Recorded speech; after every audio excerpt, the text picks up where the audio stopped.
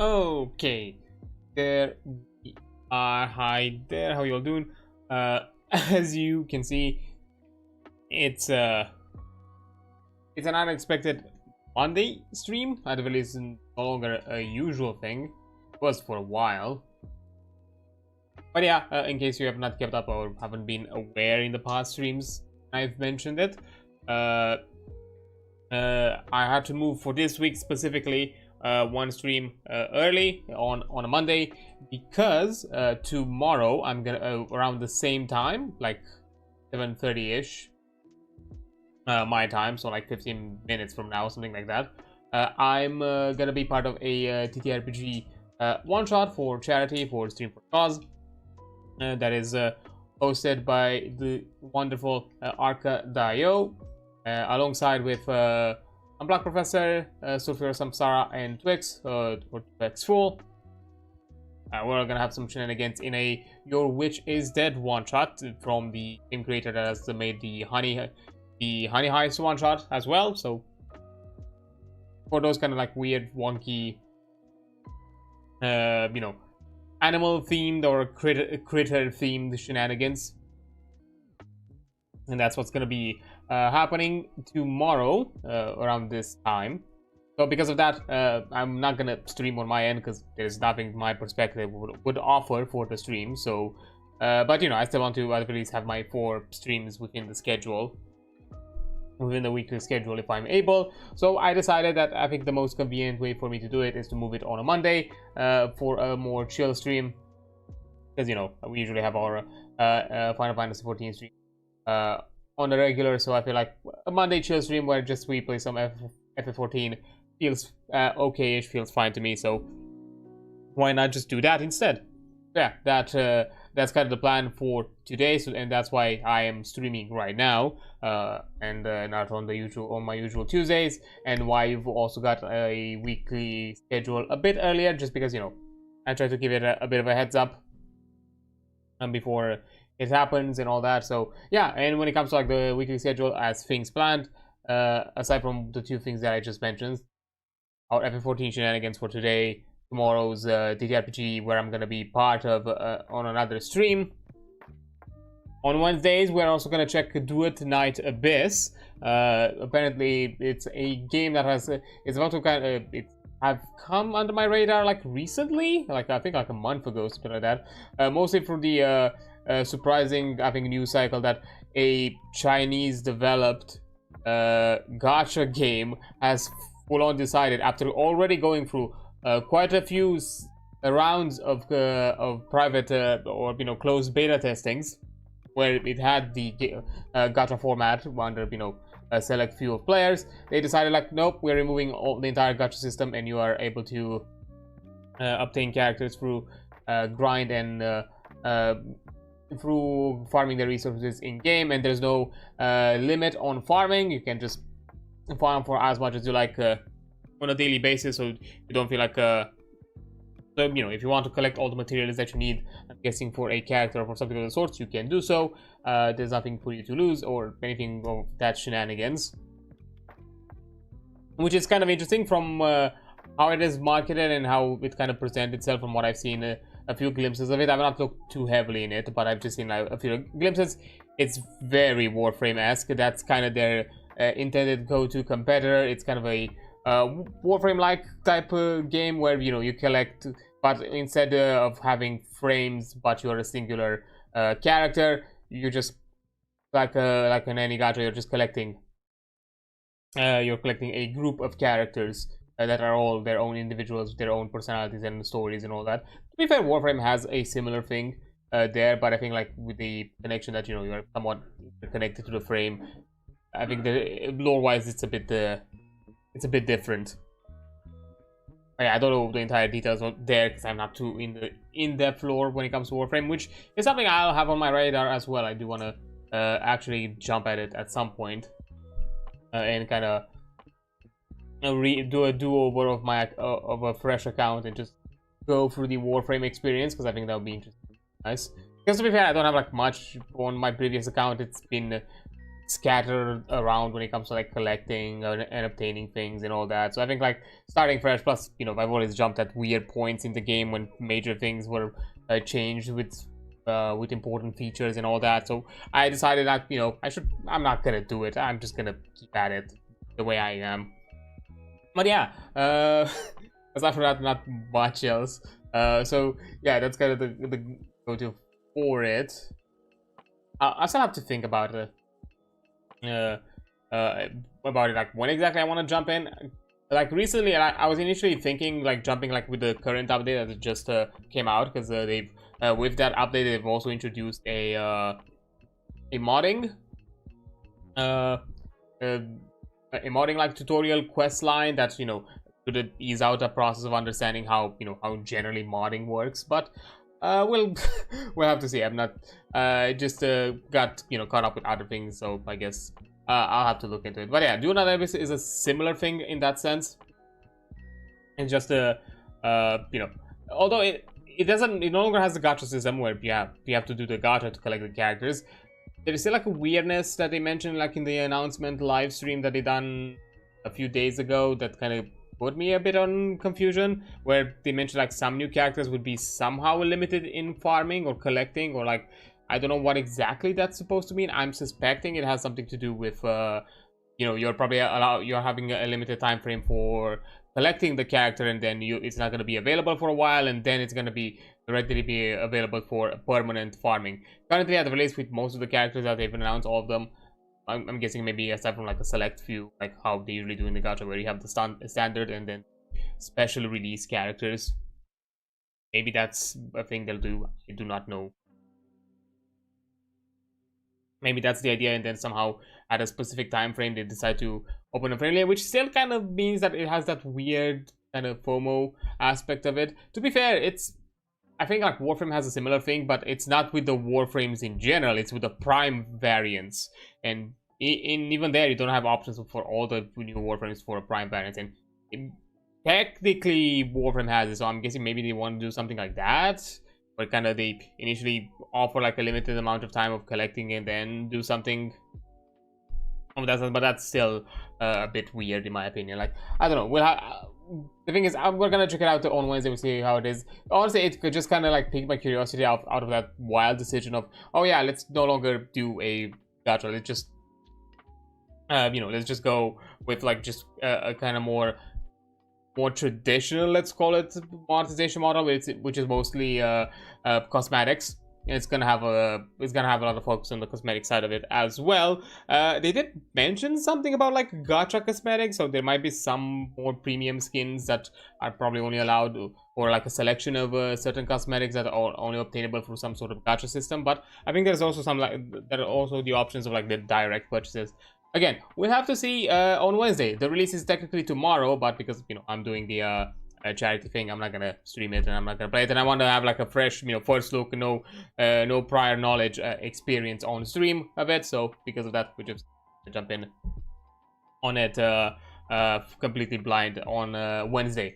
But yeah, that's gonna be interesting. If it's any good, we might keep on with it. If it's not, then who knows, maybe that would be a motivation for me to actually jump into Warframe and check that and get back onto that game instead, because why not? But we'll see, think about it, because I was thinking like maybe we could do like I don't know, a stream that we could stream it like the weekday grind, where the whole purpose of that stream is for us to just grind on play a game where it has some sort of grind element, and just it's kind of a cozy chill, just me doing whatever grindy aspect of it is, because I'm suspecting Final Fantasy is going to reach into that scenario at some point. We're still a long ways there, because we're still in the ARR. We're still just doing the side questing, which again, I'm not rushing in any way, because being still being a trial account, there's no reason for me to rush, because I'm not like under any sub or anything that kind of stops me from not playing at any point. So I can take it at whatever pace I want and just check and explore all the things that I feel like are neat.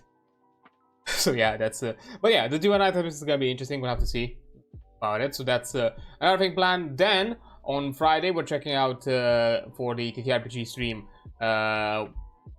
we're checking out Cult Divinity Loss, which is a Powered by the Apocalypse game. Apparently, I think it's kind of like a revival of the original Cult game, from my understanding. I don't know much about it. It still has that kind of like dark atmosphere, dark themes sort of RPG. And also from what I know, the whole theme about it is that, you know, the world that we live in, it's an illusion creation. In basically, your characters are starting to see glimpses of it, and you're basically trying to uncover more and more and trying to kind of break that illusion.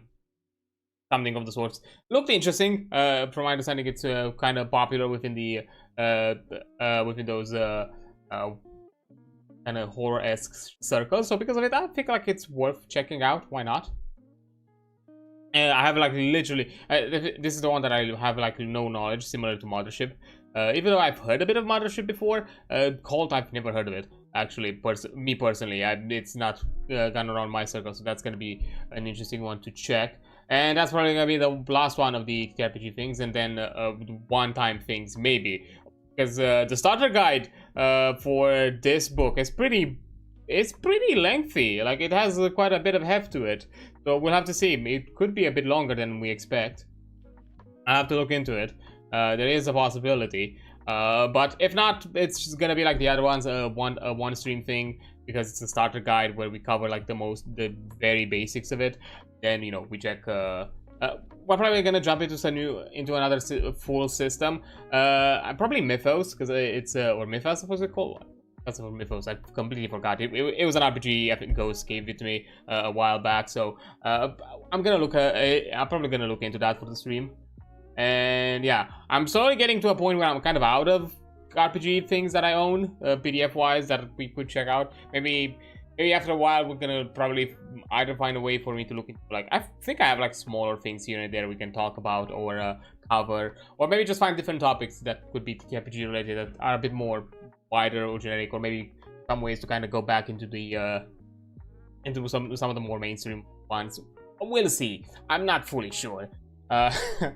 But yeah, and then finally on Saturday, on November 1st, even though technically we were already past Halloween, but I feel like we have to do it, and I just didn't feel like swapping the streams. We're also gonna doing a Blair Witch marathon to kind of conclude the general spooky theme month for the week. That's the plan. So yeah, we're gonna play Blair Witch. That's gonna be the whole shenanigans, just the entire game, one stream. That's all there is to it. I know a bit of it. I think I've seen of the game in the past. I just don't remember much of it. I'll be fair. I've seen too many at this point. But yeah, something of that sort. So yeah, that's kind of the plans for today. Just for this week, just more of the general kind of like spooky thing, theme stuff. Which, hey, it was fun to at the least try something fresh, try something different every week. And kind of keep it fresh. But yeah, expect starting from the next week that we're probably gonna jump into a more usual schedule. Probably gonna find another indie that gonna keep us for a bit to play. I'll see which one. I have no idea exactly. I have some select. I don't have like something specific in mind right now that we could check, but there's definitely something that we could do. Then after the indie things is so that's of it. I think I know at least I have another big RPG can check. So that's also gonna be fine for a good while. You know, build running through with Final Fantasy XIV, and you know, then the rest is just, as we said before, filler. Probably more Mor Dhona Abyss if I'm having fun with the game.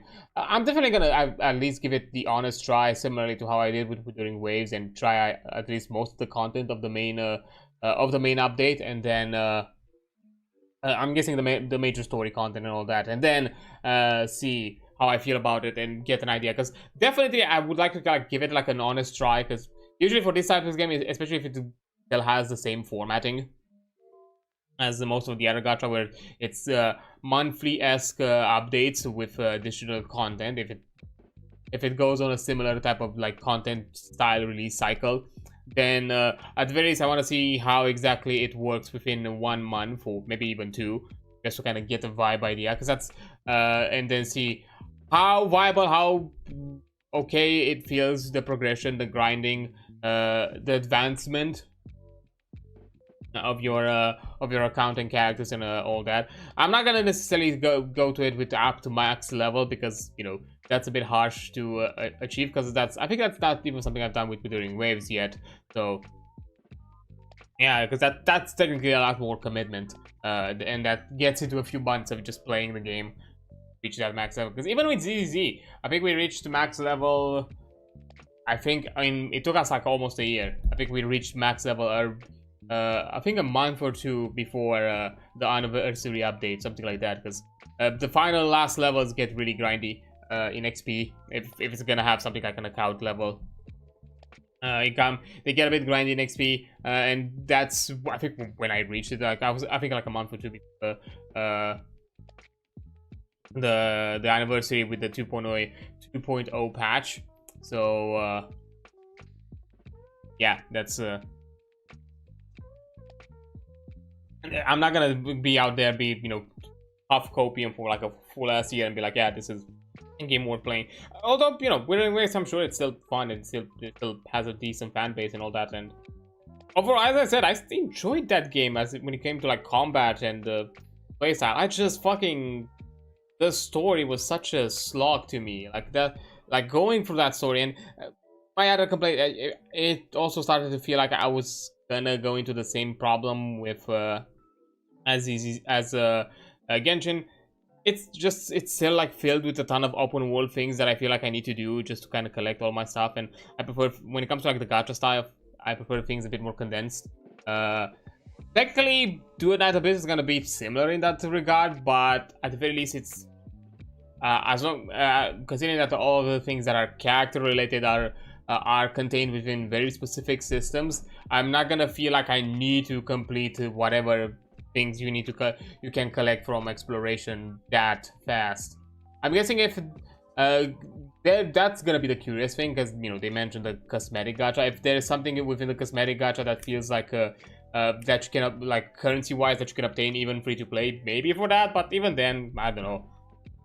I don't think because it's gonna be a cosmetic gacha, I don't think I'm gonna care about it too much. I'm not gonna be like so hardcore into like collecting everything or keeping up to date with all that grinding for that specific system or meta system on a monthly basis, compared to like for the other gachas where it's usually content, character, build related.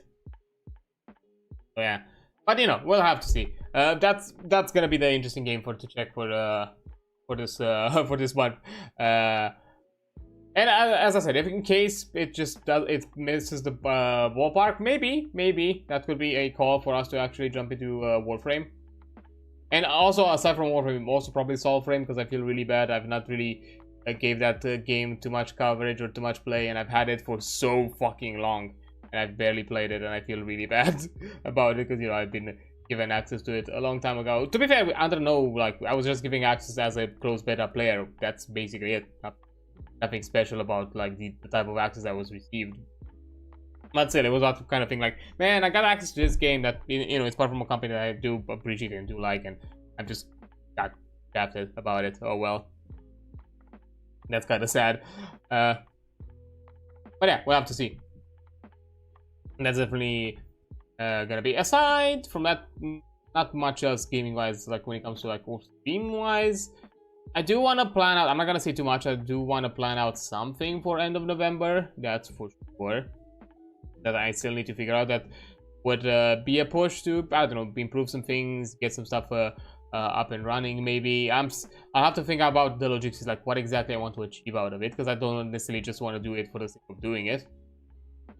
I feel like I do want to figure out like a goal for it. Which, speaking of goals, as you can still see, we're getting really close to the end of the month, which is a bit pressing for me, because I still have a bit of stuff to cover when it comes to my payment loan, as you can see it below me. So if you can help me out with however you can, sharing it around, whatever way you can donate or not, that'd be amazing. I still need like around 12-ish euros to kind of have my entire loan covered. Once I have it covered, I'm done, I'm cleared. I don't have anything else to do. I just I'm gonna be out of your head with this thing, because literally that's gonna ease out a lot if I because I was under, for the past few months, I was under the stress that I had to cover up this payment, and it was not fun at all. So yeah, I didn't like that one bit. So yeah, if you can help me out, I'm literally at the, it's towards the, I'm at the end of the month.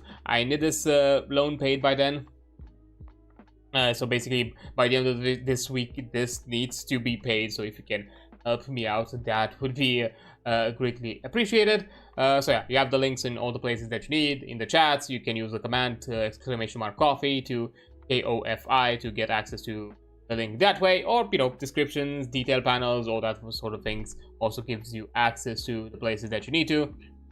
So if you can do that, that'd be great. Appreciated. Of course, if you're able and if it does not affect your own daily or general livelihood, because I understand, we're out here to survive. I know those within my US circles are right now struggling with the government shutdown because to some extent, they've got some paycheck cuts because some of the paycheck benefits or paycheck amounts are given by the government, and that's really sucky. So yeah, not amazing. So I can understand that people out there are still, are struggling with their own things. So I'm not gonna push and say like, hey, could you help me out and cover all of this? And also, I also understand because, as I said, I did mention a few things here and there, me participating for charity and all that. That's the reason why I'm not doing one myself. Like, I'm doing a specific stream dedicated on my side of things, on my channel, because I'm still pushing for my own things to be covered, because I don't think it's fair.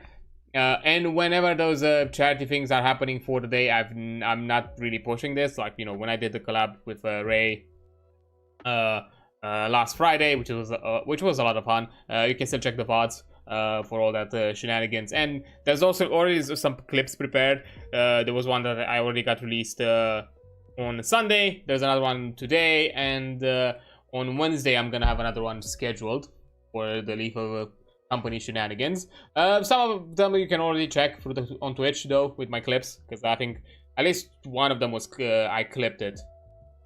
And technically a part of one of the previous previous clips that I've already posted on the other socials. A part of that full highlight is already clipped here as well, because in some cases I do make them a bit longer than 1 minute, which is, or at least they are not a minute within the timeline that the clip editor or like the clip formatting that Twitch offers you is able, because it's basically just one timeline from that is at most a minute.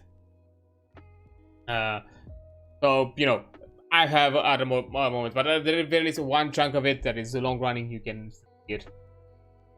So yeah, but yeah, because as I said, because I have my own things, I could not do it on my end, and whenever I participated, I've not pushed it.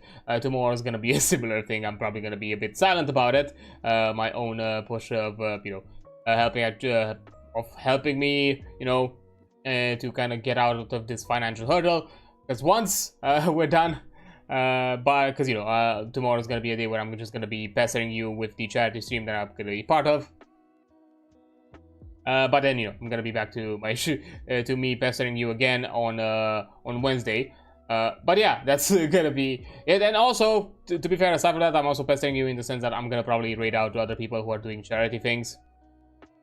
Unfortunately, because I'm probably one of the few people who's doing US things, and most start somewhere an hour after I usually end my streams or so. I have a hard time to actually jump at them or find them for stream. So hopefully I'll be able to catch somebody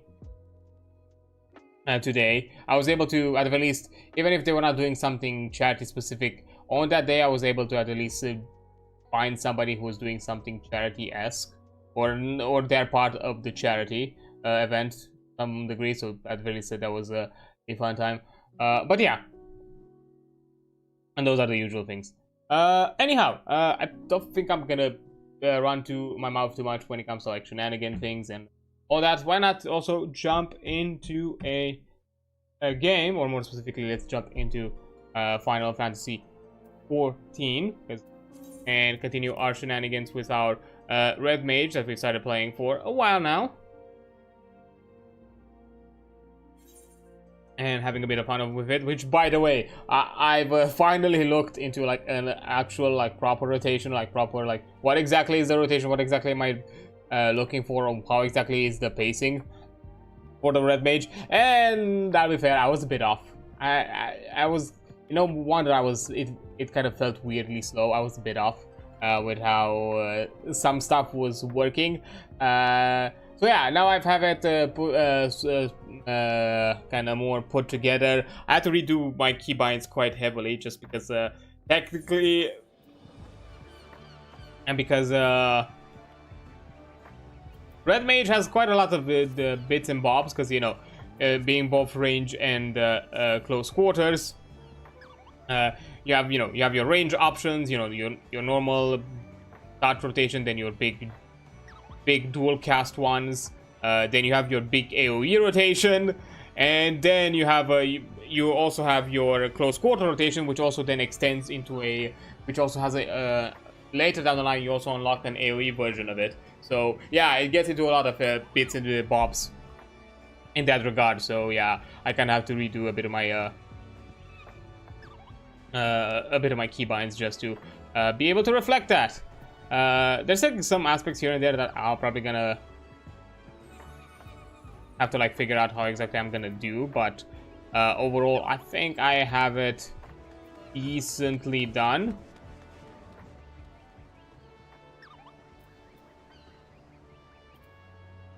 But yeah, so I think we can continue. Last time we were doing some Moogle quest things here. We were basically playing Postman for most of the stream and just going all around the areas, yeah, meeting past characters, getting a bit of a glimpse of their own past history and stories, and maybe like where are they now kind of scenario. And I think we are at the end of it. I think we are about to close it with one final quest, maybe,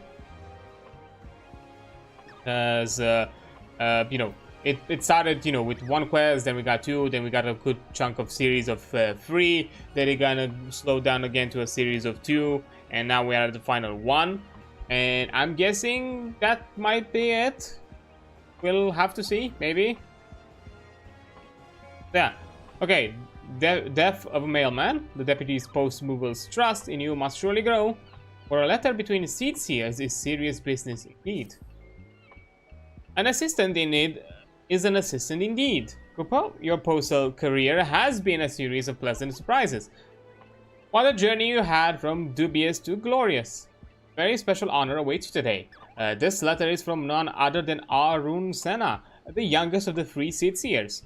And of all people, it's addressed to his sister, Ryo Sena, from one Pajal to another. Kupo, how about that? We are traveling in high society. Never did I expect to trust an assistant with a letter of such import. But you exceed all expectations. We've met them, we've encountered them, we've had a bit of chat shenanigans, so it's not that odd.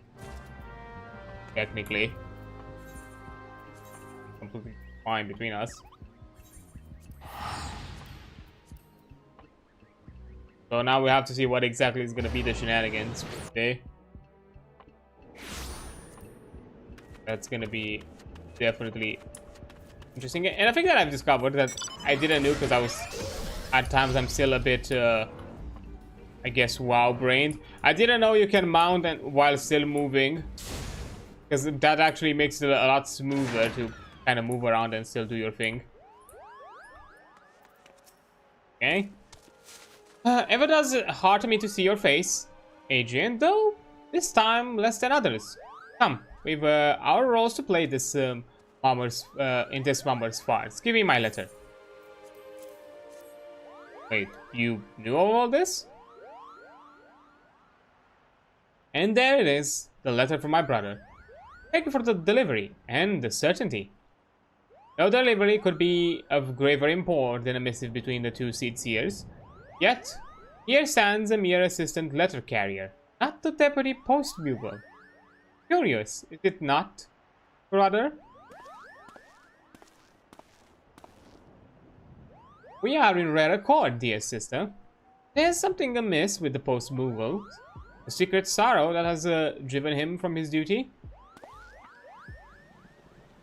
You are bemused, Adrian, soon to grow vexed from what of an account. Know that this deception was not for your benefit. It is the deputy's post-Mughal that concerns us. He has seemed rather derelict in his duties, and so we laid this test for him. If naught were amiss, he would be here now in your stead. In truth, we've seen little of the good Mughal lately.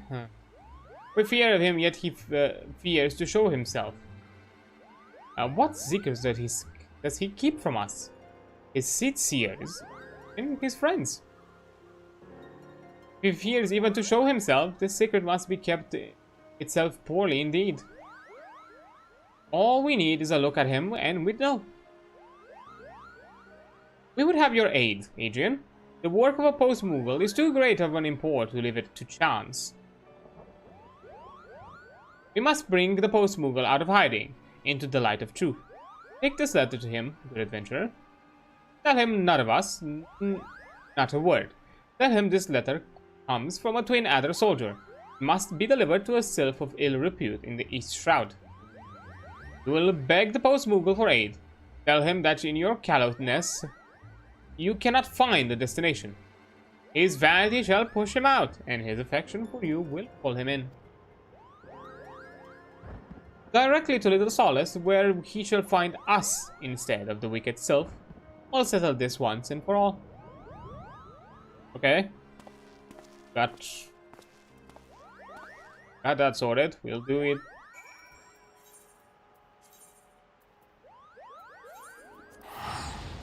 Go to our friend.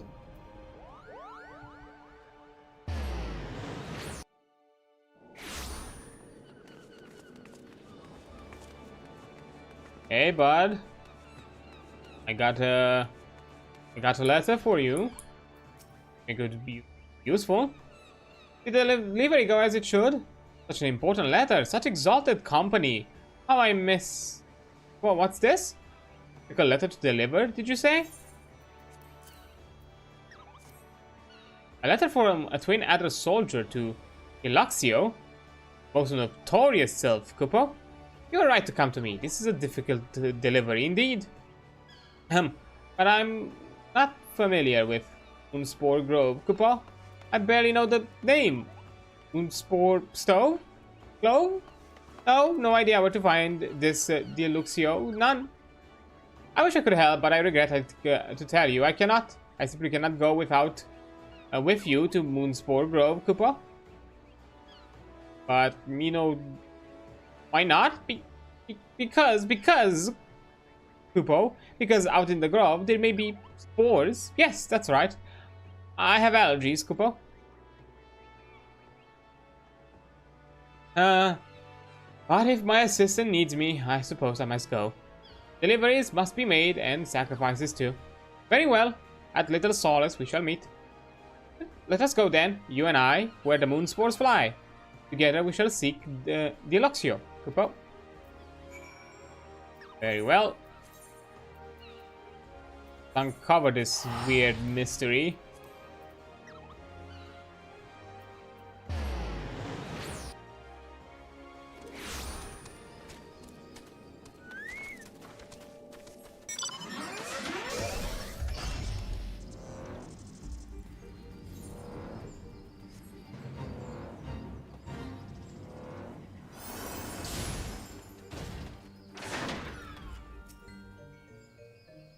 And now we wait.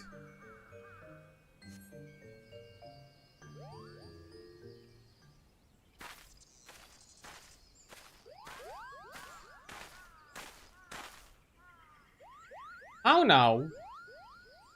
Where is the post-Mughal? It's not like him to be so late. Something is amiss with him. Well and truly. Could it be that he has sensed our presence? That he dares not meet the Seers? He is near, sister.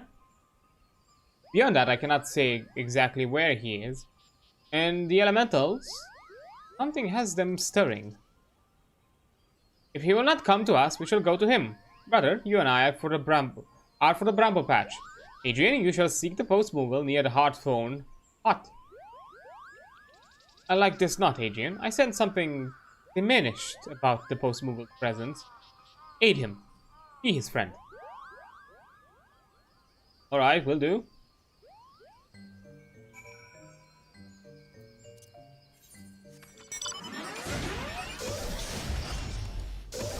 Wait.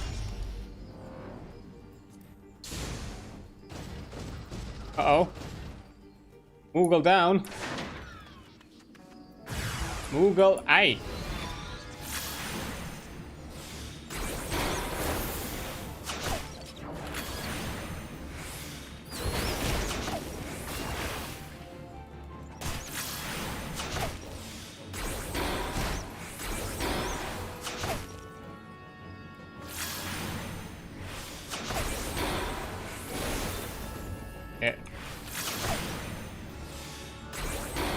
On.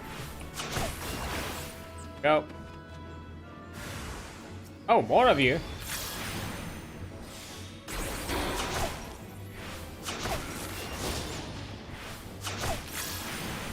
Okay.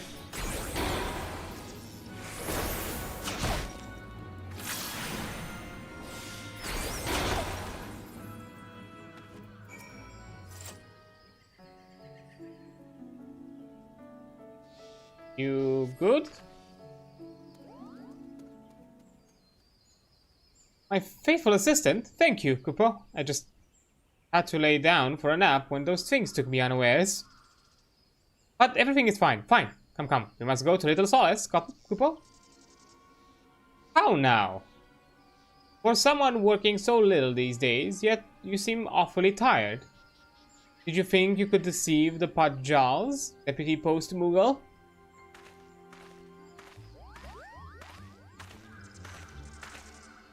Raya, Kupo, and Harun, and why are you all here? Please don't look at me, don't. I shall look at whoever in however manner I see fit. Though I may say that the privilege does not extend to everyone in present company. My apologies, my humblest apologies, Sears. I'm not feeling very well, Kupo.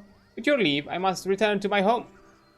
Your home is here in the Twelveswood, Deputy Post-Moogle, and if you think your friends would allow you to fly on those shredded wings, you must think very little of us indeed. It was a windmill, was it not? Your life has been in Twelveswood. How could you know of such structures? You managed to survive the collision, but the injury was great. Oh, you poor brave fool. That was why you suddenly took an assistant. It was so you might heal. Why would you not tell us, not seek our help?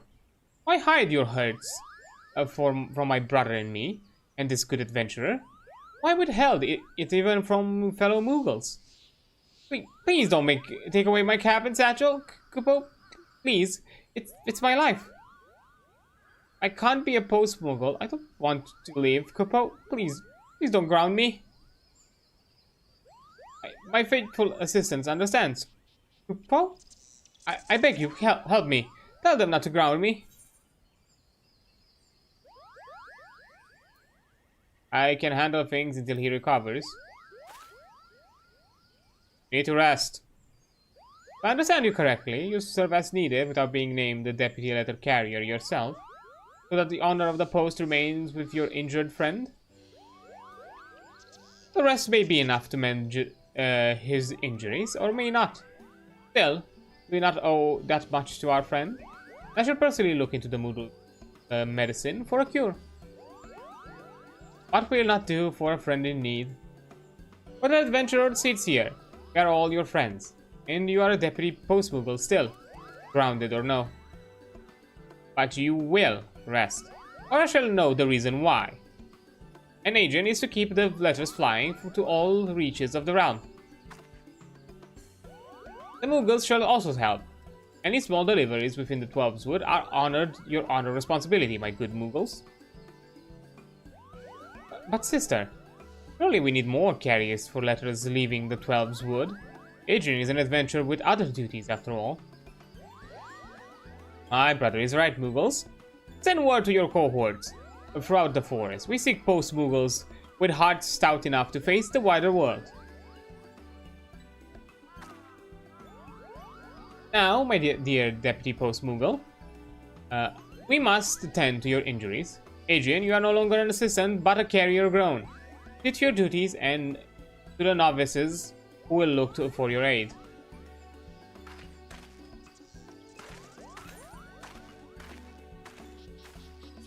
Oh, that it? Am I officially a postman?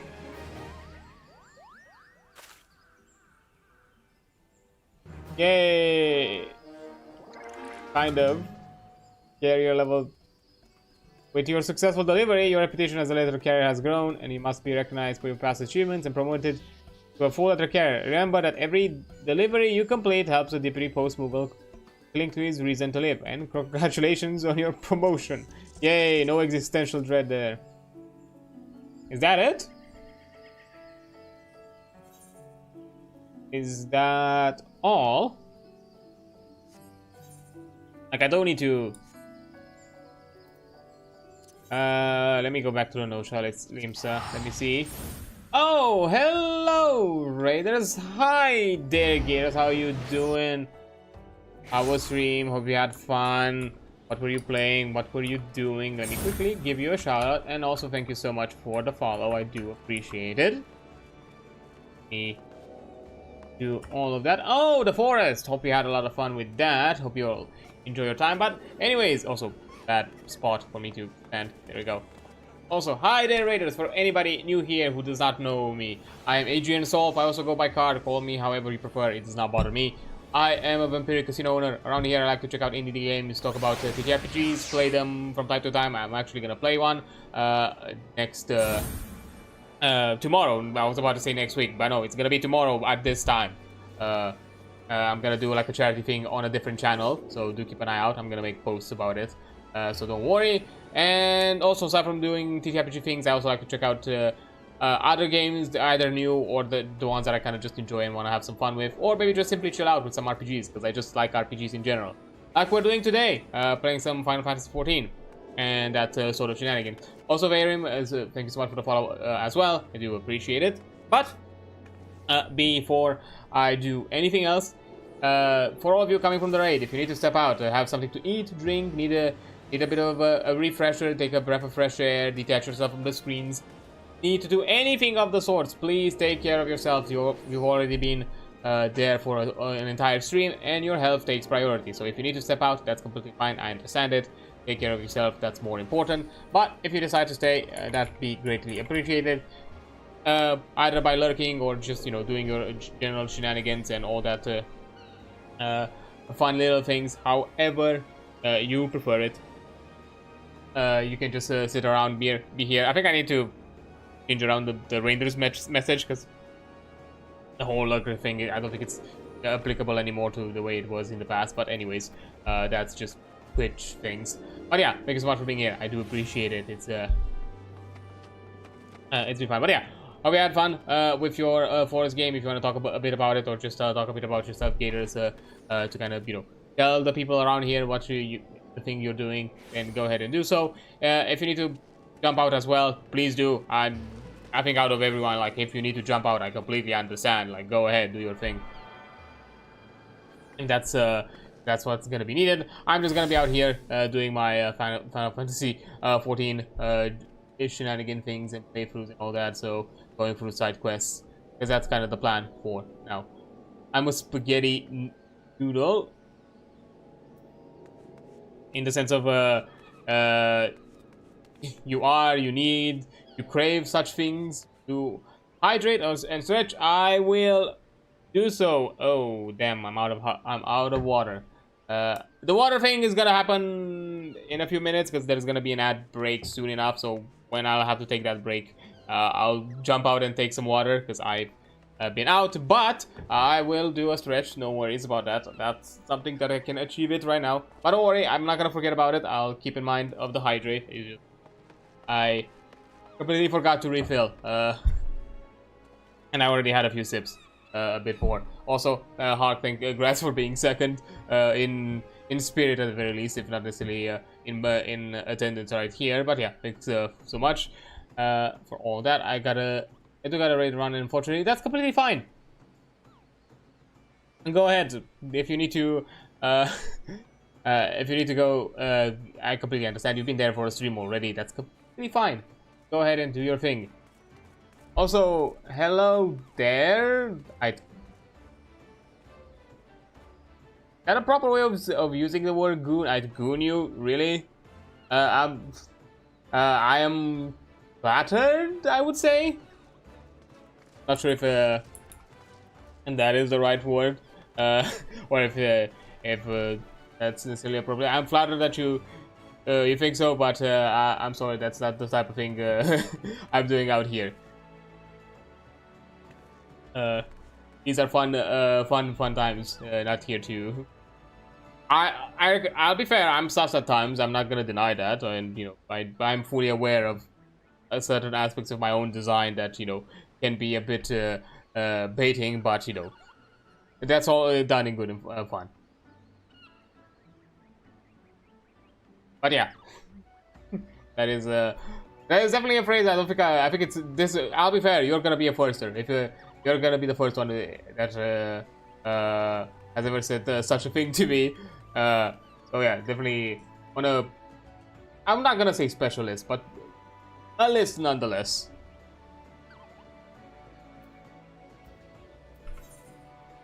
But anyhow, let's see. Still apparently have some quests from the post Moogle. Oh damn, we still have a lot of quests for the post Moogle. How many quests do we have for this? I guess we'll still have to do quite a few shenanigans. We're not done with our postman jobs, apparently. I'm not even sure how long this is. Because it already took us like a full-ass stream to do this entire quest thing. To do this, all the quests up to this point. Gonna be interesting.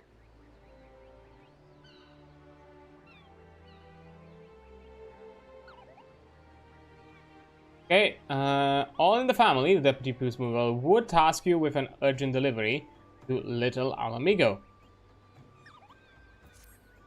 Okay, why if it isn't just the adventure I was waiting for? Well, I've got an assignment an assignment and a half for you today. Yeah, words. Why you? Because my friend, there is no better suited for the task. I hold in my pouch a letter with your name on it. Not literally, of course.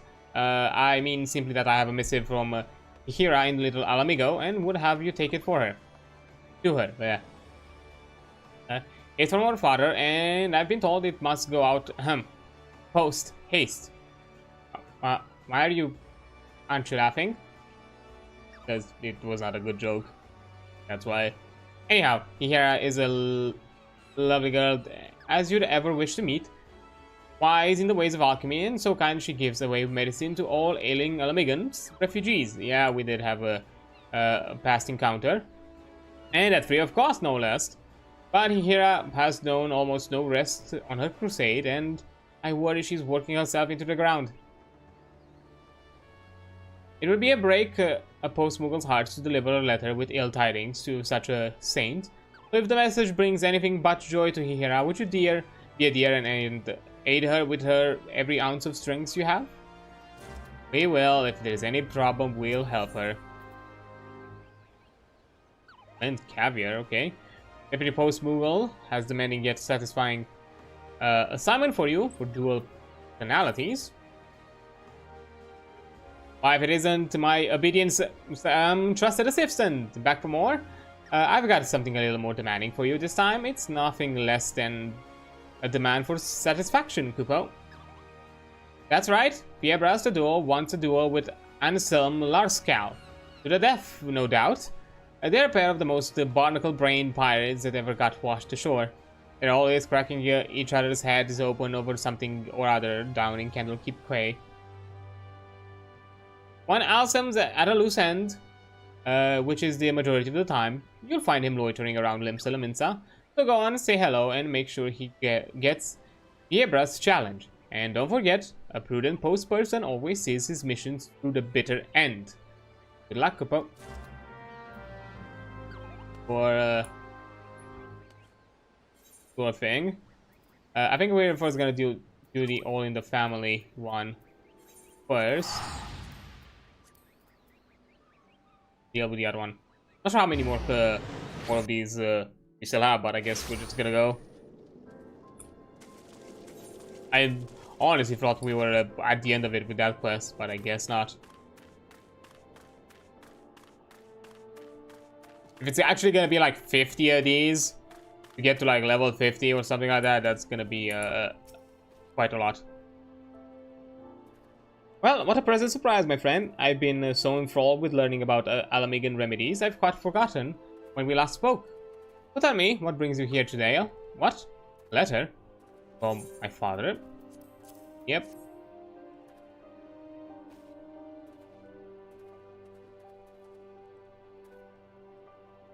Dearest daughter, I fear I'm not long for this war. My belly grows worse with every passing day.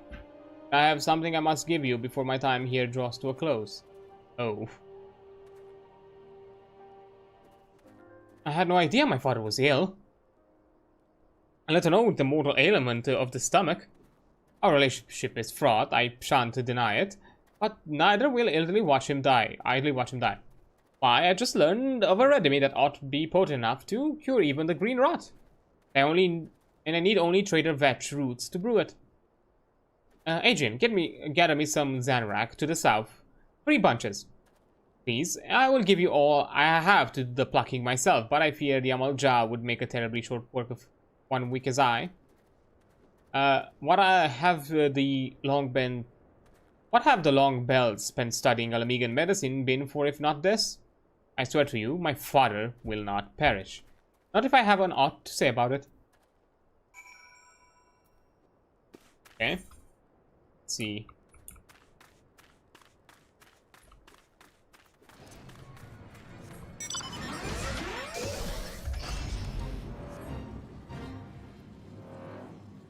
Okay, let's do our fly to the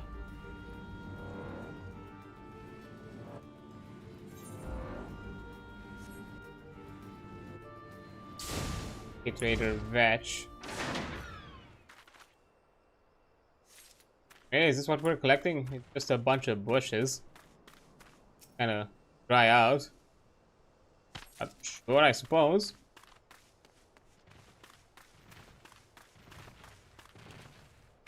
Must be helpful to get something.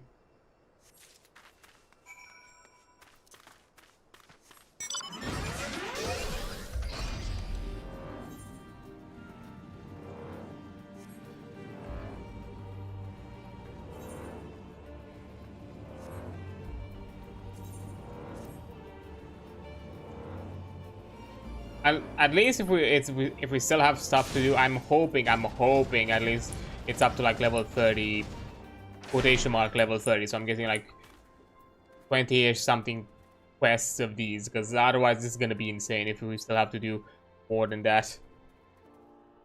But yeah, before I continue, I'm gonna be taking a quick break, as an ad break is about to come up, and I'll return after the ad is over. So yeah, I'll see you in a few minutes.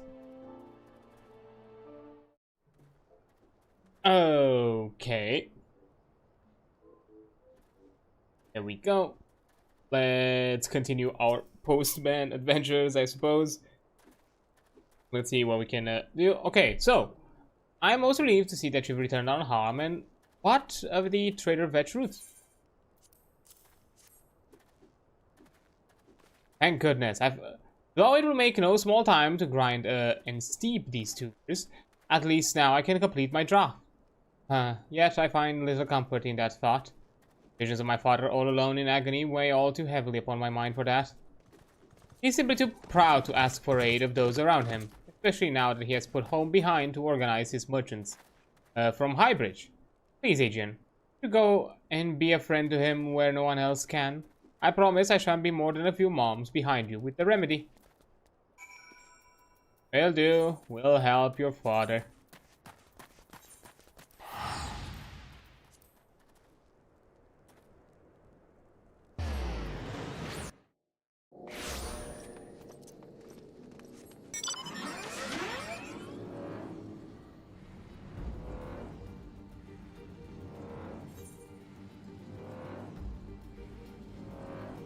Let's hope it's not too bad of a problem. Right.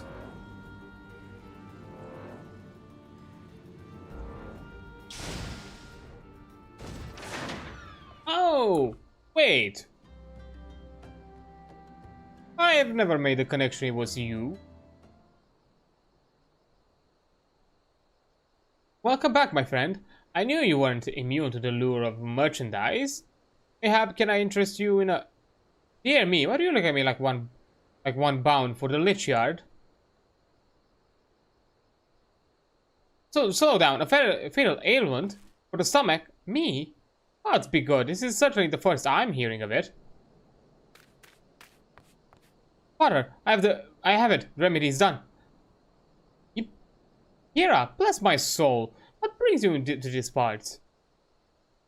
I came to deliver the remedy. Please, you must drink it quick, lest its effect be lessened.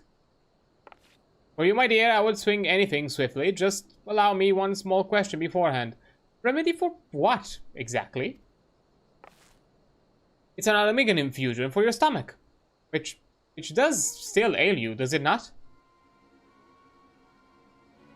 Ah, yes, of course, that ailment. I'm afraid it troubles me terribly. A man can only take so much pain in one lifetime. I'm near ready to cry for mercy.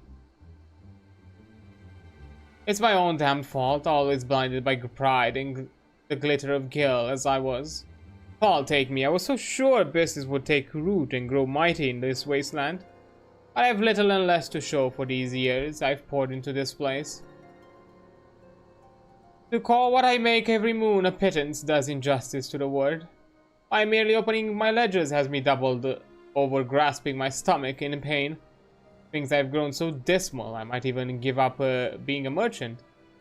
My life is nearly over. What? What's what, dearest?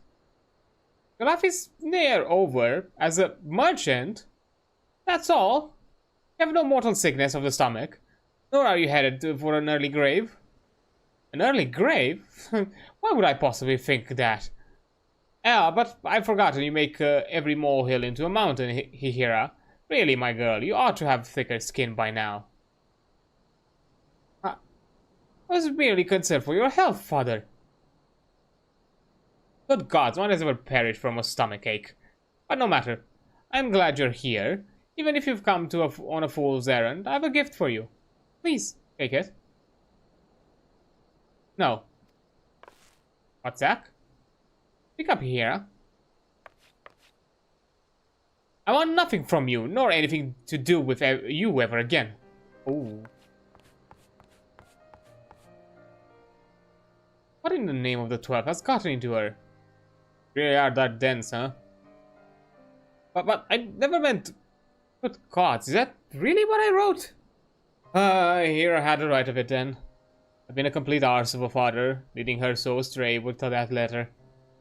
What was I thinking? Call her too sensitive. Well, take me. I must find her at once and apologize. Which way did she? Bloody hells! Here I just ran due south, straight towards an Amalja encampment. Adventurer, please. You must follow her and keep her safe from those lizard men. I will.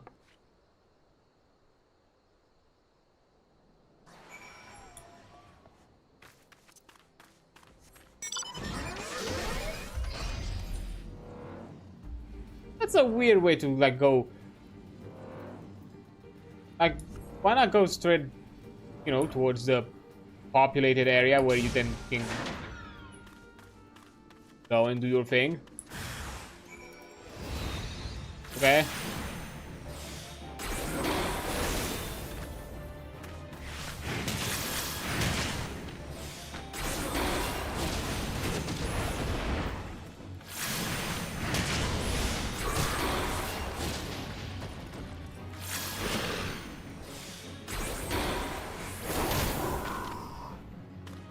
Okay. You good? He did save you? Thank you, Adrian. Gods, what possessed me to come here? I was a fool for letting my father upset me so. For blundering so near to the Amalja. All I wish to do now is to return to Little Alamigo and think things over for a spell. I suppose my father ought to know no harm has come to me. But I have no stomach for the man at the moment. Would you please tell him in my stead? Will do, will do.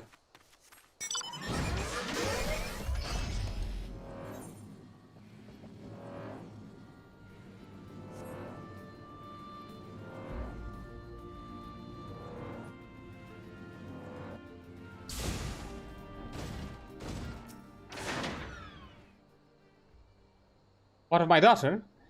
Has something befallen her? Well, she's safe then. Thank the gods above for that. I've never been more worried in my life, nor felt such sharp pains in my belly as while I was waiting for your news. What was I to do but take a few swigs of that remedy Hira brought? Let me tell you, it's amazing stuff. Mouthful eased the cramping, and the cup cleansed the pain completely. I had no idea my daughter was such a good alchemical prodigy. But this remedy is easily worth its weight in gold. It would be criminal to waste this kind of genius or hide such miraculous elixir from the realm. You must ask Hira if she can brew more. To put to the market, of course. I'm not asking this to line my own coffers, mind you. No, my daughter created the best, and the whole realm will be all the better for having access to it.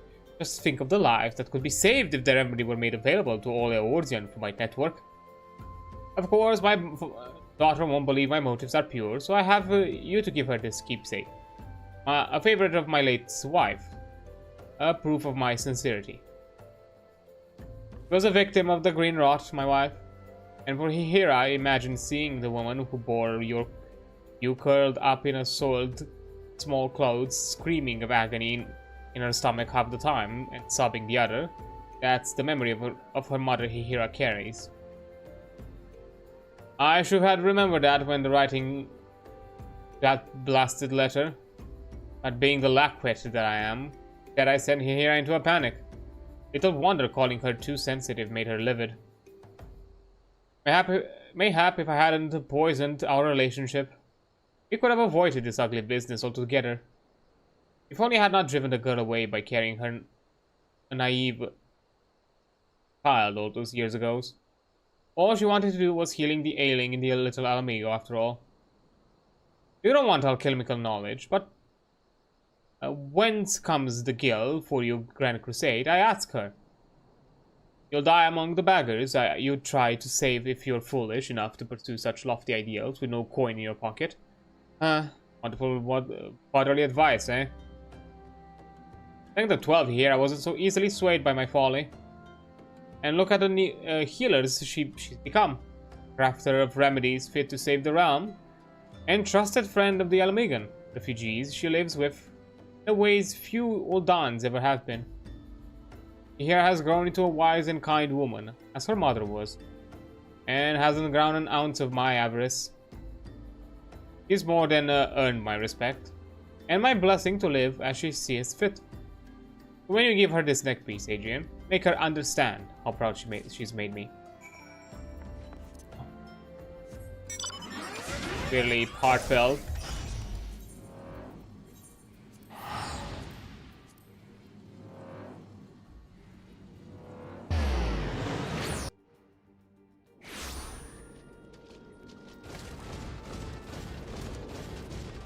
Alright, let's go.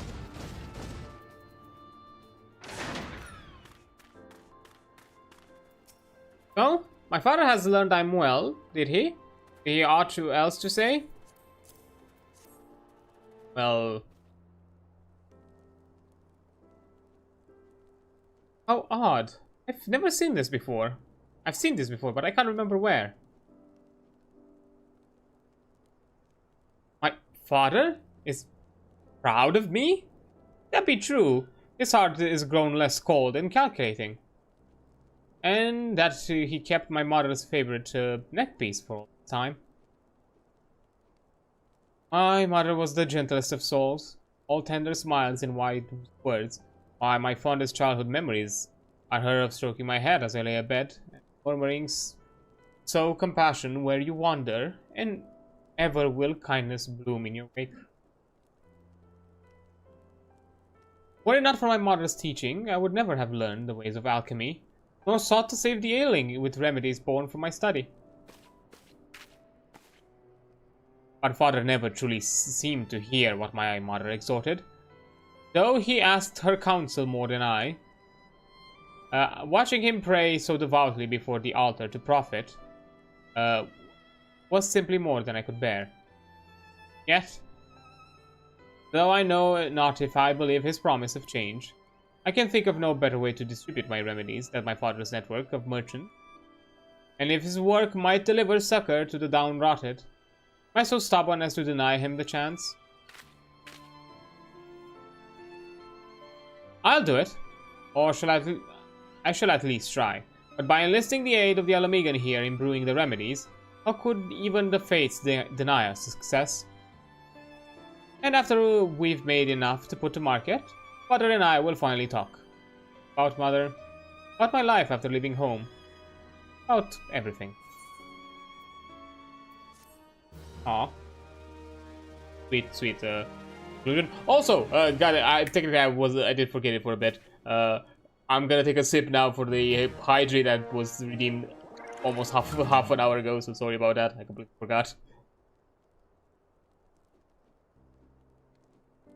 There we go. Successful delivery carried. Let's see. Boys have to say.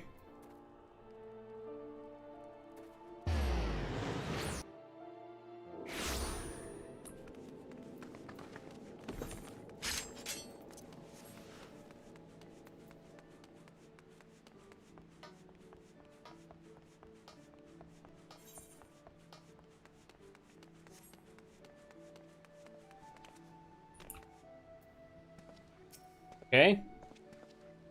Where are the early pirates? We sail the stormy seas. With bird mark on our shoulders and woodworm on our knees. Woodworm. You got business with me, lass? I owe you a coin, come back when these fellas are done tussling and I'm done drinking. Whenever that may be. Oh, dumbass. Here, take it. What in the seven else? I found myself some new women what make me that ale wench look like a puddle of puke. You can't keep her for all I care. You and her was made for each other. Yeah, brass, you blowhard bastard thinks I'm going to take that lying down, does he? There's a wench down in Candlekeep Quay. Me and him been scraping over for a while now. Ain't like she's a knockout or nothing, but a puddle of puke. Dog's got a nerve. Any road. I know a woman what will blow these wenches out of the water. We'll be needing an arbiter for our little shindig. Think you're up for a task, lass? I don't think I want to be... What? I don't want to be part of this. It sounds so sexist. Like, what the... I bet you go to Guano, the scurvy girl be hiding his head in the drowning wench. You best come quick, or you'll be mopping up his lily liver with a bar mat.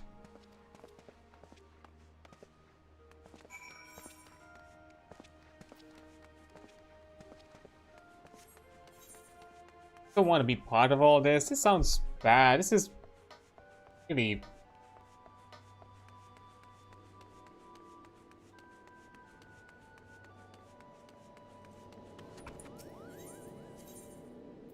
Okay. Yeah, App Castle works.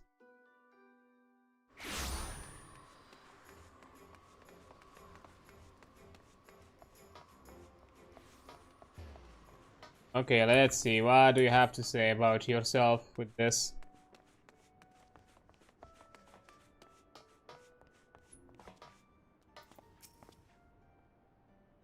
You got here just in time, lass. Any more of this contemptible sneak shite, and I've got at him like a minnows.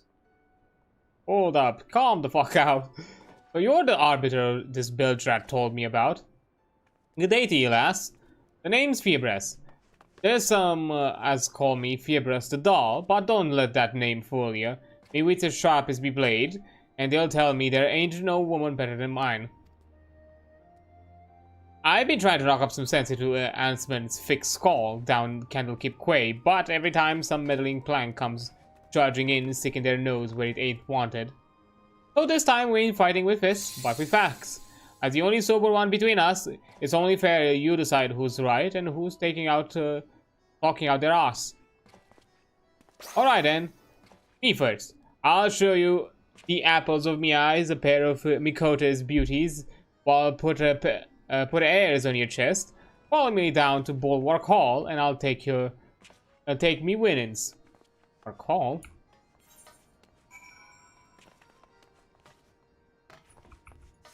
Okay.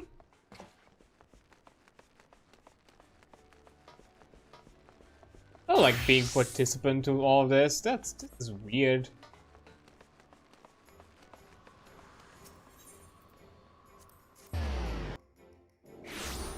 Like legitimately, so this is so weird.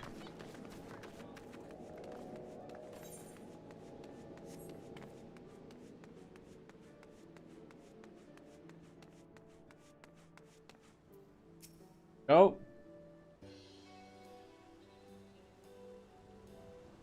Ain't that a sight for bloodshot eyes? Can't say the same yourself. But I ain't seen double. There really are two of them. Up your peepers round the Mikode twins and tell me there ain't no gods. Oh.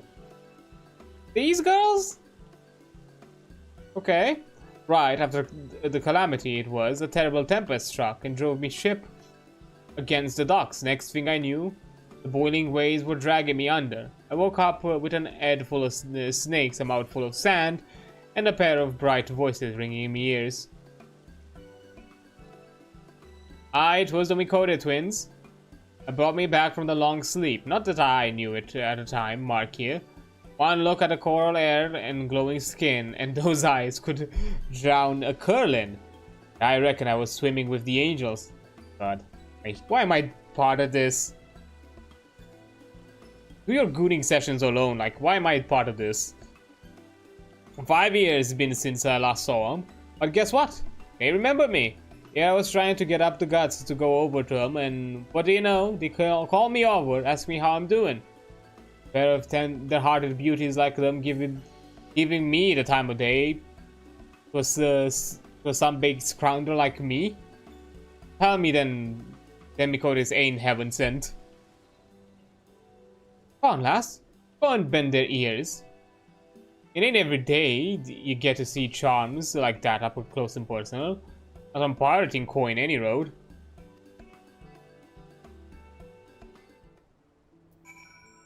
What? Am I to chat with the girls? Like, just doing their shindig. Just out here to be like offering directions and help. Welcome to Limsa. Laminsa, if there's aught we can assist you, feel free to ask. For instance, if you need to be relieved from the attentions of a pair of recalcitrant pirates. Ooh, very observant, are you? I honestly, please, get me out of their hands. You see, we might look all sweetness and light, but we're actually fully fledged yellow jackets. We're stationed here in Bulwark Hall not only to offer invaluable tourist information, but to keep an eye out on certain undesirable elements who might disturb the peace in our fair city.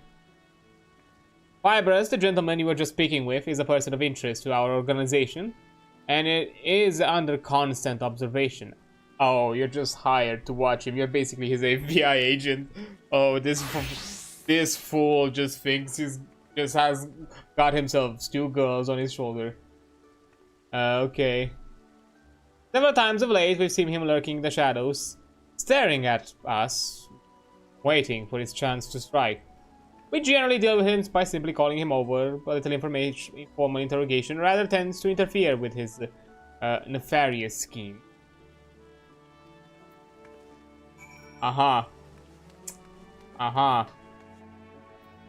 Boy, this is just your parole watch. Tell me, lass, ain't I right? Ain't him the most perfect creatures you've ever set your eyes on? There we have parole officers. But what? I'm under surveillance?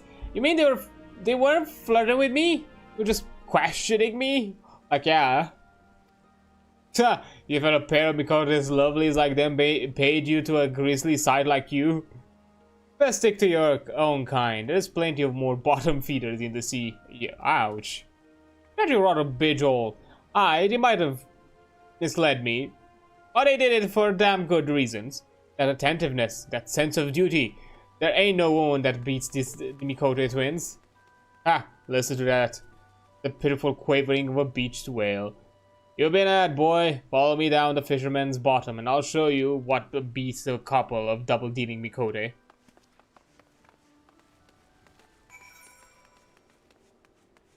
Okay.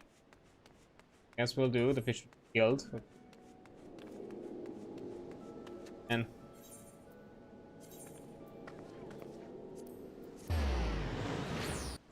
so weird we be part of all this. So there you are, lass. Time to settle this little Barney once and for all. I give you Sisipu, a bleeding paragon of womankind. Is it a Lalafell? Yeah, it is. Back in me pirating days, the captain sent me to the markets, here to fence our ill-gotten gains. Thing is, none of these crooked dealers give me fair coin for the loot our boys spilled their guts for. Well, the blood boiled over, foaming at the mouth. I was in a hurling oaths like the broadside of a galleon.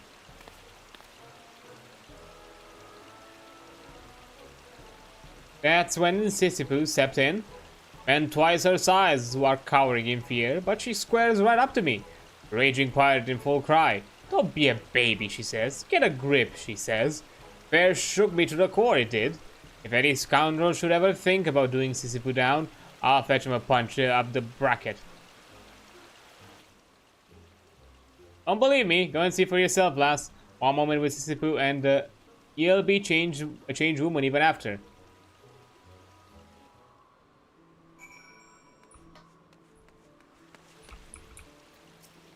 Hi. What can I do for you? Don't tell me Anselm sent you.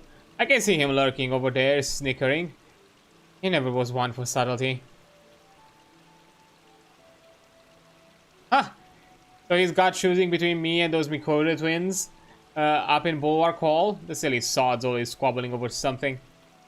You tell him from me that he's got a whole thing topsy-turvy. Much as I am pleased to be put on a pedestal, there's no way of judging when it comes to matters of taste. After all, it's like they say, one man's marlin in his other man's mud skipper. This world's like a ship. You've got your captain, your mates, your bosuns, your deckhands. Everyone's got their own talents, their own skills. You'll be a long time looking for a sailor who can run the whole boat on his own. So basically, look elsewhere, buddy. You did it, you lucky bugger. You talked to Sisipu. So how was it? Is your life changed forever? Well, there's no way of judging. Everyone's got their own talents. Well, blow smoke up me arse and call me a kipper. If that ain't the most wisest thing I've ever heard in me all my life. God damn it, like really? That settles it. Sisipu beats the twins hands down. You're so daft. Both of you are the daftest people I've met. Like, no. You don't get the message. Alright, that's enough. Time for you to make up your mind, Arbiter. But not here. It ain't fair, what with Sisipu right in your face. Let's move over to the docks. Then you can give us your verdict. Can I just give you the verdict that you're both dumbasses? Like, is that it? This is what I've been waiting for. Time to wipe that smirk off Fiebra's face. Come, let us know when you've made your decision. Please tell me I have some third decision that I'm not gonna play along with them. Because legitimately I do not.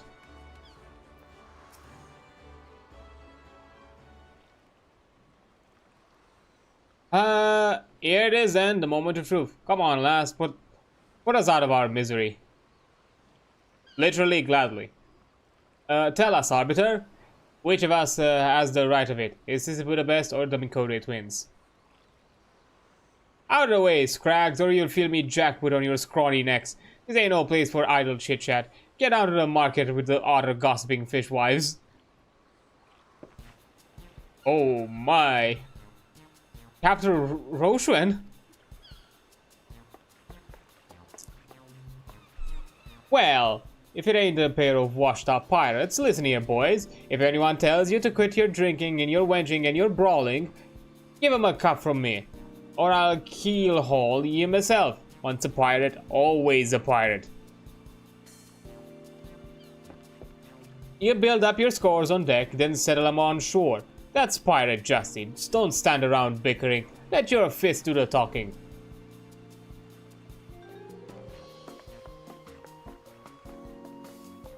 Well, my gods, what a woman. Like a gulp of grog to a shipwrecked sailor. Because all this time, I've been pinning after the twins. I look me eyes off the real treasure. I suppose many things, but she sure as hell ain't an hard-drinking, hard-fighting pirate captain. Follow her to the bottom of the ocean, I would. I'm sorry to intrude on our little daydreams, but I really must advise you to come to your senses.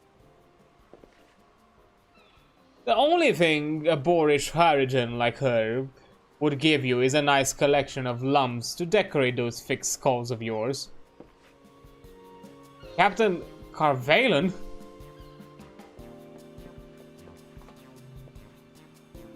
But in 7 oils, Roseman, and now Carvalon. It's like a captain's convention around here. We're at the docks. What do you expect?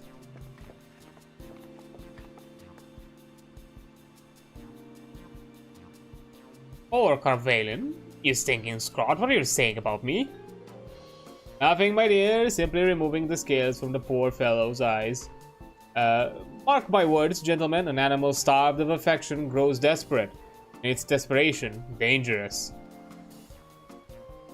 Hey, who you're calling desperate? I could have any man I want. The fools are queuing up from here to Thanalan to try their luck with me, and not one of them is fisted to lick me boot. Damn. But that's how it is. I should have known that a goddess like her wouldn't look twice at a second-rate deck scrubber like me. Not when there's a living legend like Captain Carvalon around. Ooh. Now, my good man, I think we have a most grievous misunderstanding. I'm as green as a goblin. What would I given to be a pirate king off to the secret rendezvous with me corsair queen? Like something out of a fairy tale, is it? A rendezvous? Have you lost your mind, man? I do believe I've wasted quite enough time with you imbeciles. I have important business to attend to.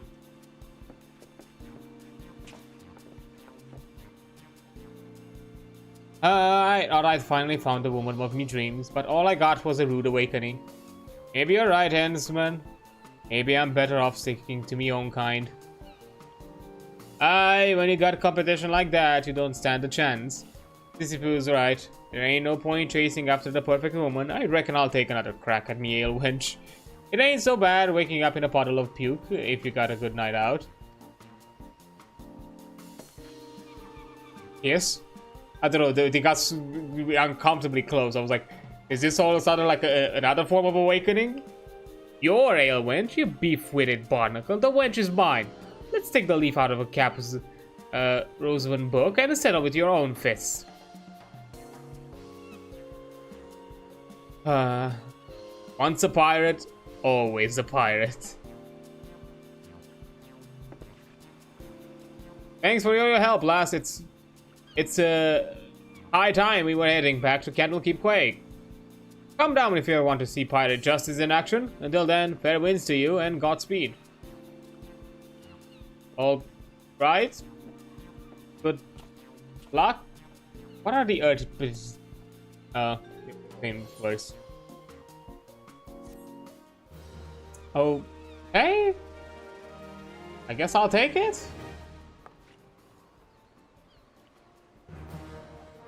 And that was it? Yeah. Yay. Station has grown. Of course, there's more. This postman job of mine is never done.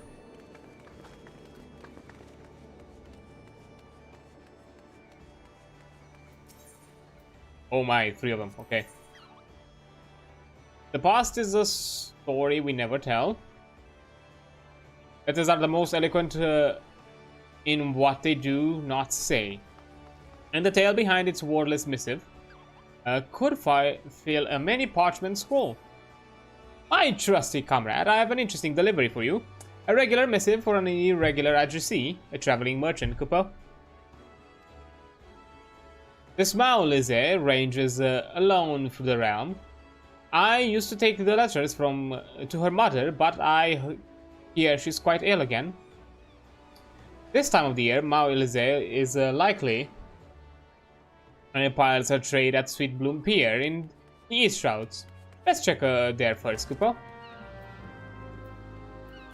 So, lone survivor. When the land is at war, the meanest lodgings never lack for tenants who sleep fitfully awake, screaming.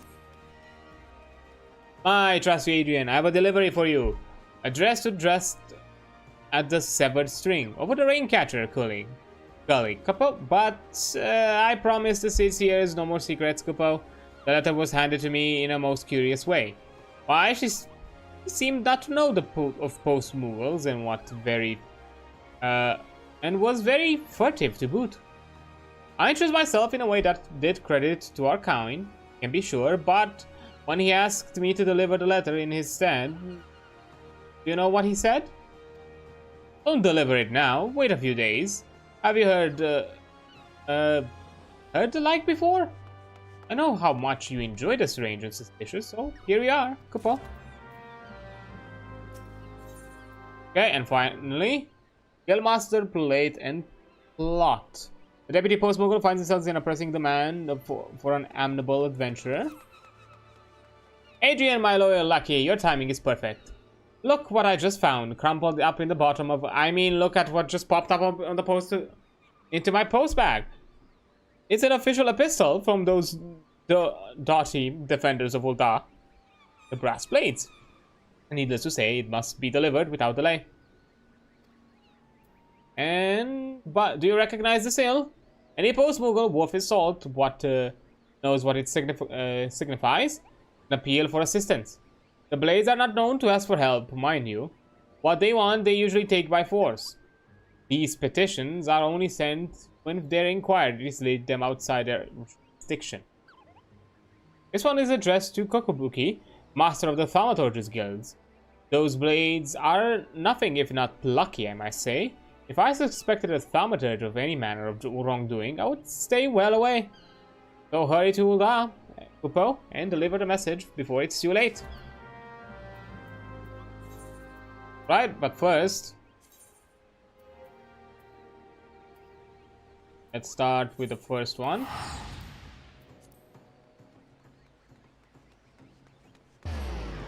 Considering we're dealing with an ailing person,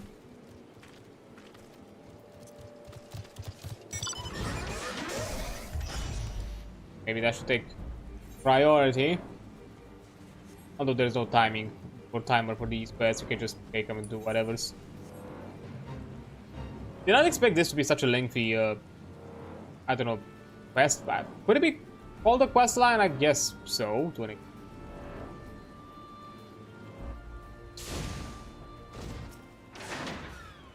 Here we go. Hail, adventurer. Some melting mushrooms for you today. Put you in the mind to play, or honey still in the comb to still the thoughts of home. A letter for me.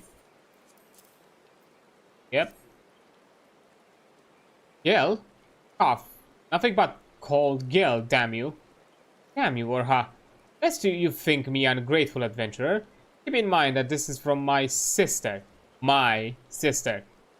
And she still thinks it she thinks it meet to send Neri a word. Urha ran off after mother's second illness. She was ailing and I was but a child, yet Urha left us to fend for ourselves. Or so I thought then. 2 moons later, she began sending Gil, but never a word, not once.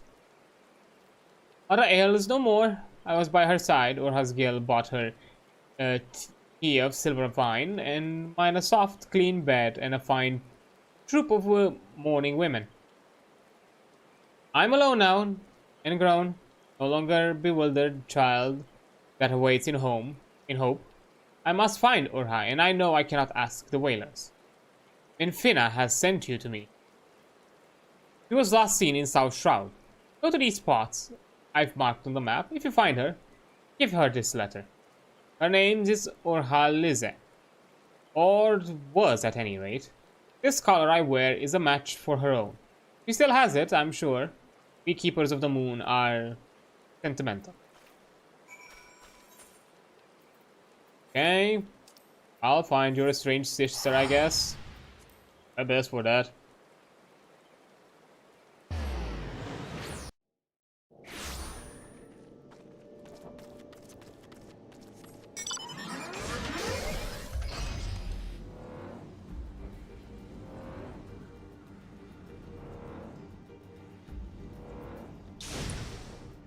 Oh, there's a spot.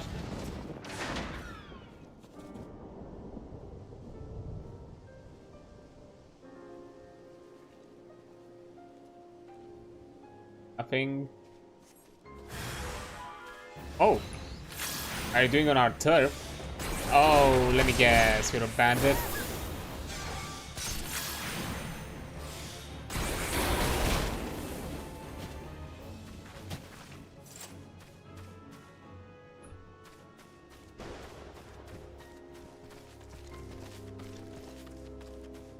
Considering that I'm kind of like in bandit territory.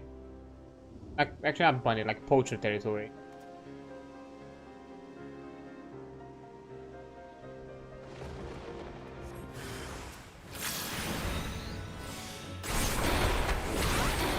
Oh, mess it up. That's fine.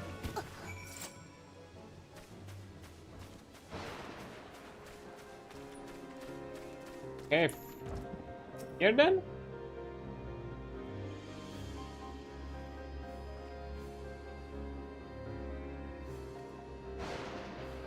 Something must happen.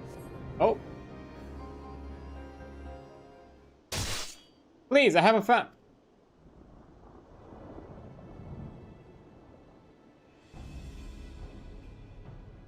Die, wailing little lancer. We recognize no laws, neither of men nor of elementals. What we want, we take.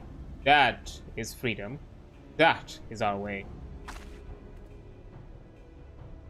Who goes there? You think that's the necklace? Probably another whaler that wants to dance. My lady, touch me not. Let her join her friend, the family man. Touch me not?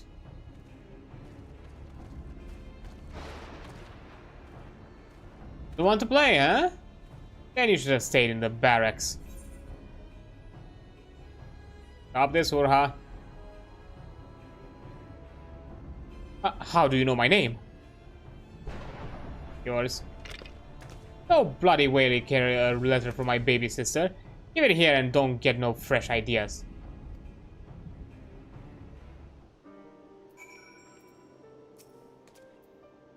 Come on. Give over the letter from Mao. It's really her. What a soul would know about. I'll be missed if I stay any longer. Meet me at Earth's Gifts. I got things I need to say.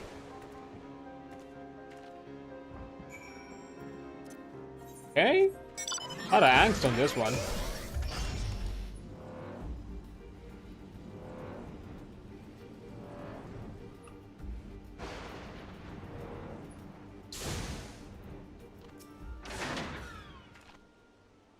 There you are.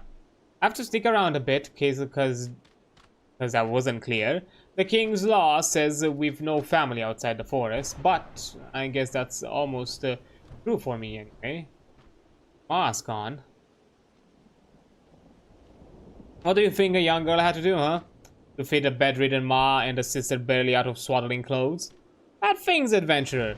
Bad for me, then bad for them. I was beautiful then, I was brutal. Like a beast.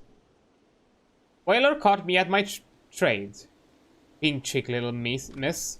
All she saw was a thieving strumpet to drag before the hearers. So I took the roses from her cheeks, made them bloom on fine green double. It was worth it, for Ma never knew what it was. But I couldn't go home that day, nor never since. I hid in the forest, near starved. A city girl don't know how to hunt, and then he found me, the king. I'd killed a wood whaler, and that was a ticket into the coral poachers, you see. And my beauty pleases his highness. Really? How the hell did I aggro? Come on, man.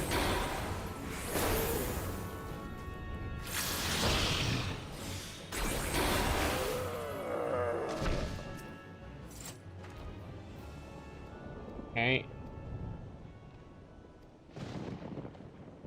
And my beauty pleases his highness. A man is a man in alleys or glades. Huh? Ma says she knows what I've done. That she loves me still and wants us to be a family again.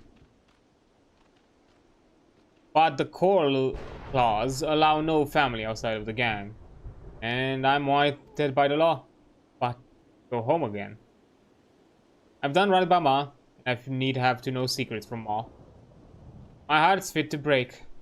Here, give this letter if you're her friend.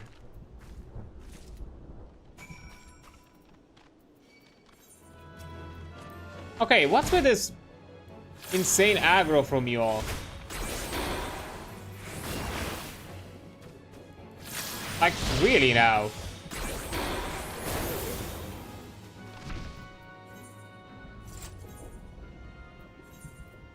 Like, damn.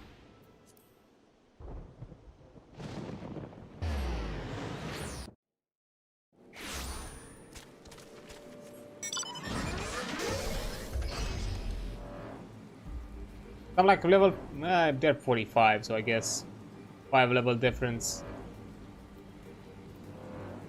Probably still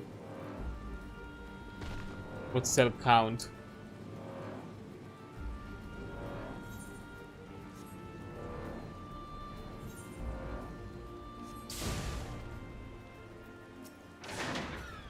So, adventurer, did you find her?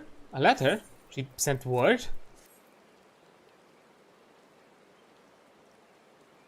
Urha wants to see me? How long have I dreamed of this? Adventurer, is this true? That she's one of the core claws? I feared it was so. That man, the one who calls himself the king, the core claws, King Poach, growing fat on stolen game, stolen family. The men of the Keepers of the Moon live a wanderer's life, for they are their best in small doses. Women and children keep with the heart, ply various trades, and accept the game and visits from the menfolk.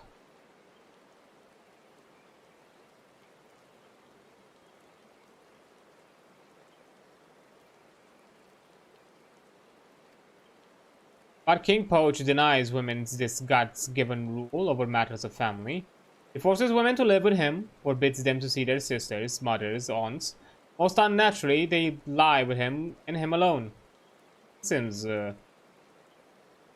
mean, to be fair, even the previous tradition to me seems a bit problematic. The whole thing of like, oh yeah, we let men come to our houses and whatever, like, let them do their thing. Like, that's a weird expectation. He calls this abomination of a family the core clause, and thumbs his nose at the elemental's will. He goads his poachers to slay a whaler to bind them to the gang. So it's a cult. You're basically, because you're like, no, you caused the crime now. You are wanted. Your family will hate you. You're just basically, yeah, you're just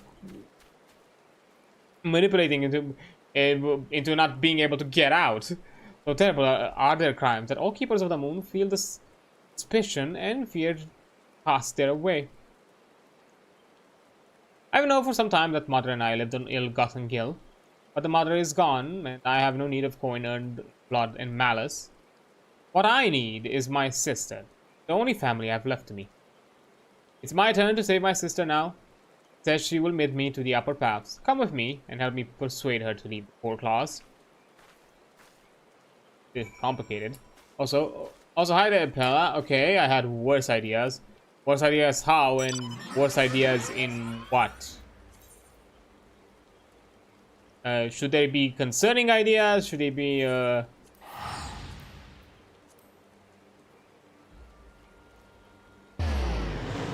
Should they be good, bad? I have, like, not sure exactly how to take this.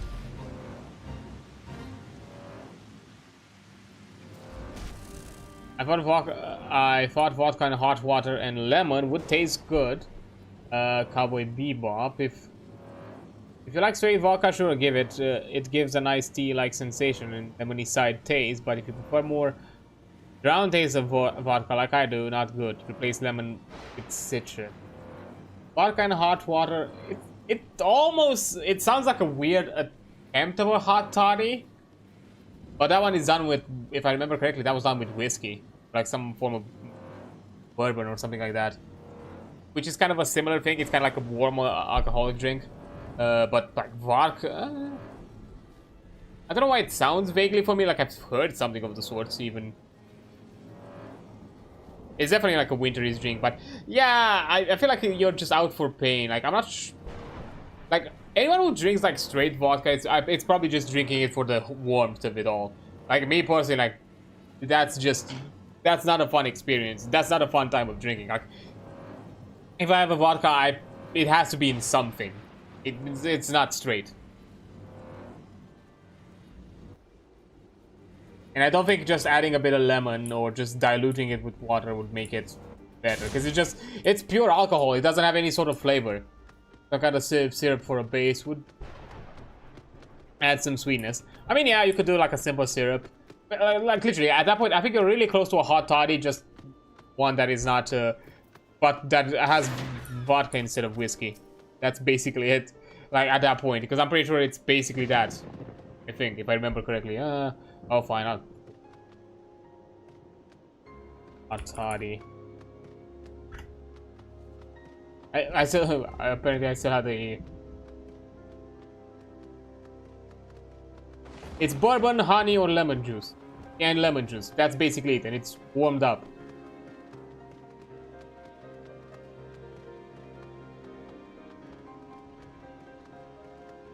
That's basically it. You just made a hot toddy, but with vodka instead.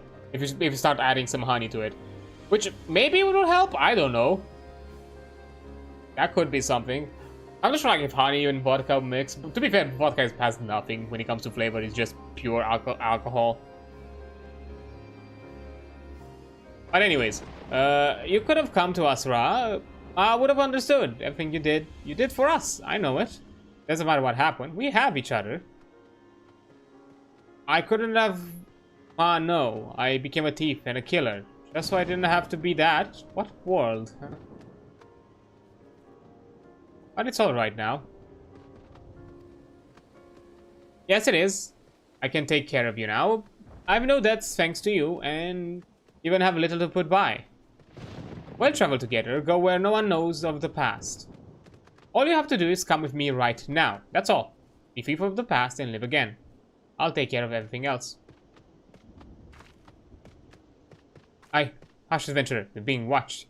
Pick it over there. Poor Clouds, don't forget divided loyalty. Don't forgive divided loyalties. Wow, I've got to get you out of here. Adventurer, they don't live this clearing. You understand me. We'll make for the eastern Falan. Come, find us after. At least I have these, and vodka doesn't take like a hand dispenser. Nemirov. Nice. I'm not sure if I'm familiar with the brand. I know Smirnoff is... I'm not the biggest of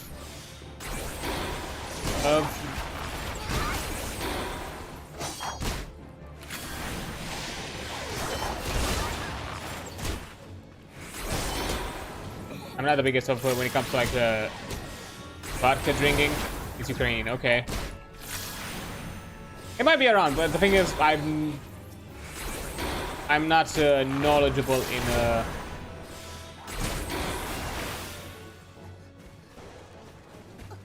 in the drinking of the of you know, of the vodka. I don't know, vodka's never been my kind of thing. I enjoy it for like certain stuff, but I don't know, well, it's not like my go-to.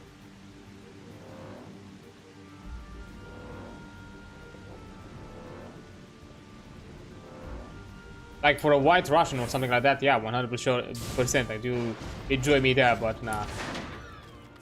I don't think there are like many. There was like an espresso martini or something like that that was also really nice. Adventure, what now? Stop home cold, eh? But now here we are. I'm trusting you take care of this. You take care, my sister. You there! I have a name. I name you as one of the core claws. Balsam Rose, also known as Blood Rose. Also known as Thornless. Also known as Lady Touch Me Not. Oh no, I'm not those things. I swear it. I just wanted to see my sister. I just needed to go home. Just like a keeper. Come quietly, or this will go worse for you. We're gentlemen here compared to some of the lads you could have met. Pretty thing like you, I could... Oh ho, you're one of the king's claws, all right. What's the matter? Better hang than... Off? Your Highness? Would scum? Though you have my woman. Defile my thornless rose. Her place is with me and no other. Come, my love. My sweet king, does this mean... to take me back? To keep me safe?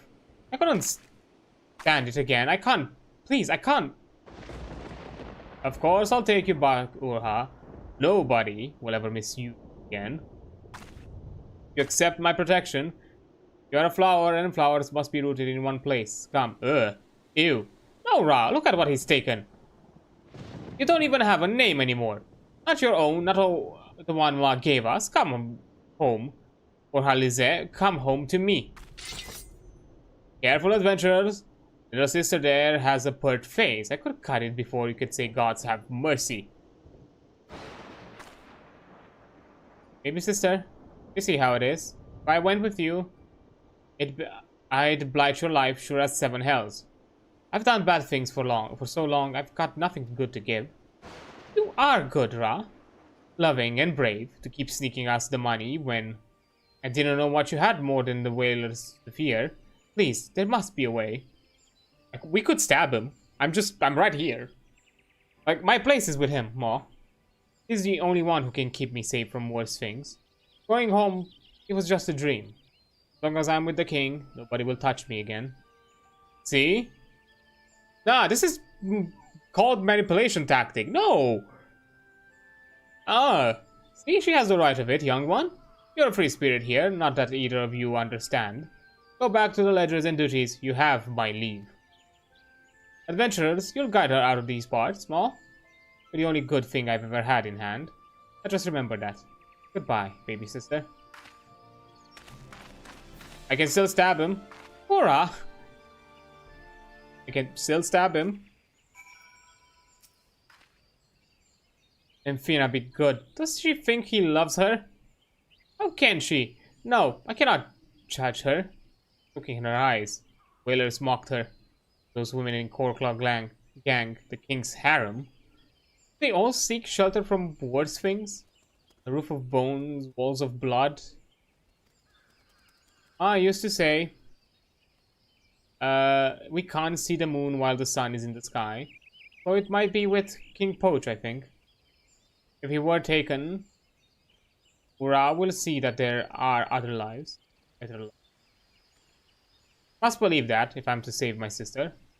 And I need skill in arms.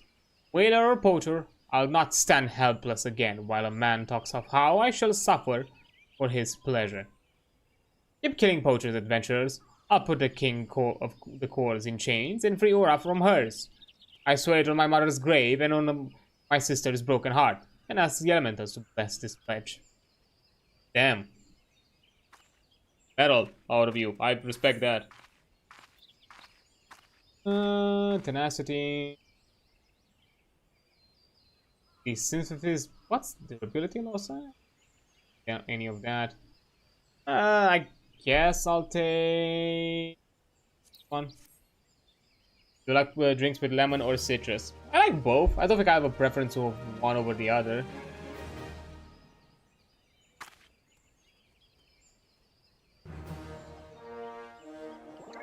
I don't think. Like, yeah, both are fine in my opinion. Yeah, there are different tastes of sour, but for overall the sour experience, they are. I don't know. I don't feel like one way over the other. I do like a lime coke a bit more than the lemon one, even though I've been a lemon coke drinker for a long time.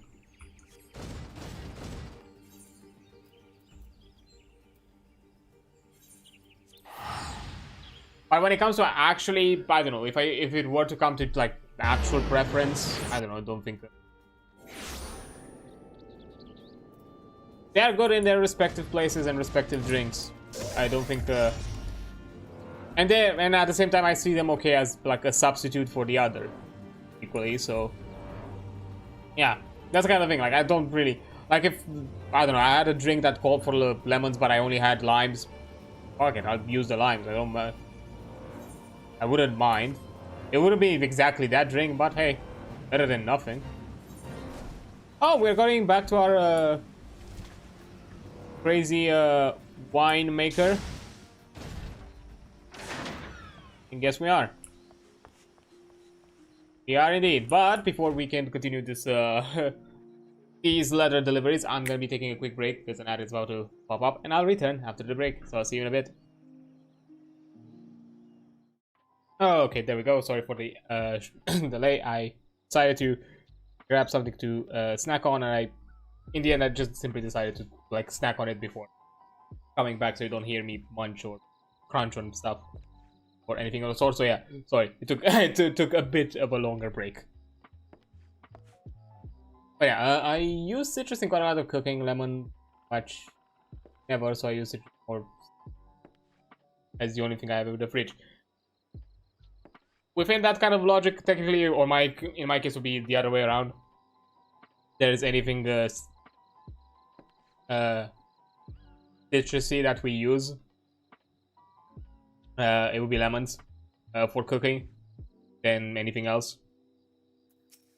So there's more likelihood that lemons are around, but even then, not a lot of like our staple foods, lemon. Okay. Let's see how Dress is doing. It's you. Been a while. A letter? A letter from who? Nobody knows me.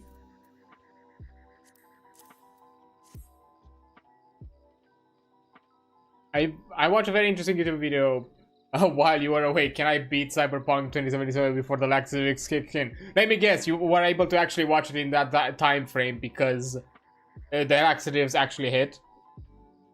The title was not clickbait. I imagine, although fucking brave person to do that, I do not trust my bowels to to do such a thing. Consider that in certain situations I can eat something and it can immediately hit me minutes later. I would not trust to play even like, I'm not sure like this what's the speedrunning average on Cyberpunk, but I would not even trust me within the hour. Yeah, he lasted almost 2 hours. Yeah, I would not trust myself even in the first hour. Like that, that's how quick it would probably hit me. Like, yeah, I would not trust myself even in the first hour. So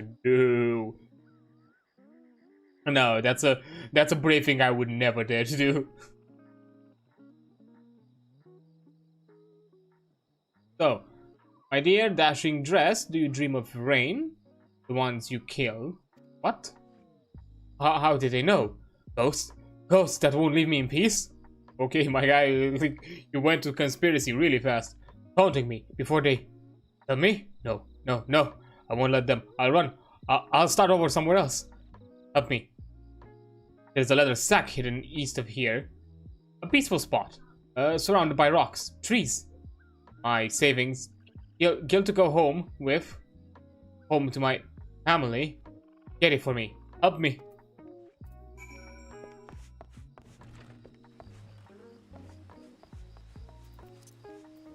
And he's doing some weird things.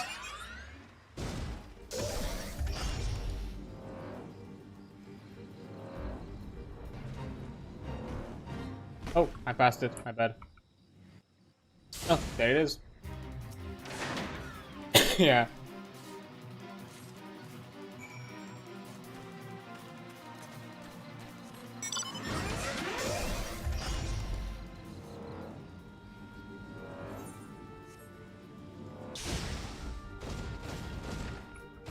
Hey, got the thing. You find it? Did you find the leather sack? There you have it, my guy. Thanks, what? Let me look inside. Must be sure. What? No, no. Just a dream. Just a dream. Let me wake, wake, wake. Oh, God's mercy, have mercy. You see it too? No? No dream? Bloody helm. Black blood. All blood. Item in me. By the majesty of Gardelmaid. Never to desert. Item in me. Ghosts. Ghosts. Ghosts. 3 years. Not a single night of peace. Now. He rise. What the? Help me. They're watching right now. I have to get out of here. Go somewhere else. Just a short while. Then I can go home. I go out the back after you go out the front. Meet me near an abandoned house in Lower Lenosha. You know, the kobold squat? The house with of sticks, yeah. Okay.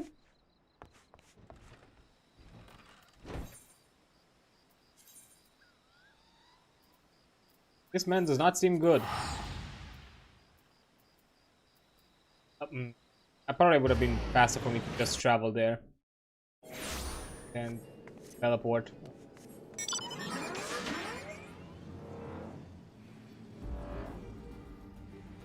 Okay, now.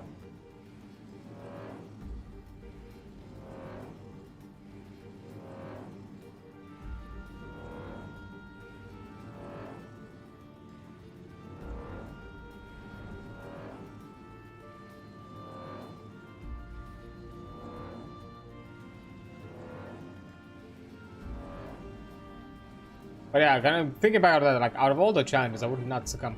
2 hours, 33 minutes and 25 seconds. World record.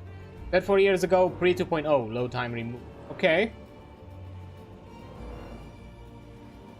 Yeah, okay, so the guy was kind of around there, so yeah, I know, I would not try. Although 2 hours, I'm not sure like what's the usual I don't know, time frame before, you know, laxatives kick in, because I've never needed that. Like if I needed to shit myself, I had solutions without medicine. Or in most situations I never had that problem. Yeah. You'll clean that helm tonight, worm. Take the blood and brains off of it while we drink the wine broth. If you're paltry hoard.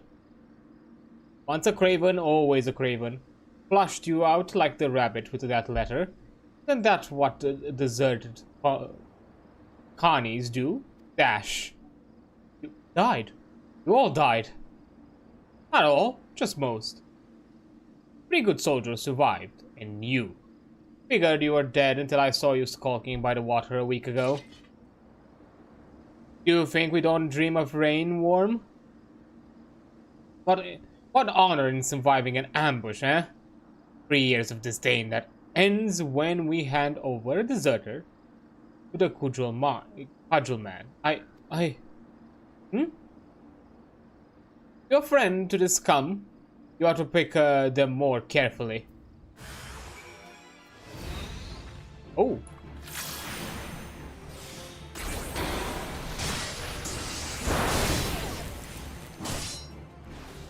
Got stunned, okay.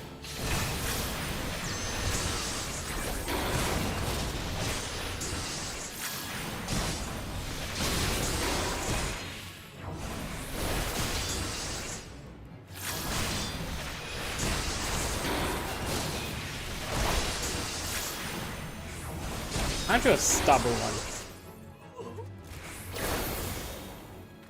There you go. Hey, you're good. So good. Now you're the only survivor. If there's no more fear that somebody's gonna come and get you. Thank you. No one knows I'm alive now. I'm safe. Was in a unit of Carlian scouts. Maelstrom ambushed in heavy rain 3 years ago. I fought. I was the only survivor. It didn't feel like desertion. It felt like dying. You heard what they called me. Dashing dressed. I never tried to run before that night. They kill you for that. It's from the desert. Why did you attack me? We're not kin. Look at me. I'm barely a man. Broken, craven thing. You decide I should live. How you do that? I can't even decide some days which foot to move first. You think I can be well again? Decide to live, not just be afraid to die? It all begins with the first step. True. I haven't thought of things through a long time. Not since my homeland fell to the Empire. Home isn't where somewhere I buy a fare to. It's not a sack of gil or answers I need to, but questions. But does it hurt? How do I feel? I will see my children again, but it's not the time yet. Think though, will come. That's a start. Oh, that was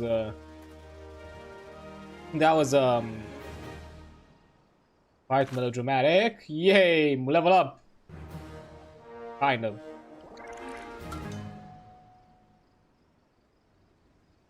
Successful delivery. Your reputation as the letter carrier has grown. Yay. Lucky me.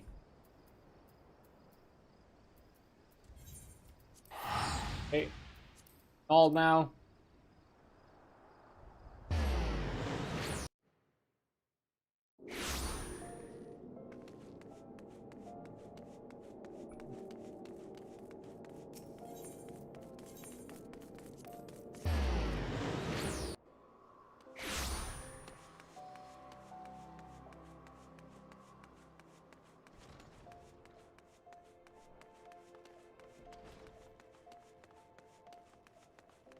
Not interested in Thaumaturge, Black Mage.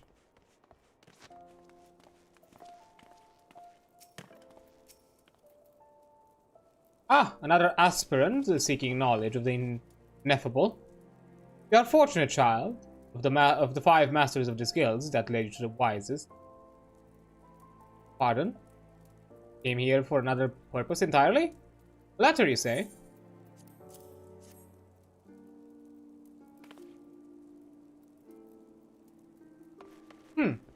It seems that the name of our bone keeper, Prelati Eyake, has been mentioned in connection with a brass blade investigation. Former guildmaster Muepo stands accused of fomenting insurrection against the crown, and they fear Eyake may have become embroiled in his vile plot. Muepo was convinced of embezzlement 5 years ago, and convicted of embezzlement, and sentenced to serve in the Colosseum as a noxious, a prisoner of the arena, made to fight until his debts are repaid. He toils there to this day. When his crime first came to light, it was the Sultana herself who pressed for the heaviest sentence, to serve as an example of the consequent corruption. That would give him reason enough to hold a grudge against the crown. And it is true that Prelate Yayake was his dearest disciple before his fall from grace. It is not beyond the realms of possibility that he might attempt to involve her in his schemes. A swift and decisive investigation is called for. And I believe I just know the woman to carry it out. Oh, don't feign surprise. Why else would I go to the trouble of explaining the situation to you? Now, by way of first step, I would have you speak with Prelate Ayake herself. Probe her demeanor for any irregularities and report back to me. Okay.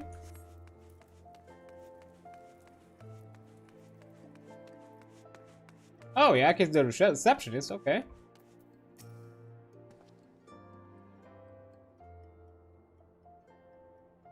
How dare you speak of me like that? Get out of my sight before I give you a reason to regret your presumption.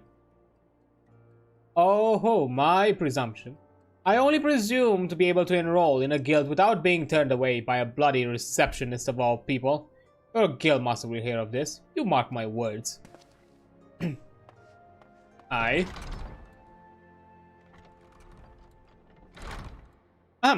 Welcome to the Thaumaturge's Guild.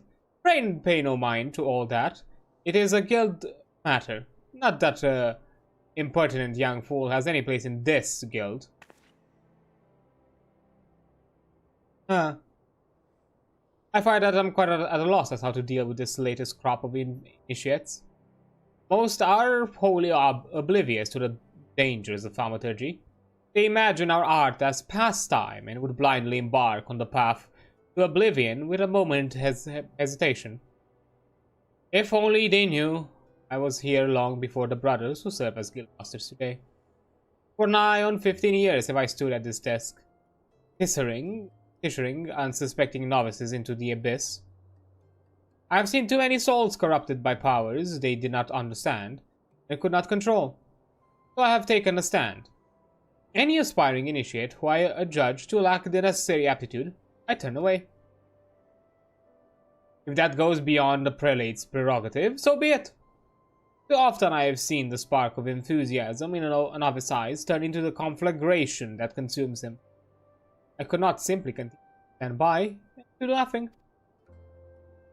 You may report my conduct to the guildmaster if you wish. I believe that what I've done is right. I will take full responsibilities for my actions. It is for the Council of Guildmasters to decide whether or not my conduct goes against the dicta of the guild. Final judgment on the matter will fall to the eldest of the brothers, Master Kobezi, I think.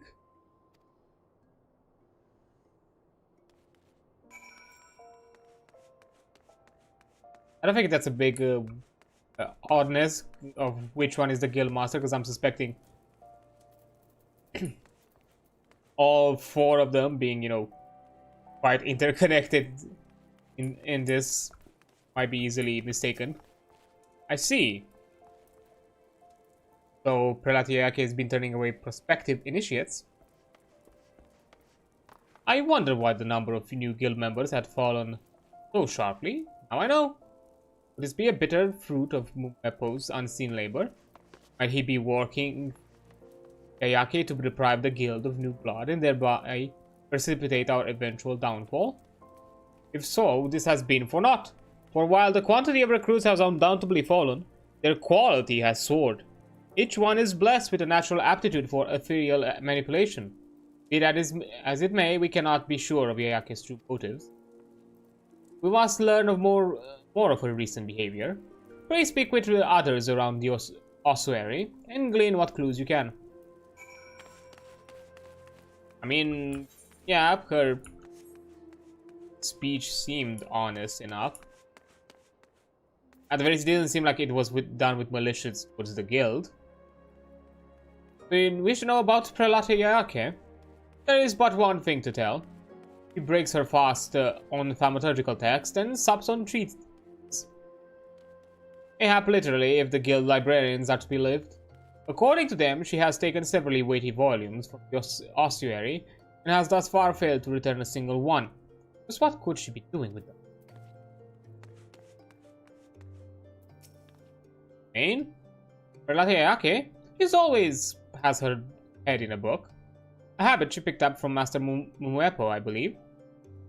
In the study of the esoteric tomes, he was without equal. So skilled was he at extracting knowledge from the most cryptic text that he was even able to bring several long-forgotten magics back to life. Such achievements prompted many to look past his more questionable activities, Yayake among them.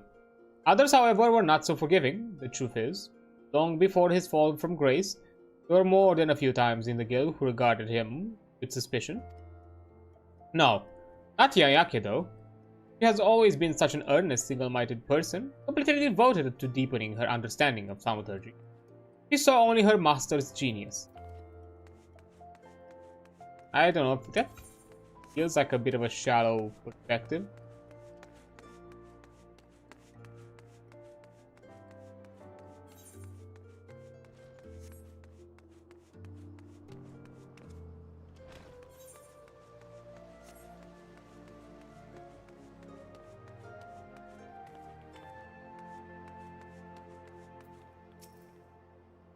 Oh, God, I'm good for money. For the money, I swear, just give me a few more days, not that. What? What do I know? What I know I've seen of Plate Yake? No. Alright, yes. I've seen her a couple of times, heading through the doors over there, looking all shifty, stuck out like a sore thumb, she did. That's back way to the Colosseum, see? Don't look like no fighter, takes you down where they lock up the noxious fellers. I think maybe she's been paying one of them a visit. Oh? Curious, sir, now. Now this is definitely something to raise an eyebrow at.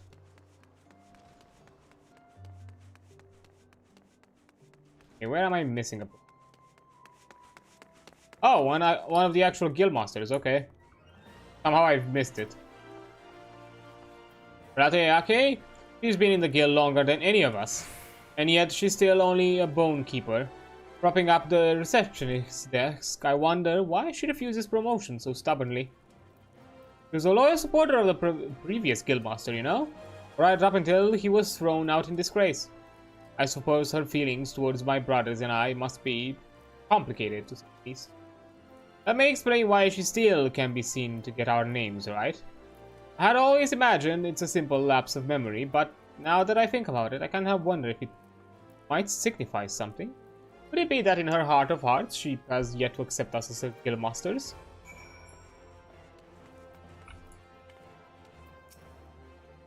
My little bird returns. Tell me, what information were you able to gather on our prelate?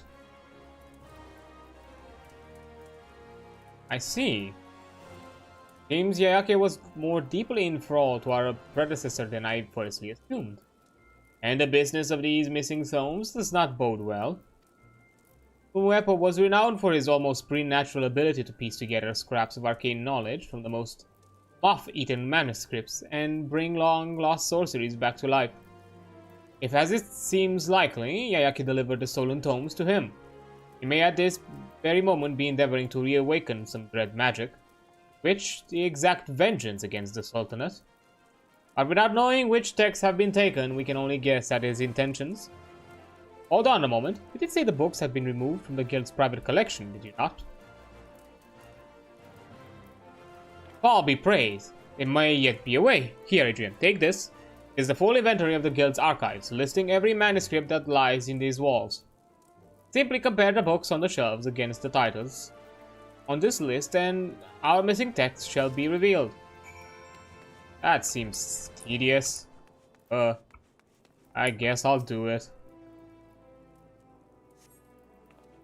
A copy of the Cry from the Depths appears to be missing.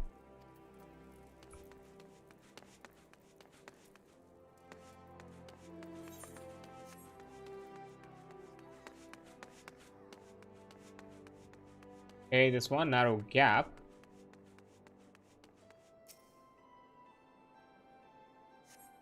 A copy of the Lesser Keys of Fall appears to be missing.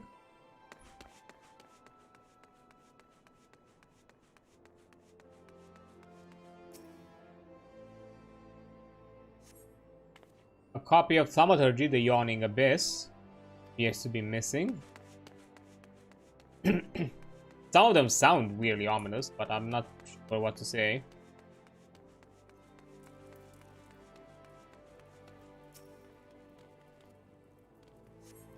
And a copy of the Froth of Kings appears to be missing.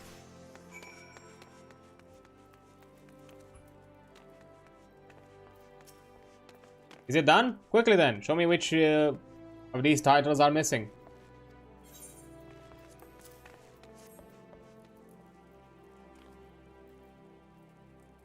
It is as I feared. All the missing volumes are works which held special fascinations to our former guildmaster. It is all but certain that he requested them. Alas, I cannot speak for their content. What I can say is that Mumuepo would not have chosen them on a whim, being a connoisseur of ancient manuscripts. He knows the worth of every volume here. The illuminative worth, I should add. Though he knows the pecuniary worth just as well. You may have heard, he became obsessed with collecting lavishly ornamented codices, frittering our funds away on gilded or bejeweled copies of works already in our possessions. He would even buy works of little scholarly value, providing they were rated enough to drive up the price. By the end, the walls of his studies were washed with gold and gems, and he would stare at them for hours. Wrapped in the silent adoration in his lustful luster, he emptied the guild's coffers then his own, being driven at last to the felonious speculation that would prove his undoing. I mention this because the volumes which Yayake took were wholly without ornament, meaning that Mumuepo desires them for their content and not their form. I fear something terrible lurks in those pages, Adrian. Something which Mumuepo alone may be capable of discovering. There is nothing for it. The prelate must be made to talk. The end of Yayake's shift draws near. I propose we lay a trap for her. And wait outside the rear entrance of the Colosseum. I will stalk her from the shadows, and when you have her cornered, we close the net. Alright. Not at all suspicious, but sure.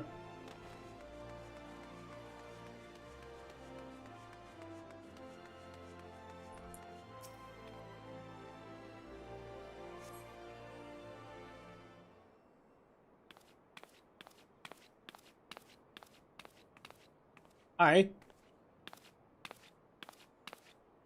Hi. Heading back to the guild so soon, prelate? What? Master...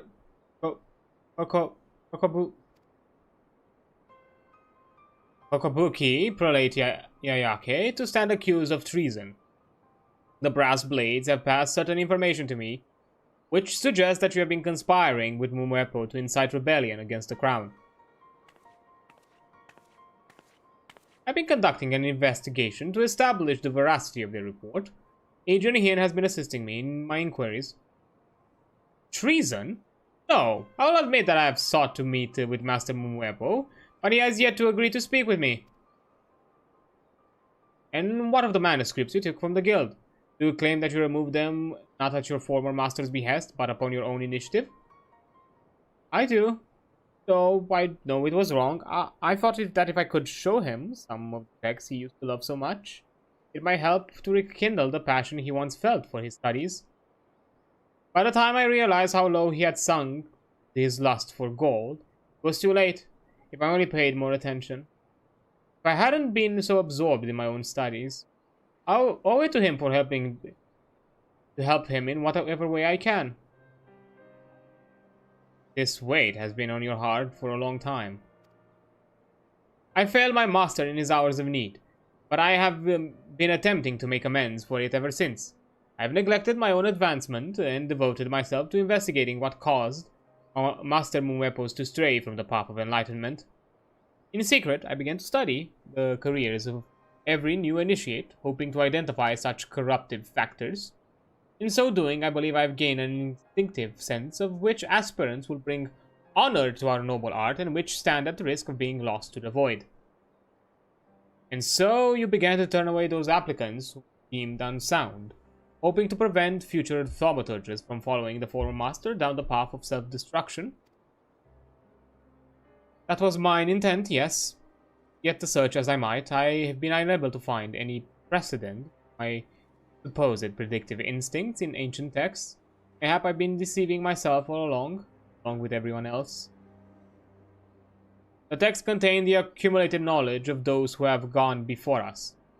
They do not preclude us from adding our own. The map of the void is ever incomplete.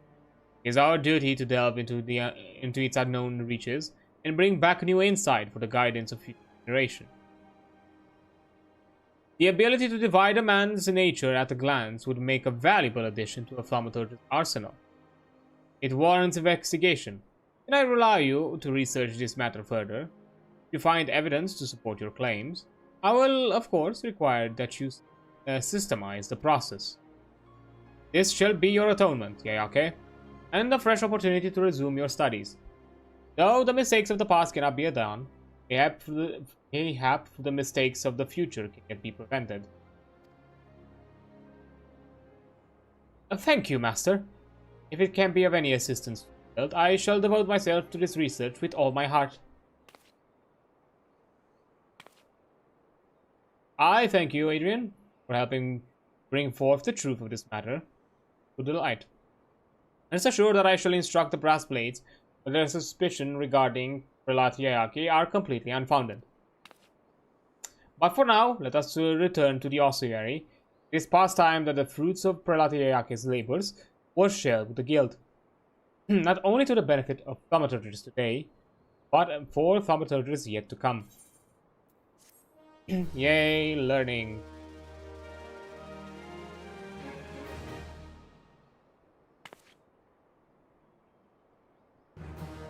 And level up.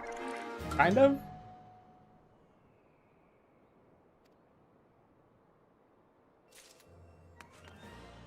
Okay, let's see. Get some. Once again, going back to. Let's. Let me do that. Going back to Limsa, let's see if we have any more quests from our friendly Moogle. We do. We indeed do.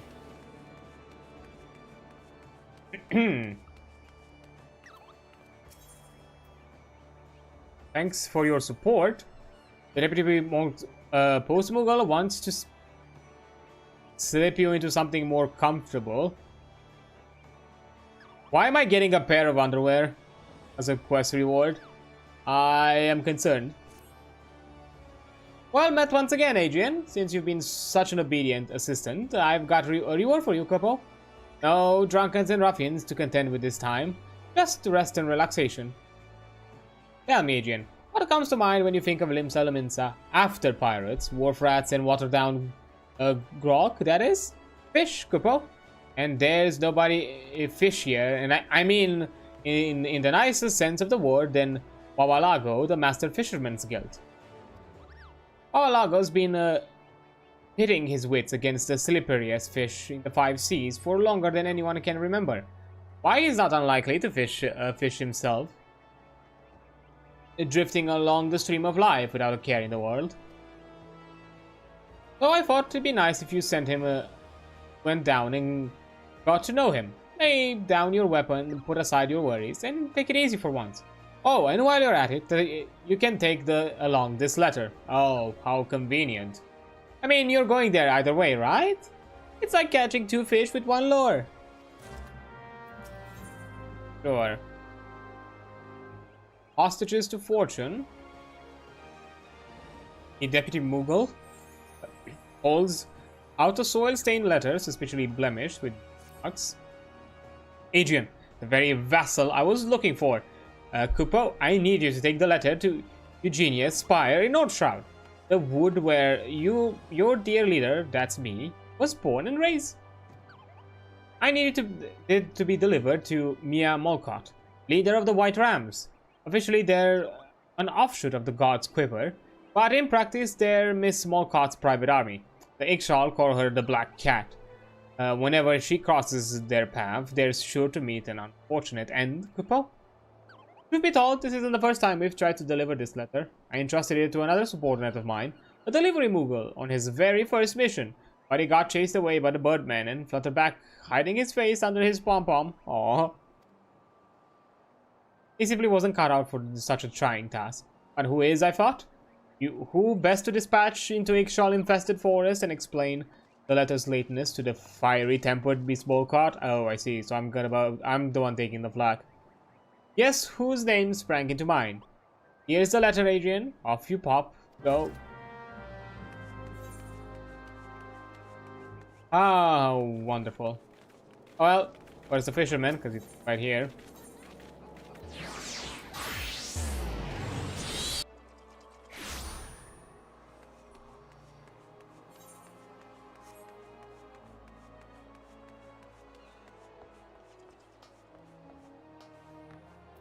Well, hello there, Guildmaster.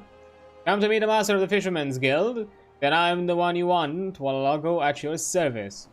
You say you're practicing person? With a message marked for me? Let's have a look at his letter then.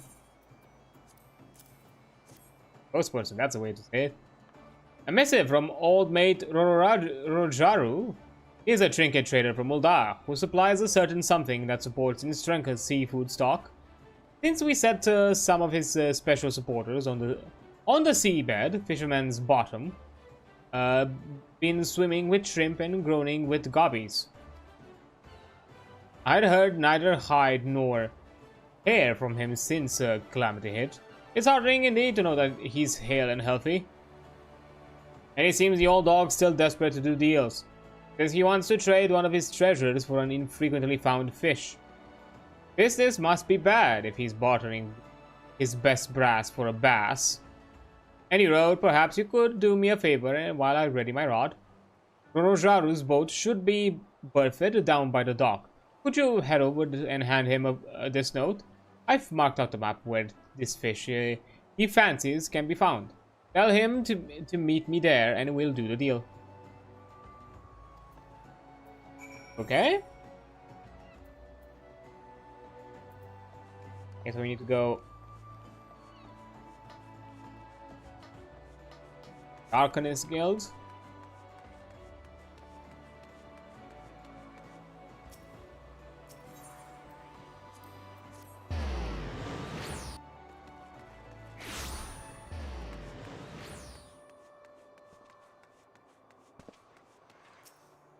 Let's go.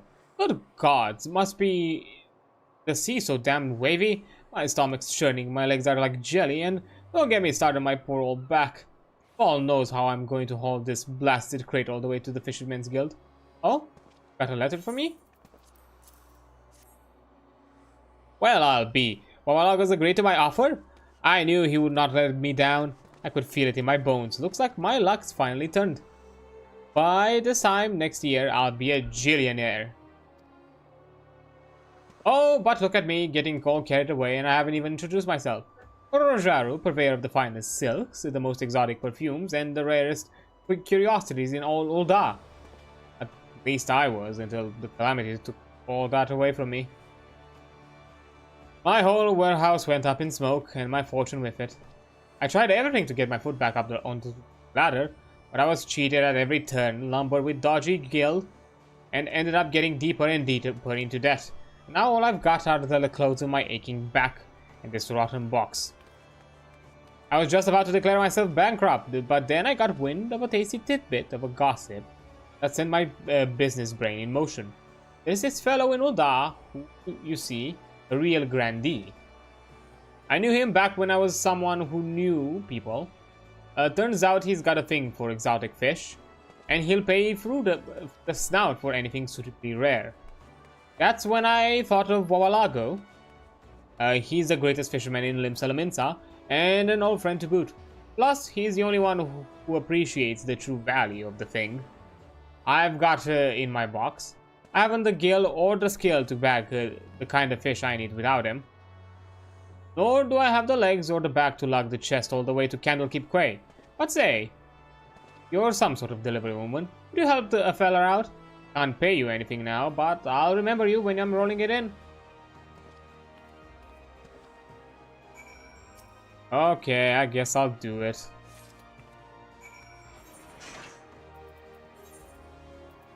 I'll carry your weird fish box.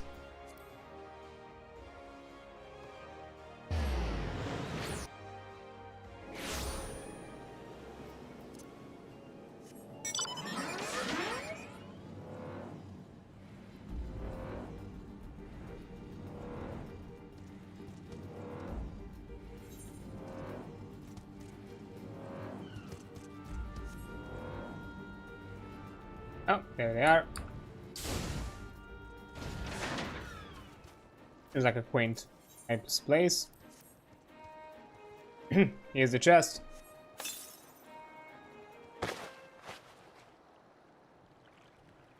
Thanks awfully for carrying the chest for me, Missy. Don't know what I'd have done without you. Actually, I do. I turned empty-handed while Alago forced me to start fishing myself. If you're short of something to swap, you'll snare the scaly specimen solo, he said.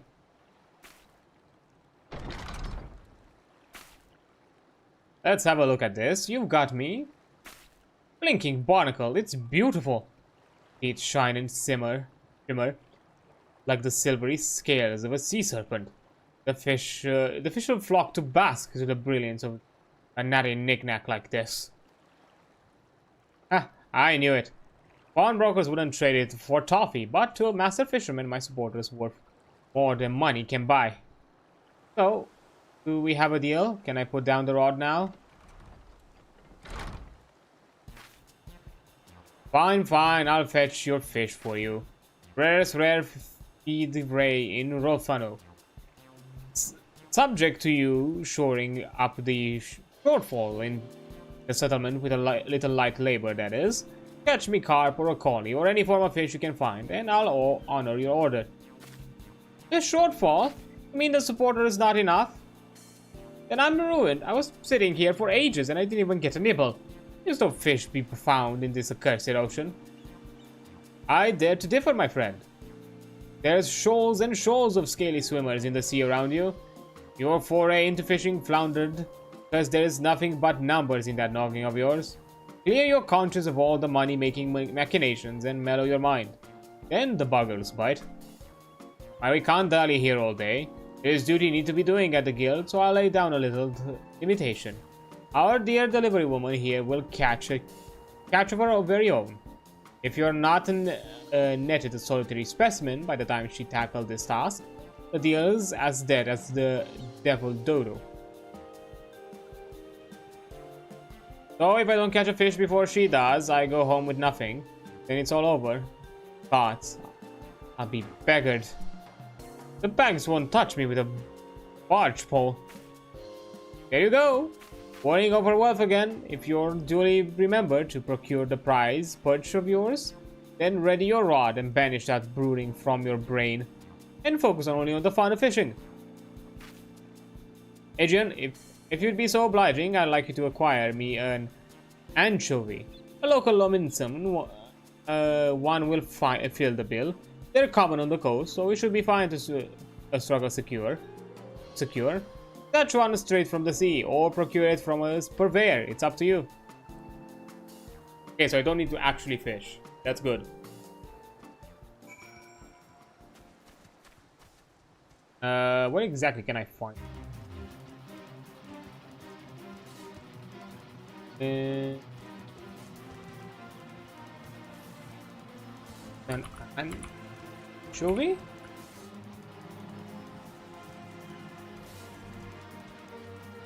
They said like a shop can... Okay.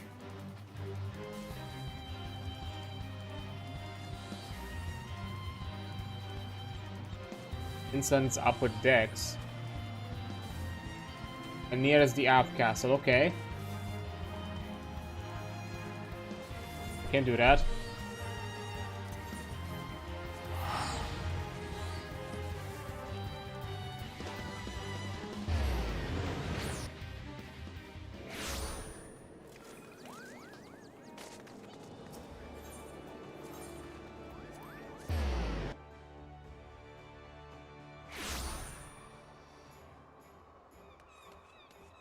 Guessing one of these here.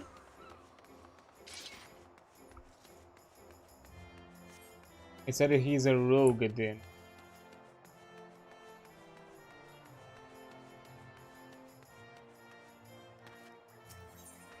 No, not you.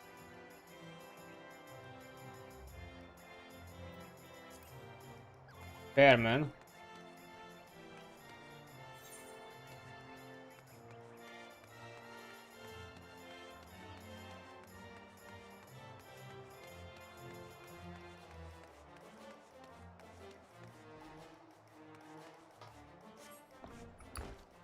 Here, maybe? Oh, I think he is it. Yeah, fishmonger. There it is. Show me an anchovy. There we go.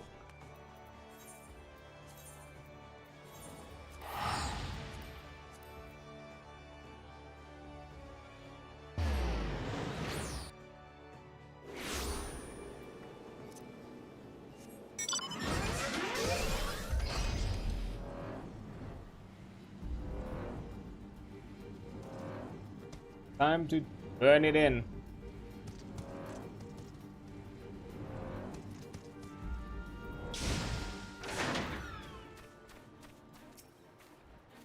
Okay. When you've acquired your anchovy, bring it back here to me. It's up to you to harvest it, which one from the waves with your willowy wand, or meet it with a monger and pick one from the peanuts. For peanuts, whatever your buoy is your boat. Here. Fresh fish, kind of. Not the freshest. Fresh-ish enough. Time's up, Rojaru. Our dutiful delivery girl has completed her commission, and you still haven't snagged a single sprat. I'm sorry, but the deal's dead. No, I've lost everything. My fortune, my future. Might as well lie down here and die like a dog. Really, Rojaru? What have you actually lost? Well, not on the money and misery, but rather widen your eyes to the wonders of the world. Like just now, when you were focused on nothing but the fish. How did it feel? It was wonderful. For a minute there, I really felt like I was one with the ocean. All my material worries just washed away. What a fat lot of gold it did me. It didn't catch a bleeding thing. Huh, your financial feelings might be widely misplaced, but you've been a trader too long to fully free your feelings from constant contemplation of coin. That's why the fish didn't bite. But still, drew some sense of your satisfaction from it. I suppose that's a start. Oh! Oh! Look at his... Holy mackerel! I mean, holy catfish. That isn't a saltwater catfish, is it? I thought they were extinct. Oh, if only my clan could see this, I'd get a sultan's ransom for it. I sure as sun, that's saltwater catfish. There's some as say the species snuffed it in the calamity, but I'd hear word that they were hiding here in Candlekeep Quay. Seems the rumors were right. Take it, Rojaru. Consider it a prize for your persistence. Do it with what you will. Wait, Lago, what about your payment? Aren't you going to take my supporter? The shiny shorts, the fish go crazy for the shiny shorts, the star-spangled subligar. Is that the bait? No. Oh, those, I've got hundreds of them at home. I just remember, Rojaru, don't drag yourself down. Brooding over business. Free your mind from fretting over your fortune and your future, and try to think like a fish. But if that still doesn't solve your sorrows, never forget that you'll always find friends at the Fisherman's Guild. However hard things seem, however low you go, when you think like a fish, your distress and disquiet just drifts away from the tide. Was Malaga planning to give me the fish all along? The man's a bleeding marvel. I don't deserve a friend like him. You know, it's a tough life being a trader. You can't think like a fish when you're swimming with the sharks, or you get gobbled up. Close your minds to anything but coin, it does. But whenever I deal with Warlago, I feel liberated. Like a burden has been lifted from my head. I could only live as he does. I've had my fill of dealing with crooks and swindlers, spending every waking moment obsessing over my bank balance, agonizing over who's going to steal it from me. It's time I make a change.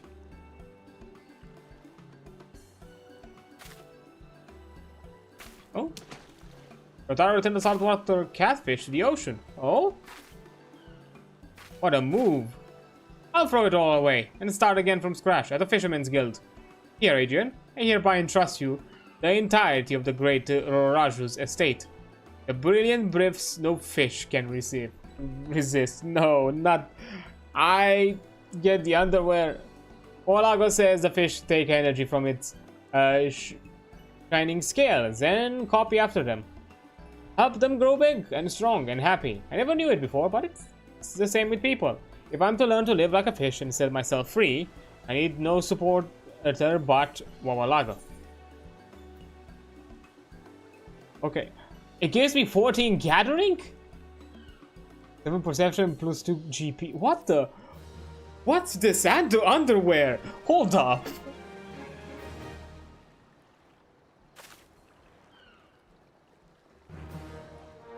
Okay, I leveled up, I suppose. Huh. Okay, I'm taking a break now because an ad has just popped, and I'll return after the break. A bit. Okay, there we go. Let's continue. So, let's see. Do we have any more? I'm suspecting we do. At least maybe one, because we're like level 19. I wonder if they're designed in such a way to like line up to level 20 maybe. I'm not sure. Why? Right way. What? That it? I'm half by to deliver this letter to myself. Did I ever tell you that I was born and raised in this very area? Oh, wait. I completely forgot I still have one more. My brain just went to bush for a second. I completely forgot I still had a quest. Didn't look at my logs. Now it makes sense.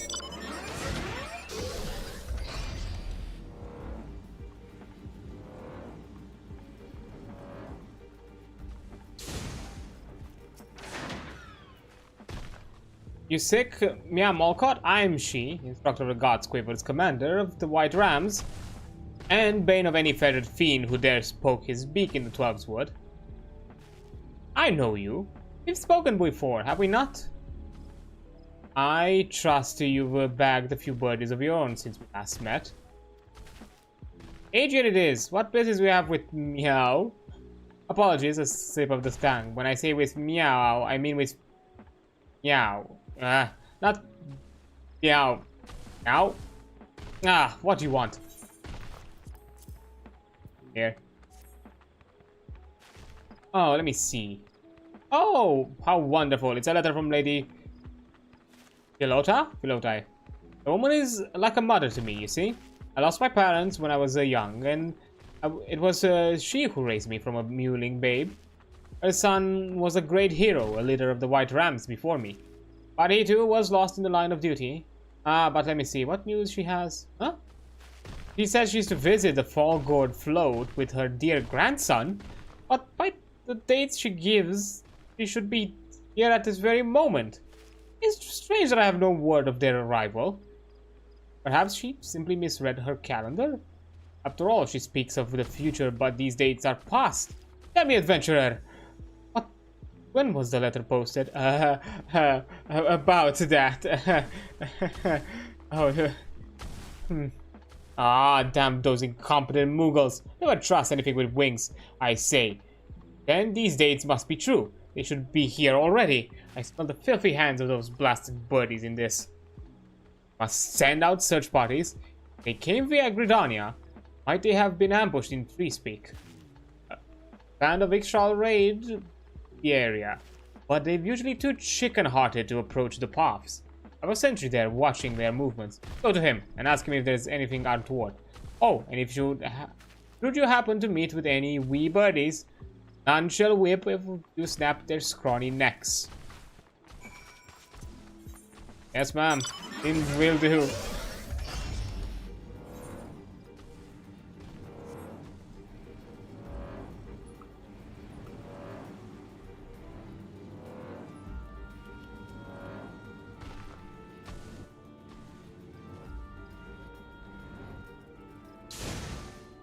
Oh. Oh my.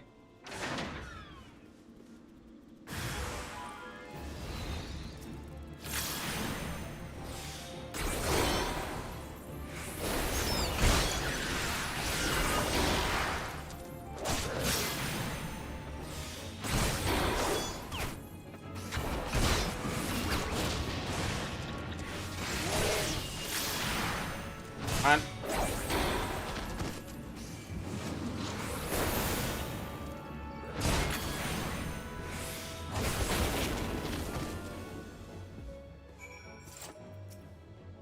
good.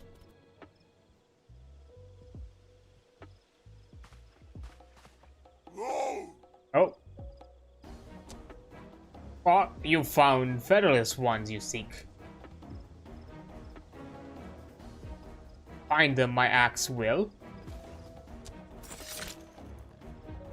Hold it right there, you squawking scum. Oh.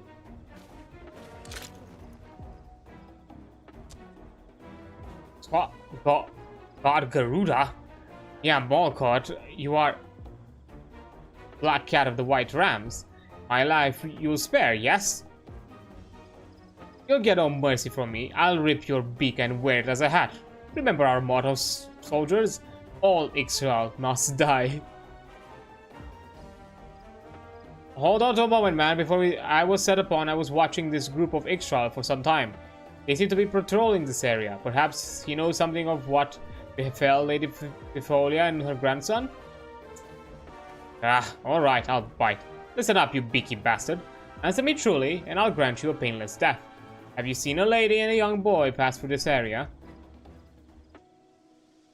Ah, searching the white-haired elder and girly-voiced hatchling, Federalist ones are. Seen them, I have. Attacked by nasty beasties, their caravan was. Ran from the beasties they did, all frighty and shaking. Ah, you lie. The only beasties around here that would think of raiding caravans and are you and your craven kind. No, Black Cat. Only the truth I am telling. Worth more than mine, these Federalist ones' lives are. They may be a deal we are making. My life you spare. Your Federalist friends I catch. I release them to you. We will scratchless and sound. Deal we have. Catch them and hold them as hostage, no doubt. I say we kill the feathered fool right now and teach the Ixtal a lesson, right? There must be some good in him.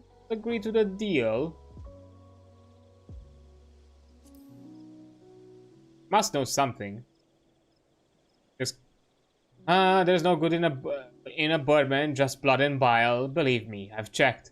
But mayhap you're right. We have little to lose in releasing the wretch, and possibly much to gain. All right, Bicky. You truly swear that you will return our friends to us unharmed? We agree to your deal.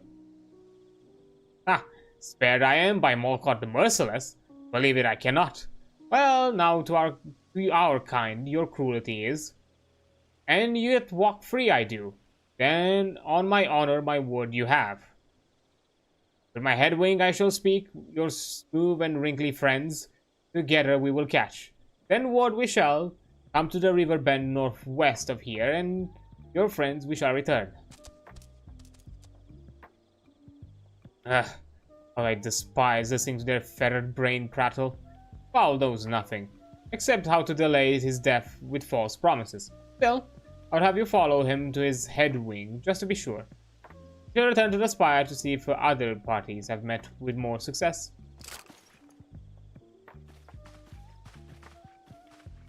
Eh? At least we're cautious.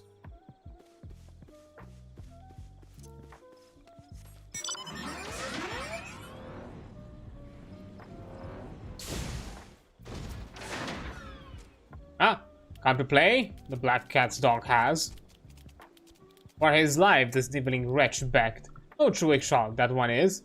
By my own talon, punished he shall be. Craven promise never will we honor. But to what I say now, listen well, Federalist one. Our hostage, your friends, are.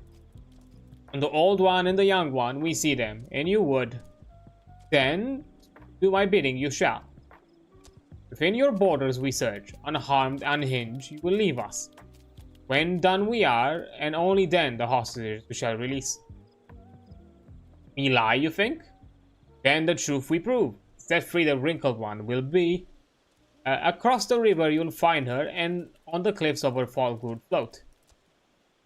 A lasting truce with you we seek not. Pains me thus to show mercy to the hated Molcott, but our reasons we have, and our promises we will honor, if the Black Cat will do the same.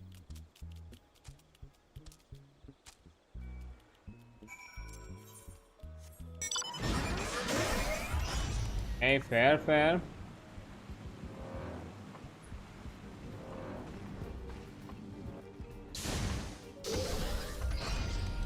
Oh.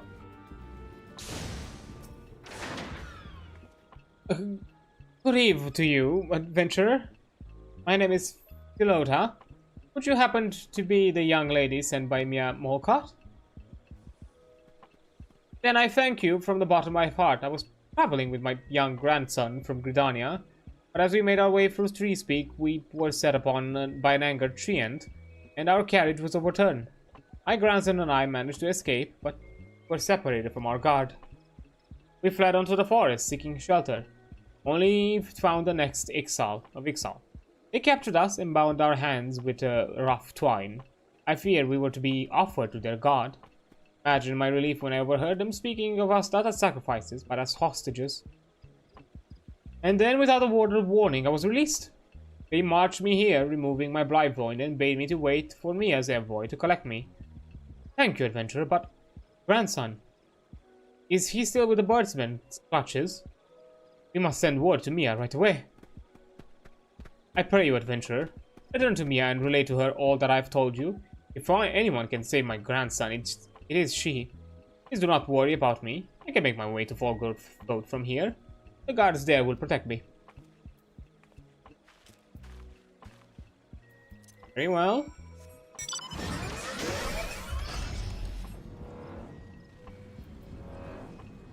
That's what you believe.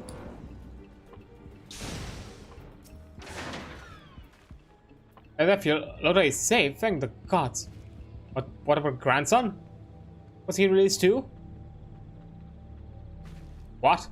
They plan to hold the boy hostage to keep my claws from their craven necks. Their skullduggery knows no bounds. They say they will release the child when they have found something.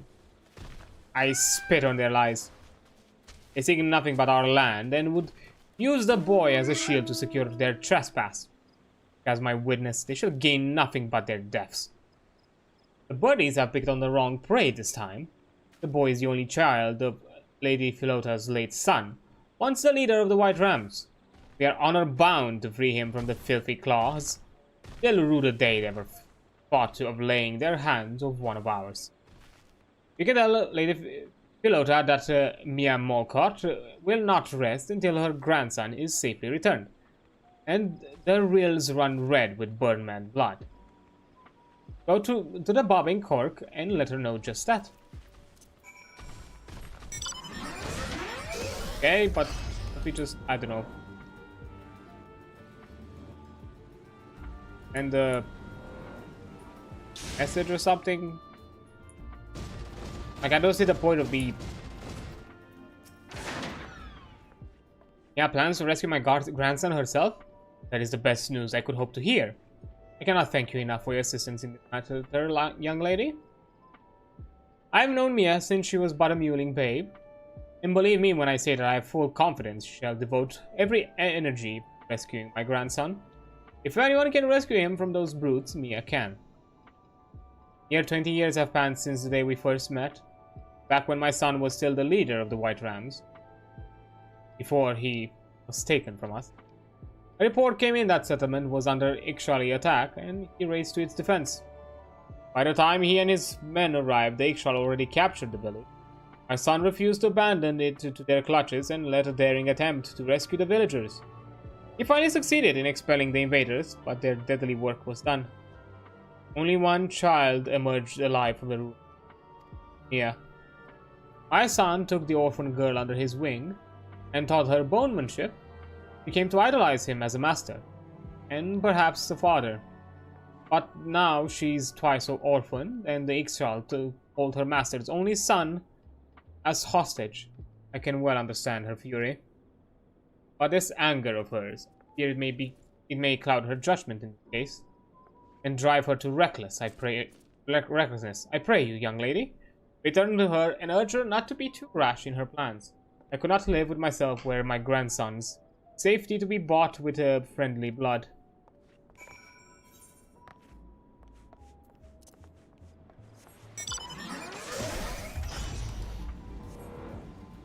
So we're here to close the cycle. Make sure that she... Fiolota said that? Even with her grandson held captive by the birdmen, she worries for the safety of our soldiers? Truly, the lady's considerations know no bounds. But I fear the time for restraint is past. It sickens me to sit by while the birdmen prowl our forest, using one of our own as a shield. Their band has just been sighted from this very spire, moving northwards. Do you realize what that means? This assembling birdies return to their lodging grounds, with Lady Philota's grandson in tow. So much for their honor and honesty. We must pounce now, before they escape through the Proud Creek. And... prowl? Oh, hold on a moment. I have a word from my scouts. Yes? You have them in your sights? Then my order is to unleash... What? They sent a messenger? They said they found what they were looking for and released the hostage immediately? Understood. Over and out. Huh. Did you hear that? The birdmen said they released the boy? But in Proud Creek of all places? Why would he be safer in their evil clutches? We must go there straight away and find the child before something wickeder does.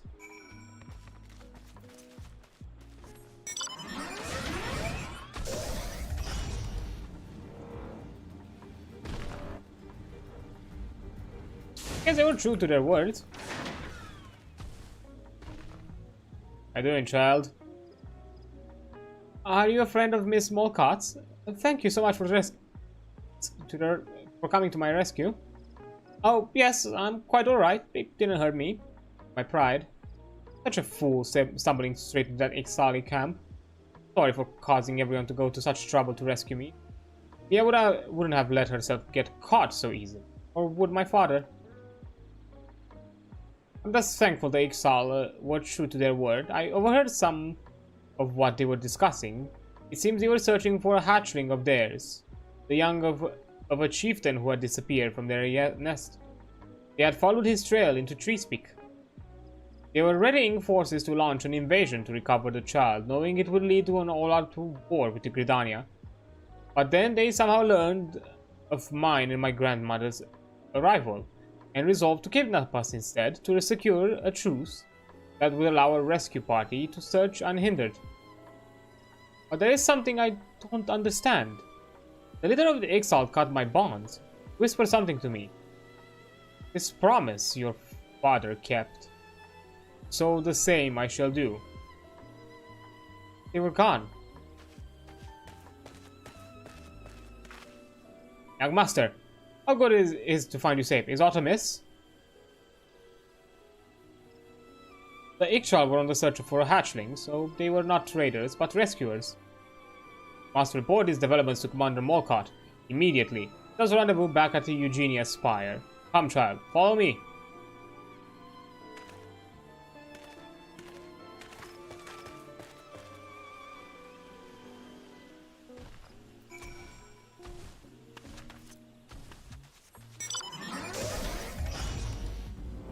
I'm guessing the past commander did seldom same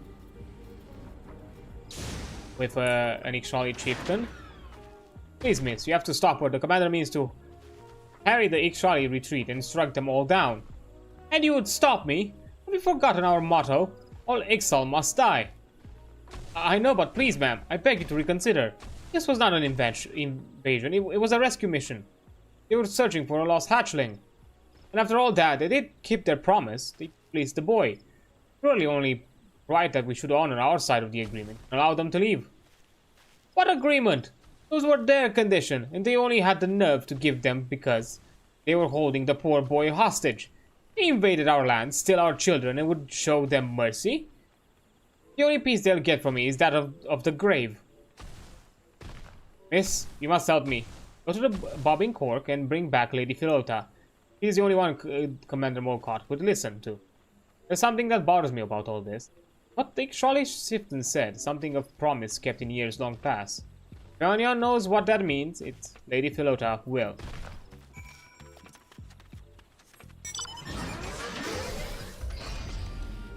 Okay, we shall talk to the lady.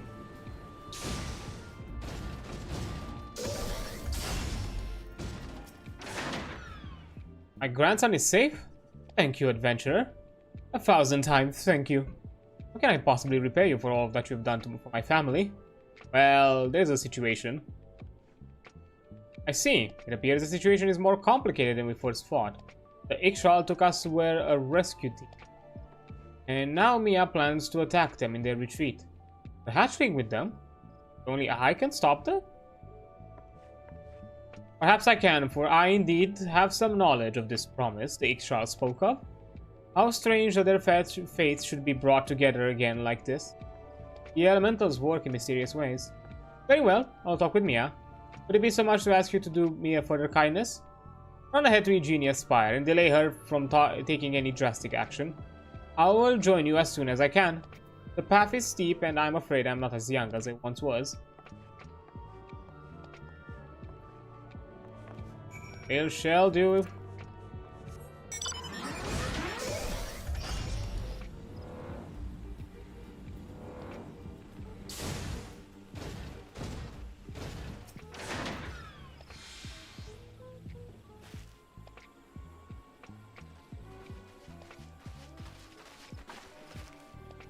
Alright, you're the last of them. Join up with the forward squadron and begin the attack. The poor wee birdies won't know what hit them. Nope. What is it, adventurer? Don't tell me you object to my attack as well. And so do I, Mia. Grandmama. Dude, yes. Lady Philota, what are you doing here? You've been through so much at the claws of the Birdman. You need to rest. As do you, Mia. There is a story you must needs hear. A story begun long ago, but yet concluded. A story? What story? A tale from long ago, when my son led the White Rams, as you do now, at a time when we found ourselves caught in the same snare as the Ixchel did this day, and it reflected in a glass. As if reflected in a glass. There was a young girl trapped behind Ixchel lines. The White Rams put together a rescue team to save her, and prepared to strike at the heart of the enemy. The Ixchel were surrounded, but their defenses were strong. All hope seemed lost. Until, quite by chance, a separate raid led the capture to several Ixchel hatchlings, abandoned in their nest. So both sides came to hold younglings as hostages. A threat was answered with a counter-threat, and both sides prepared for a bloody resolution. Till my son reached out to the Ixchel. He offered them a truce and a promise.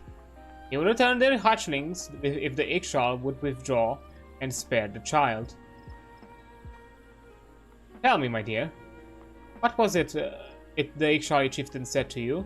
That your father kept his promise? And so he would keep his in return? It can only be the will of the elementals that brought such a fate to pass. There can be no doubt that the chieftain was one of the Ixchel hatchlings my son released that day. It was my son's promise that lifted the siege on the village and saved the child. A young Mikote girl with inky black coat and shining eyes. My master bought a life with his? After 20 long years, the threads of destiny that entwined on that fateful day have brought you together once more. Whether you sever those ties now or tie them stronger, only your heart can decide. Be bound to an Ixchel or cut myself free. All right, soldiers. Call off the attack. Send word to the vanguard there to escort the Ixchel off our lands. But under no circumstances are the birdmen to be fired upon. Anyone foolish enough to disobey will answer to me. But Commander, what about our motto? All Ixal must die. Oh, they'll die alright, the minute they step their filthy feet back in the 12's wood. I'll snap their squiggy wee necks and lap up their blood. Every clutching last one of them. Ma'am, yes, ma'am. Wow. Hold it quick.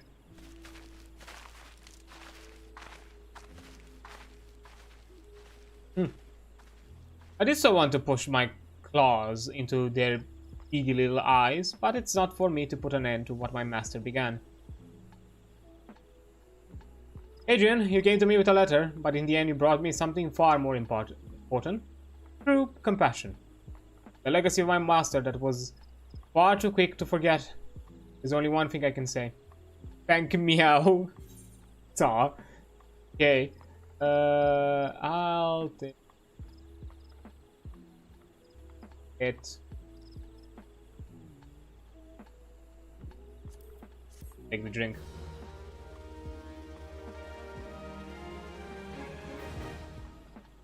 Well, there we go. Yay! Level 20?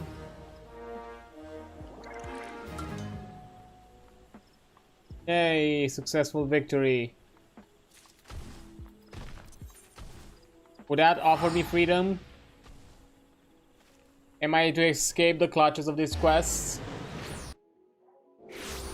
Or shall I be forevermore a postman? Oh.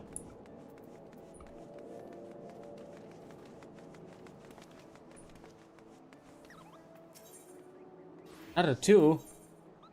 A kick him always pays his debts. The deputy post Moogle will have you delivered the undeliverable. Oh, Adrian, dear Adrian, my unfortunate assistant. I'm afraid that something rather awkward has come up, and I'm going to have you to drop it right in your lap, Kupo. How wonderful. It's an urgent episode from Bango Zango, Vice Chair of the Bruguiere Consortium. And to Bango Zango it must be returned. It was to be delivered to one Jijiroon, a Kikirin who runs a trading post under the shores of Bronze Lake.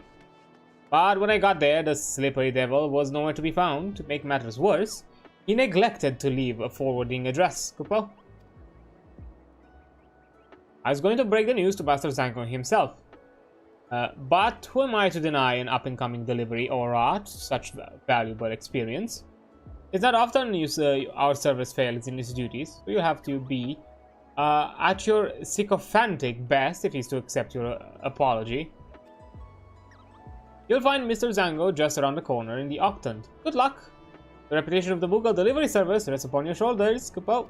Oh, how wonderful. I'm the one to take the fall for the management. Great. Easy, Professor. The Deputy Post Moogle has letters from learned fellows. Knowledge, my dearest instant, is the gift that keeps on giving. I've got letters today from a fellow who embodies that notion. Professor Lambertine, Kupo, is an authority on ether, known for his passions of absent-mindedness. I'm sure you've heard of him. Lately, everyone is talking about his theories. Yes, I know of him. No such renowned scholar has many students, and letters come from his best and brightest. Your task, my friend, is to deliver the mail to Lambertine in Camp Drybone. Make sure to get in there promptly, as a good postman should, Kupo. Ah, wonderful. But first, let's, I guess, apologize. Yes. I am Bango Zango, second chair of the Bruguiere Consortium. And who are you, pray tell? You have business with me. You'll need to make an appointment with my... What? My letter has been returned to sender. Not known at this address. God damn it. I never should have trusted that double-dealing Kikirin. The minute I threatened to call in his debts, the blasted rat doesn't moonlight left. Forgive my outburst. It's Jijiroon I'm angry with, not you. He borrowed a sizable sum from the consortium, but he's fallen behind his repayments. This letter will be our final demand, sad to say. It seems the wretch has taken the money and ran. It's a sorry state for a once shrewd trader to find himself in.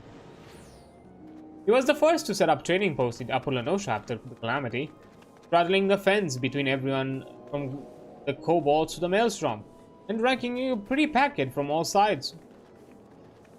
He ran it with his brother, Mimirun, but they had a falling out some years back. Disagreement about direction of business, or so they say. Whatever the reason is, it led to Mimirun striking out on his own and setting up his own little trading post in Oakwood. They've been rivals ever since. Perhaps that's when the rot set in. Mimirun's fortunes have gone from strength to strength, but Jijirun, well, the only thing he's gained in the past few years is an ever-increasing mountain of debt. I had every confidence he would turn it around, but it seems my fate was misplaced. And what fate it was! Were he to default on his loan, it would have serious implications for the consortium's finances. I need you to do me a favor, adventurer. Return to Upper Lenosha and collar this rat for me. Perhaps his brother has some idea where he has scurried off to. Hey, taking a job of debt collectors. How charming. Oh right, there's no like specific connection to this place, so I have to like travel it from somewhere else.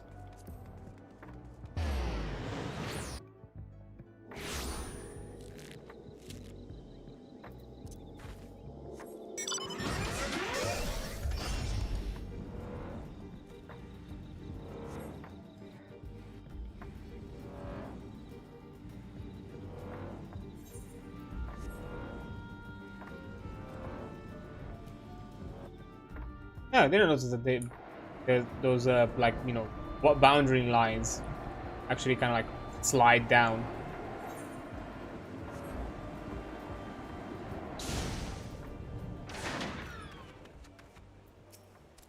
Hey Mimirun, welcome customer! Customer, welcome to the shop at Mimirun's shop. Mimirun's brother's causing bother. Ah. Run away with shinies?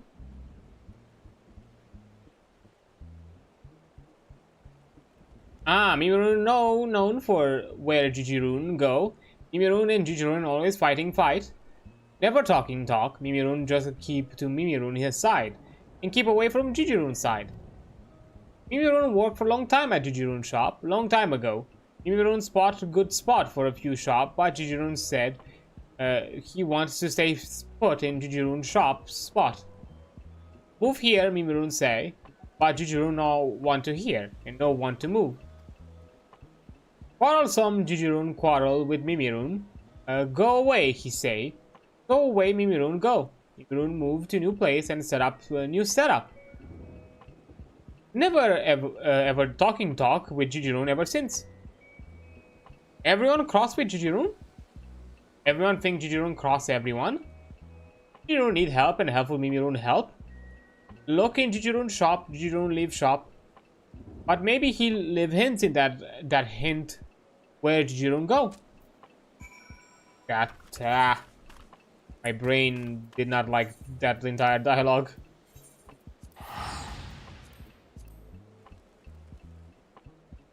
But I suppose that's the best thing we can do.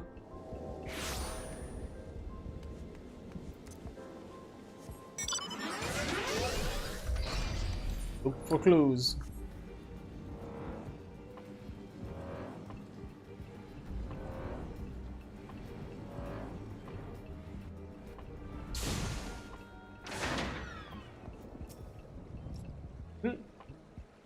Oh, your business here, darling.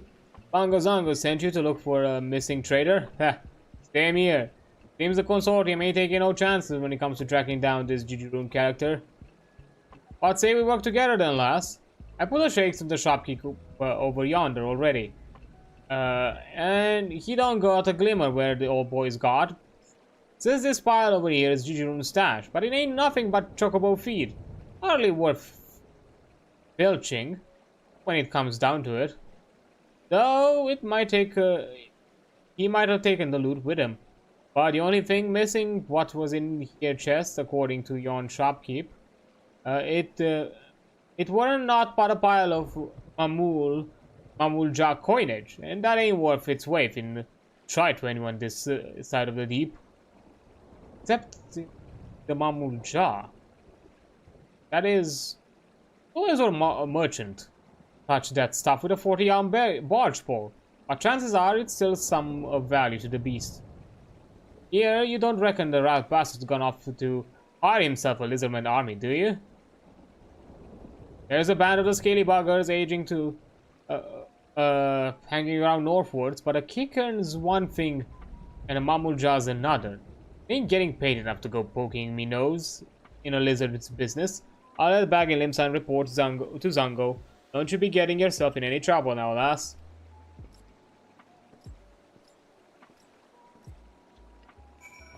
Interesting.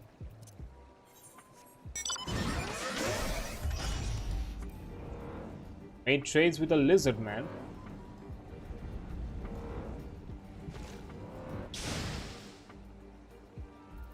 But I'm suspecting that you're only now stuck with in their trade. Look, Debt Collector comes to collect Jijirune's debt. Jijirune give Mamul Jar back the shiny shinies, then good Mamul Jar protect Jijirune from bad Collector, yes? Very well, Jijirune. We have a deal. Mamul Jar protect you from smooth skin. Soldier, cover or retreat.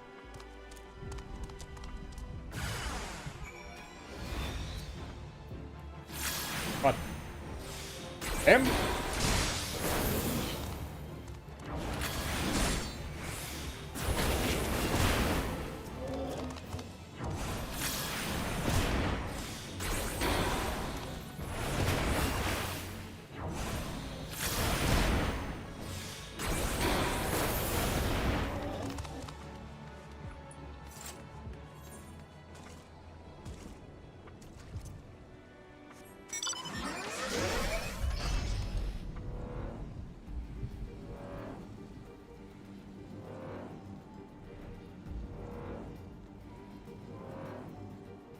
Oh.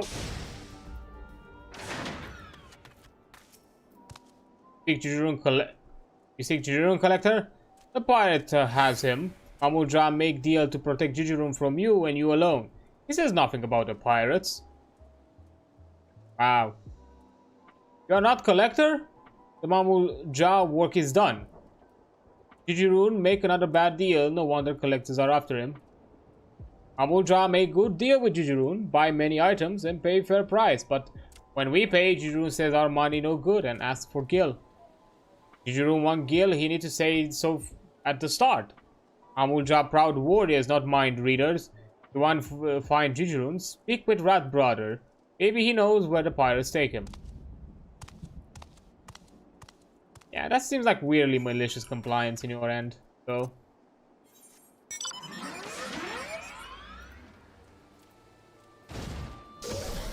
Can I fly over? Is that something I can do? Oh, I can. That's actually pretty neat.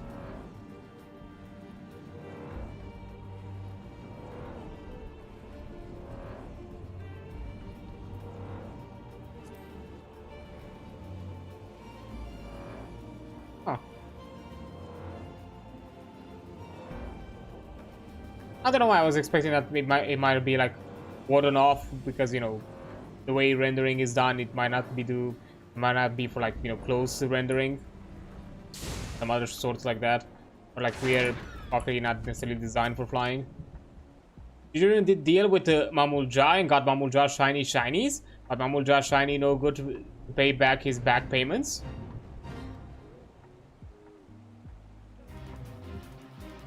Oh no, Jijirune collected by collector? That collector, a pirate collector. And pirate collector is the debtor debtors by barreling them in barrels and jettisoning them from jetties. Ah.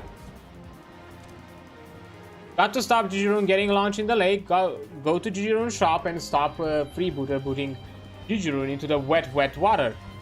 Mimirune got arrangements to arrange, but see you there soon. Okay. Oh, I guess you are saving your bro.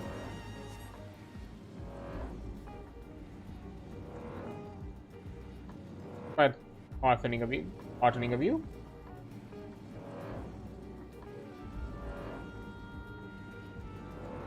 Not abandon kin.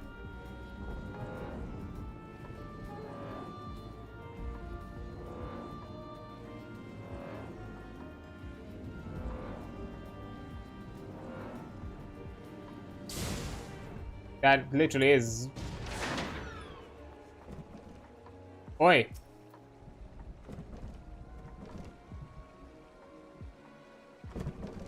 Well, if it ain't me old darling, look here, lass. I finally got me mitts on the shirking wretch, and he's about to take the plunge. He'd been making merry with a mumble job, but he never counted on me trying to lumber him with their dodgy look. And you can pay your debts with lizard coin, can't you, Gigi? For old bugger ain't that bad sort, really. It should just be a bit more careful drawing up his deals with the beastmans. But good intentions don't count for shite in this business. Defaulter's a defaulter. And a baffling's got to do what a bailiff's got to do what a bailiff's got to do. I thought I'd wash the hands of the pirate's life when I got into the collecting racket, but the old ways still come in handy. They pays me a pretty penny to get those that bilk their lenders. Old heave-ho pirate style. Bunk them in a barrel and sling them in the briny. Stop. We don't give you shinies. Many shinies to repay repayments. What's this with the above whiskers? Are you saying you'll be paying Jijun's debt for him?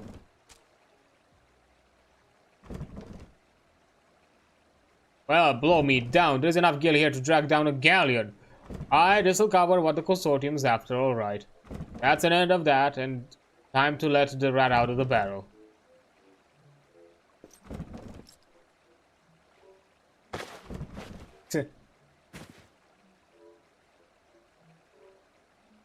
Jijirun no speak to Mimirun for long time. But Mimirun paid Jijirun's payment? Jijirun not worthy Mimirun. Nothing to give in return, nothing but Jijirun shop. Jijirun shop no more. Jijirun shop, Mimirun shop now. No, Mimirun shop. Mimirun take no Jijirun shop. Jijirun keep dealing deals and pay Mimirun back bit by bit. Here, ain't you looking to get your hands on his trading post? I thought you Kirkans were all cutthroat when he came to business. If you had his plot, you'd have the old Upper Lenosha under your thumb.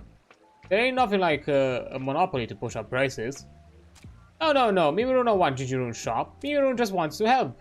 Why Jijirun no ask for help? Mimirun for help will help? Jijirun could no face showing Mimirun his face. Could Mimirun suggest good suggestion, but ignorant Jijirun ignore proposal and propose Mimirun go away and Jijirun wrong. Wrong Mimirun. Feel bad feelings ever since. Jijirun no wrong Jijirun and Mimirun differ because Jijirun and Mimirun different. Good Jijirun stand up for long-standing customers. Good Mimirun like to look for likely place to find new customers. Different ways of working, but both ways can work. Alright, so that's how it is. You were stuck on to staying put because you didn't want to leave your old customers in the lurch, eh? But while your brother's new post starts rolling in, picking up all new customs of the Western Road, your old faithful lets you down. Only takes a few big money deals to go south, and before you know it, they got pot a piss in it. It's a sorry tale, to be sure. Mimirun only set up a new shop to show Mimirun as good a trader as good trader Jijirun. If Jijirun not here to motivate Mimirun, Mimirun got no motivation. Jijirun would always be Mimirun's unrivaled rival. Ah, frenemies. You hear that, Jijirun? Your little brother don't have this a set in story in here. And what better ways to do there to thank him for saving your hide and bringing your business back to its feet. Just remember to get him to pay you in gil next time. Aww. Buddy. Jijiron got tears in teary eyes. Jijiron agrees to agreement. Jijiron deal better deals and get better of Mimirun. Not bad, not as bad enemies, but as good rivals. Now that's what I call a deal. And with both of you backing up the other, I reckon there is no way this one will fall through. Go on then, lads, get back to your posts. Drop your plans and show Lenosha what you got. Why are you here, like, at this point? You're just about to kill this dude, and all of a sudden you're out here being their cheerleader? Like, this is weird. Hey. It all ends well. In the end. And I got something. Oh. It's still a mystery what this carrier level means. And now to you, Professor. Why shouldn't?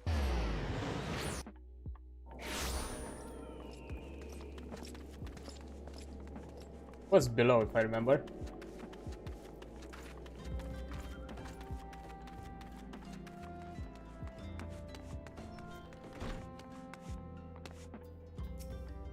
Hey. Why, yes, I'm Professor Labertine. Huh? We've met, you say? Are you certain about that? Perhaps telling me why you've come will refreshen my memory. It has nothing... 3 letters, damn. Oh, one of each of the students I'm suspecting.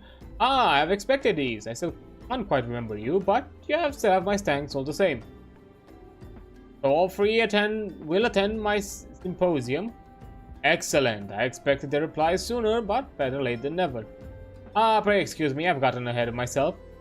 The symposium I speak of is a biannual event that I organize for my students. We gather under one roof to share our research and critique others, constructively, of course. Perchance you are familiar with aspect conversion. It is a theory, but I recently published with the aid of an adventurer much like you. Come to think of it. Anyway, the focus of this symposium shall be post-aspect conversion. Speaking of which, the hour is nearly upon us, though it seems my pupils have yet to arrive. Oh well, there are papers I can attend to while I wait. Since you have proven yourself an able courier, would you mind taking these flowers to the tavern for me? The venue for the symposium, and I fear it wants for decoration.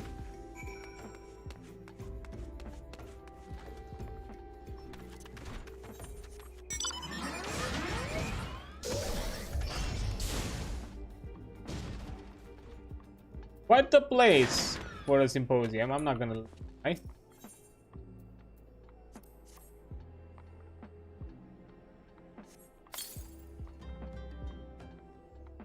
An odd one to be sure.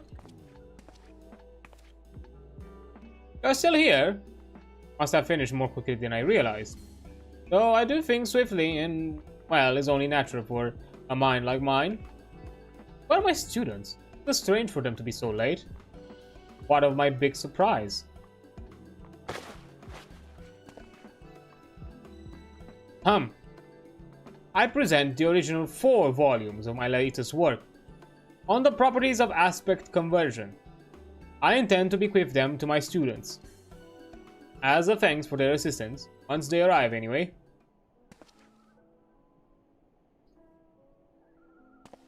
Well,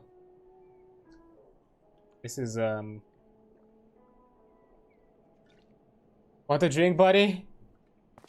Sippy, something? I don't know. They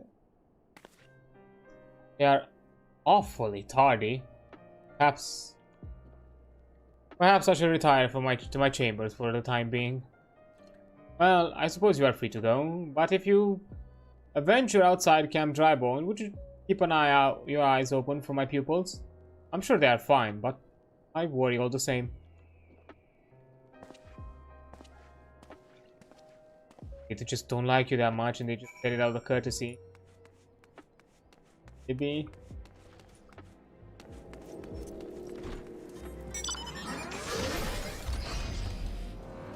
Either that or the second one, they are bickering between each other.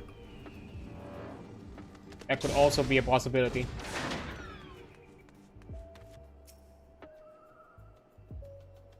Or third, he was so absent-minded he didn't actually tell the location, the proper location for the venue. See neither hide nor hair of the student. Oh, great. Was for not.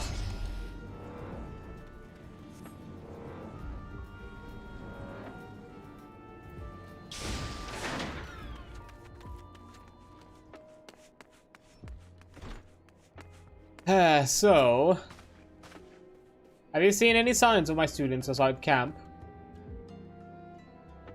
Nothing at all. My students must be busy with their research. So busy that they forgot to tell me. Symposium is hereby cancelled. My pupils will have to wait for their...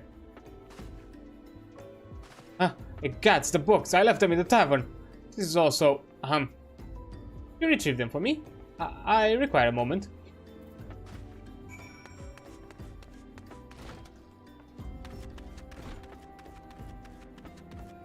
I sure will.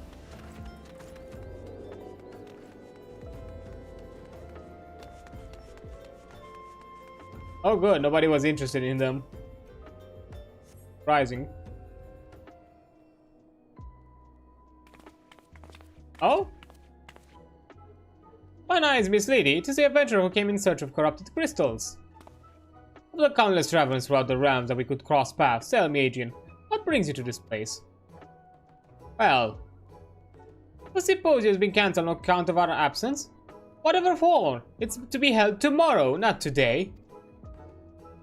Evidently, the professor mixed up the dates, hence why he fears we have forgotten all about it. Oh, the professor can be ever so slightly scatterbrained. Though a genius when it comes to the ethereal studies. Ha! As if worse hasn't been said of us. Shako, people would still think of us lunatics had we not come to study under the professor. Indeed, whatever he's failing, none of us would be where we are without him. I say we surprise him with a gift of our own, something to show our thanks for all that he has done and to commemorate his latest publications. Hear, hear. I think we all know what could make a perfect gift. Corrupted crystals. A fine idea if I do say so myself. Can we count on you for help as well? I must return to Highbridge and prepare a containment vessel for the crystals. You may come and collect it anon.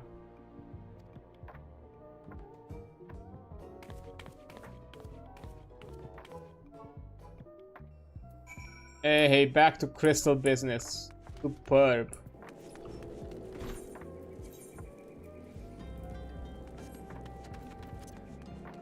Would have thought.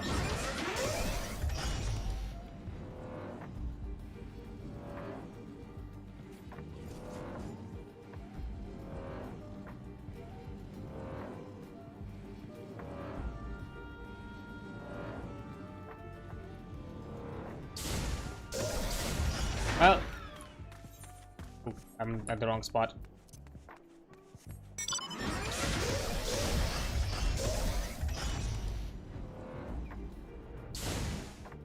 There we go. Well, before I start the chat and all that, I'll be taking a quick break, and I'll return after the ad is over, because yeah, an ad break coming up. So yeah, I'll see you in a bit. And there we go. Let's continue our postman adventures by finding corrupted crystals again. Tis high time you arrived. I completed my preparations a long while ago. We seek crystals marked by nary a single mark. Make your way to the center of the burning wall, where stands the finest of formations. Here's a sledgehammer you can use to fracture a cluster once there. And here a warded pot. Collect it within the shard of the crystal and deliver it to the lot to Siena. Simple, is it not? I trust you are aware of that the nearest path to the burning wall begins at Burgundy Falls. I bid you a merry mining. I just straight up fly there. That a thing.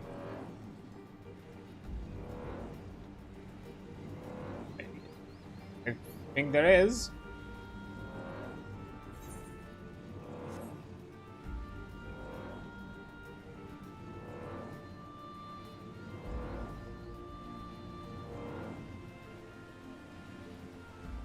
Ew. What that is, but I don't like it. Hammer.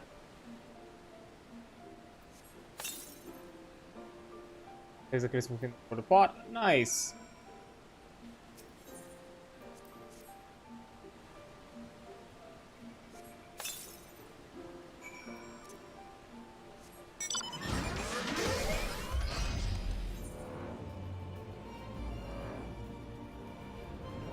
Oh, actually, because I'm lazy. Teleport. Bye.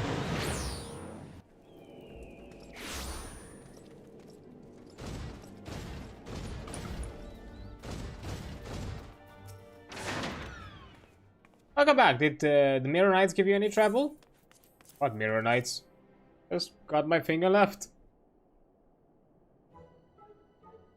Aha, an exquisite pot full of corrupted crystals. If I ever saw one. Well, now that everything seems in order, I shall summon the professor for his surprise. What surprise, pray tell? It was for the symposium. I'm afraid you're too late. Professor Albertine? And you, postman, did you ever intend to return with what I asked? Why, I ought to... Hold on a moment, Professor. You forgot the symposium starts tomorrow.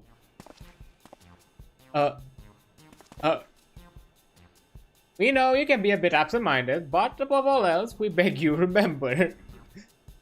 No student ever skips symposium.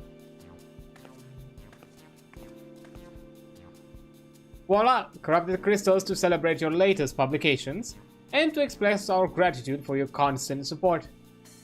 So that's what you three have been doing. I hardly know whether to laugh or to cry. It just so happens I've prepared for something for each of you as well. On the properties of aspects of conversions would not exist were it not for you all. And so I thought to divide the volumes between the four of us. That set would be complete whenever we meet. Your questions, your contributions, your very present drive me onwards, as quickly as corrupted crystals can change aspects. It matters not where our research takes us, so long as we are one mind and one purpose. Why don't we meet 4 times a year instead of 2? It would be a pleasure to hear your papers more often, and to present mine own, of course. I must say, I'm quite eager to begin experimenting with these crystals. You didn't go to much trouble of obtaining them, did you? Not at all. Adrian saw the dangerous task for the second time, come to think of it. Didn't her efforts serve as inspiration for your research before? Adrian? I knew I'd seen you before. Well, no longer shall your contribution go unrecognized. I, Professor Lambertaint, hereby name thee an honorary pupil. Yay, I have university accreditation. Now, my friend, to work. The unsolved mysteries of ether are waiting to be unraveled. Yay, learning. I suppose.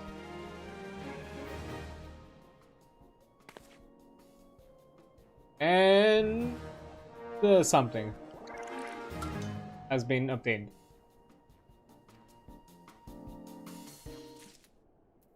Expecting another set of 2 maybe, and then another set of 1. I don't know.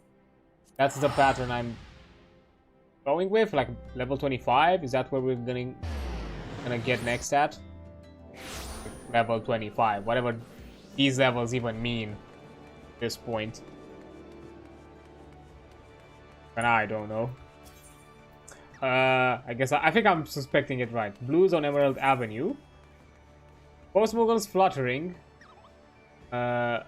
Seems more fretting than usual. Dear me, a fine mess, says. This is a fine mess indeed, Kupo. Kupo, I didn't notice you were there. I was too preoccupied with a living post-Muggle's worst nightmare. I have a letter with an unreadable address. All I can make of the words is Mond and Ulda. The rest is illegible squiggles. Could it be?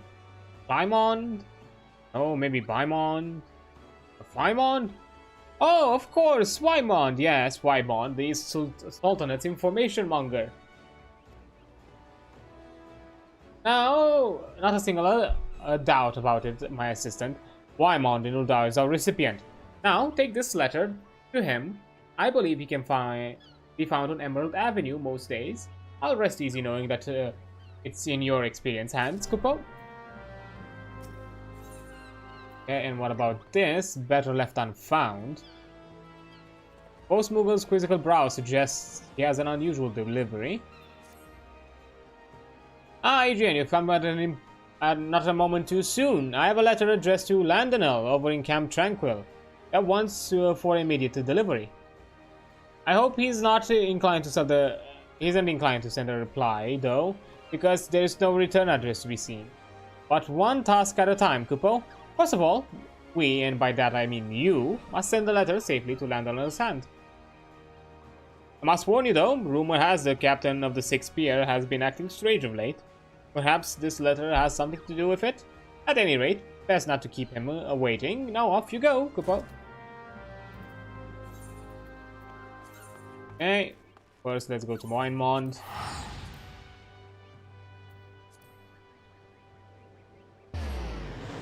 Or information broker, let's see.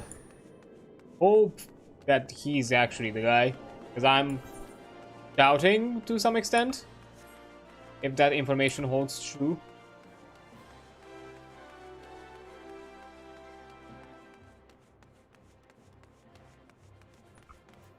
Hi there, Wymond.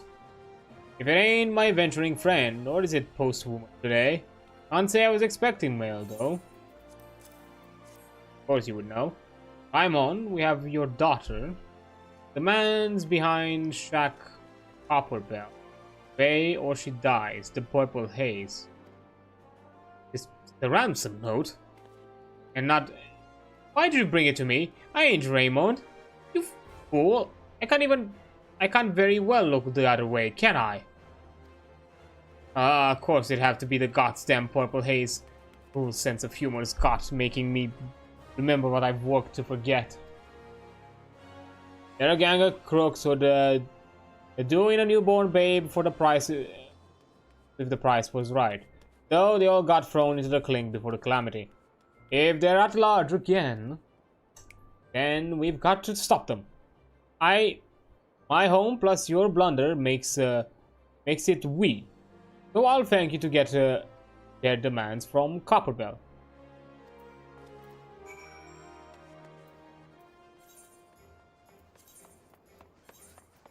Okay, we shall do that, I guess. I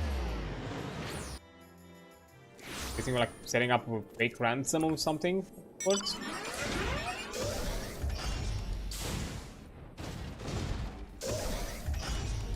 Maybe we're gonna have like a dungeon. That'd be something.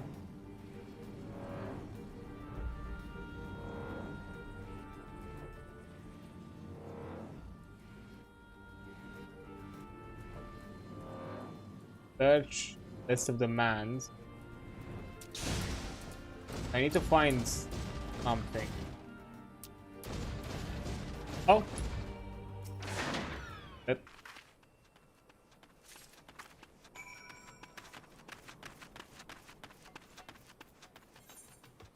Okay, back to Wymond it goes.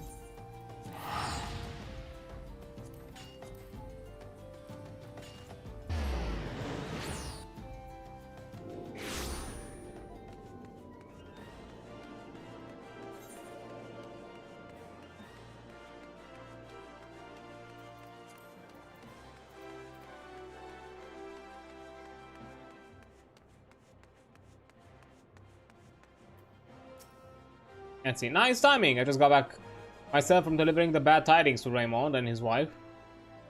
Good folks hit by bad fortune, those two. Had to stop them from calling in the brass blades, though. It only forced the Hate's hands, and get the girl killed. Took a lot of promise, but they trusted her life to me. That's how it stands on my end. Got the ransom demands.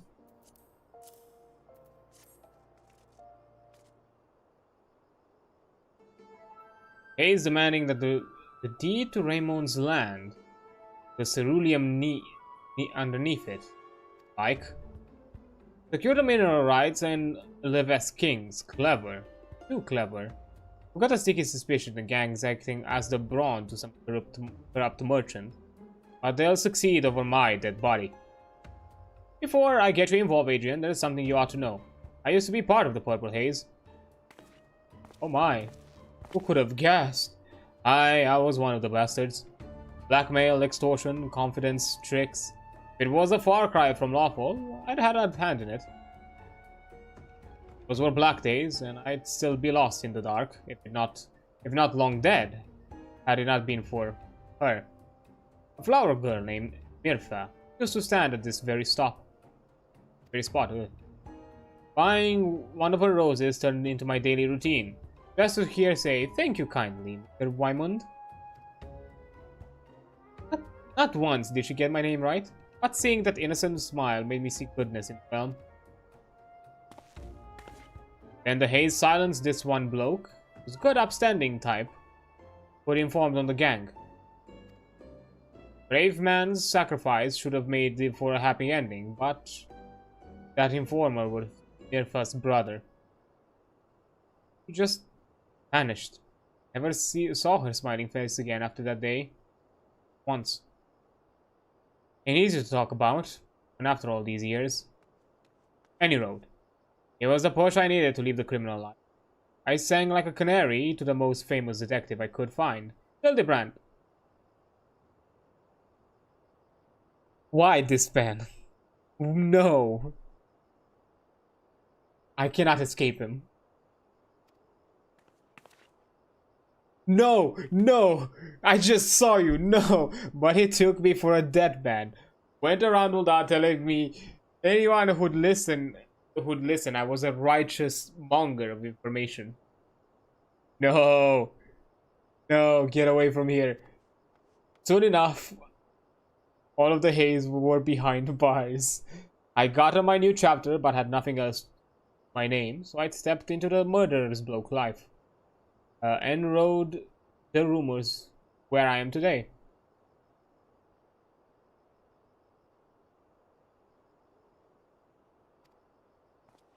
Come to think of it, though, where in the hells are that Hildy and Nashu? Even that prize pair should have gotten wind of this kidnapping.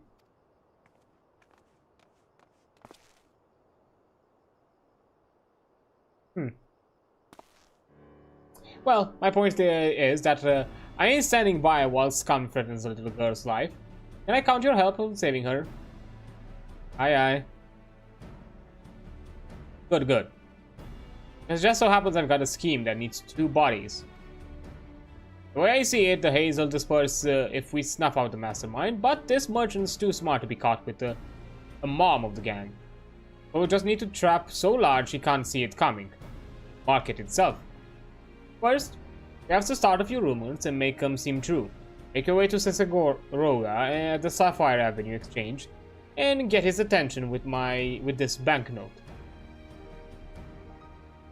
Tell him you're working for a wealthy fellow who wants to buy as much ceruleum as he can, with a gill promised on that paper.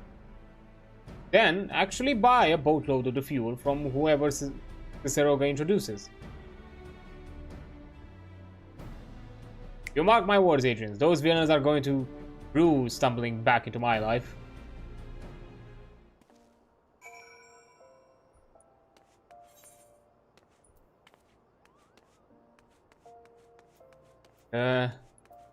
Not escape Hildebrand.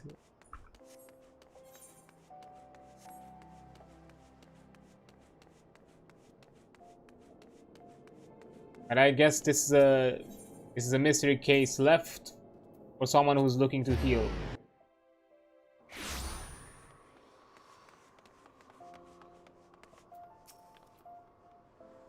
Hi there. Ah, adventurer, what do you want? Purveyor of ceruleum, you say? expensive request. Do you have the funds to back it? My dear lady, how came you by such great riches? Your employer's money, eh? Well, allow me to assure you that you are speaking with the right person. Sidgoff, the fellow over yonder, will be happy to provide all the ceruleum you desire. Let us not forget that to thank the finder. Your sudden interest, however, gives credence to today's rumors that a certain engineer's groundbreaking invention will send the demand for ceruleum soaring. Yes, this perhaps time I purchased ceruleum futures myself. What could I do for Mr. Homodream with? But I've said too much.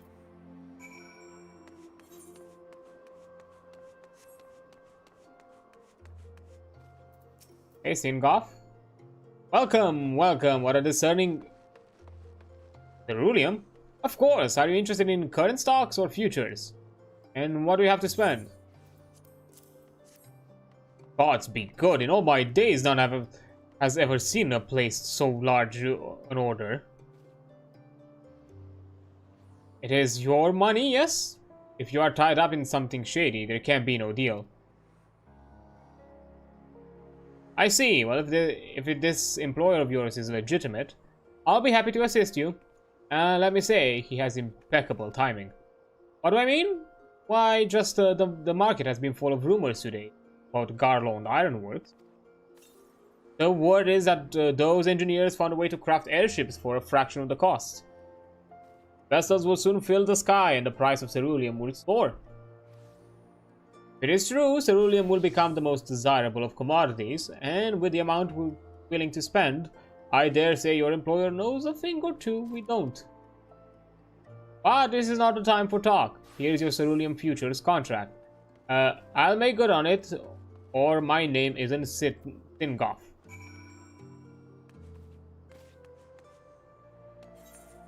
Okay, now we go to Wymond.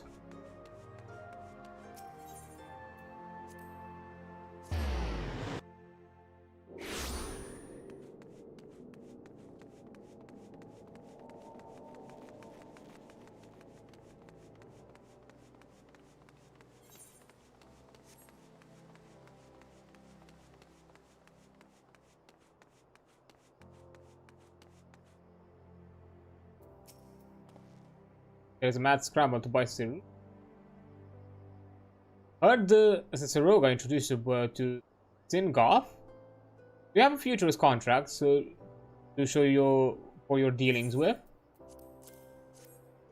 Well, you said the price of ceruleum soaring high as an airship. It was me who started those rumors, but they look real now that that you placed the order. Hold up. Hold on the future contracts for now. 'Tis the very bait we need to lure the mastermind into the open. No doubt he's heard you swept into the markets.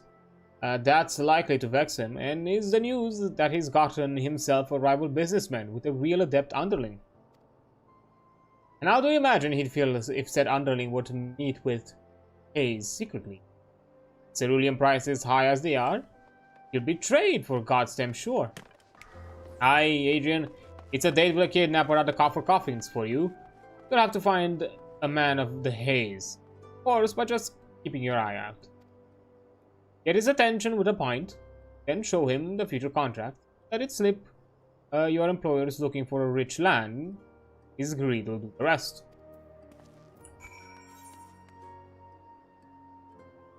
Interesting.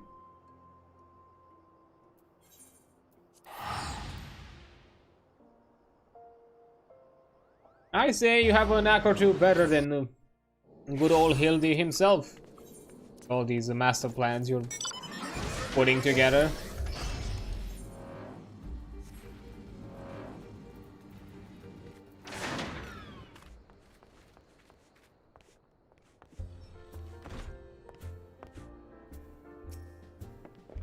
What? A drink? Fine. Ain't having the rants for free though. What do you want? So it's your master what struck it rich with ceruleum craze. Suppose it's him. I ought to thank you for this grog, eh? Mine his own ceruleum, ha! I'll wager he's the greedy bugger. Maybe you've got an itch I can scratch. I'll be coming into the deed of a huge plot of land shortly. Ceruleum-rich land, its yield. Take what you're imagining and add 2 zeros. 2. Might be the land ain't quite me cup of tea, but might as well as I'm willing to sell it for the right offer at it. Just a little something to think about, but I'm drowning me troubles here most days, if you fancy another chat.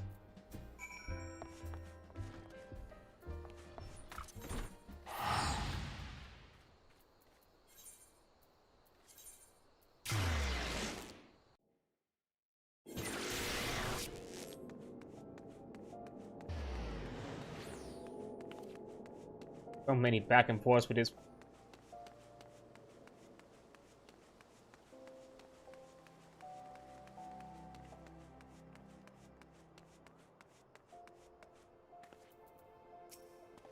We go. While you're gone, the price of ceruleum hit its peak. I'll need the contract back now. It'll fetch a good price and give me the funds to finish things with a bang. Appreciate it. I and you meeting with that thug. Our mastermind sure to be feeling betrayed, what with his underling taking to my own in the coffer coffin. After he went to the trouble of kidnapping Raymond's daughter, false friends trying to turn a profit on their own ain't likely to sit well with him. And I've given him a little push with a certain letter as well. Reckon he'll be living to questioning the case roundabout now.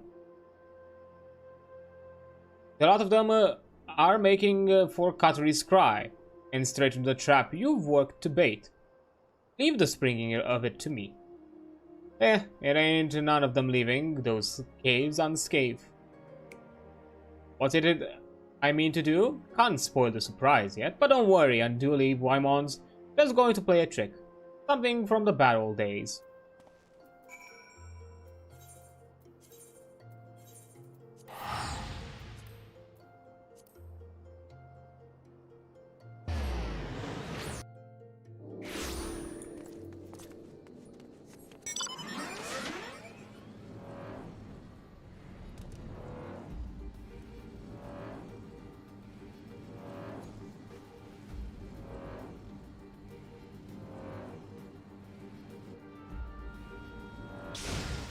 Okay, Wymont, what is the plan?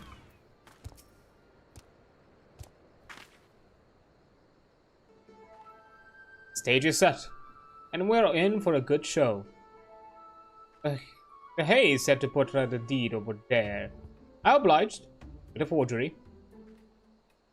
A mastermind's here too. Hoping my deed fools them. Oh, they'll let the girl go.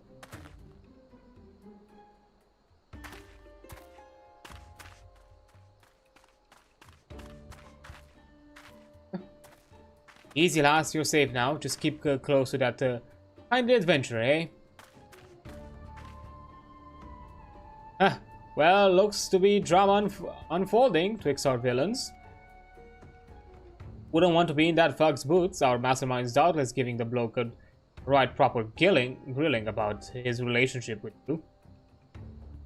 But at the end of the day, the merchant needs the haze. To keep him sweet, he'll offer a bigger share of the spoils. They'll accept it, I don't doubt. No sense in them siding with some venturer they barely know over the merchant's coin. So they'll seal their deal with the Hade's solemn custom, passing a pipe while speaking a crook's vow. That sworn in somnums, glow holds true in hell's fire. As if a puff or two bound them to anything. But I will say that a bit of a Somnus takes the ledge off. But what if some bloke went and hid military-grade fire sand nearby, huh? The moment they light their pipe, 100 million gills worth of stuff will explode. That's what I sold the futures contract for. Explosive. What can blow the settlement sky high? At least that's the fellow who sold it. Hold on now a moment. All sky high might not be a figure of speech. Hell! 7 hells. I hope they survived that. Something survived that. Well, little one, I reckon you've had enough excitement for last lifetime. Go and find the brass blades till they'll see you safely to your parents. Yes, sir. Thank you, sir. Good child, that. Adrian, make sure she meets her family in Arzanef ossuary. They ought to thank you for all you've done. I'd be grateful if you check on Raimon's wife while you're there. He's a young and comely, but worry made her look weary as a crone.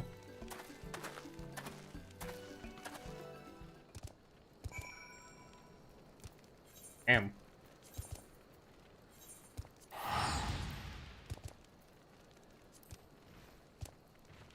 Oh. What if the wife is the woman? That, you know, Waimon knew. That is my suspicion. That is my kind of all circuited around to pay for his sins.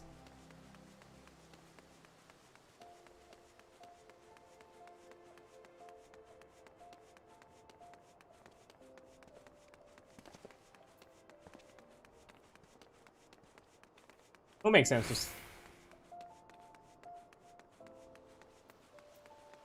Oh. Moment of truth.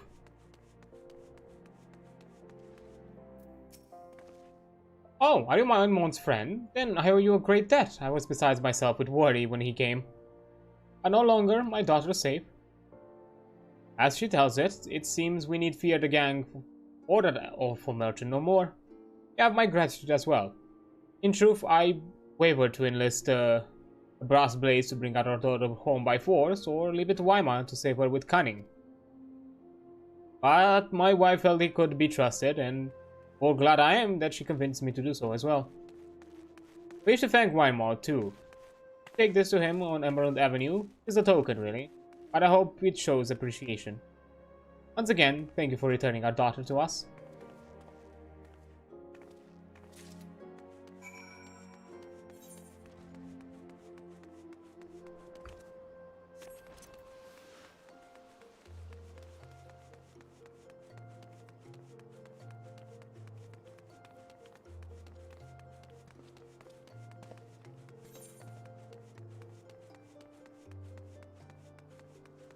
On.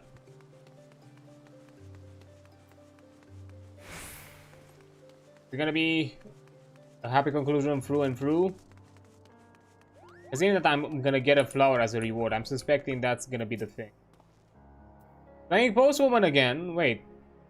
Before you hand it over, are you dead certain it's for me? And if it is, and that it ain't not a ransom note, yeah, it's for you. Huh? A rose? Just like the ones I used to buy from Murpha. Since she vanished, time stood still for me. I've been waiting for her so long, what used to be her spot turned into mine. Precious blossom this. Makes good memories come flooding back. Who is it from, by the way? Amon's wife, eh? Now look at that. Card. Thank you kindly, Mr. Wymond. You're Murpha.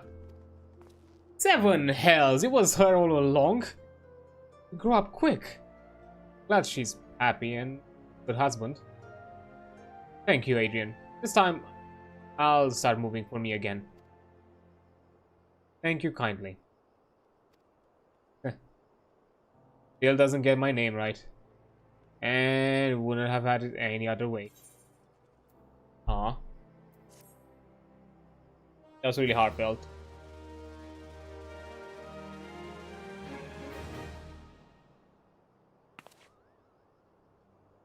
And yay, levels. Would've.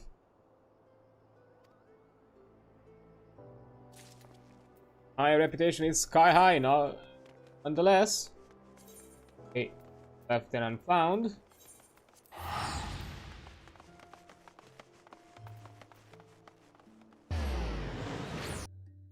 Let's see what Commander has to say.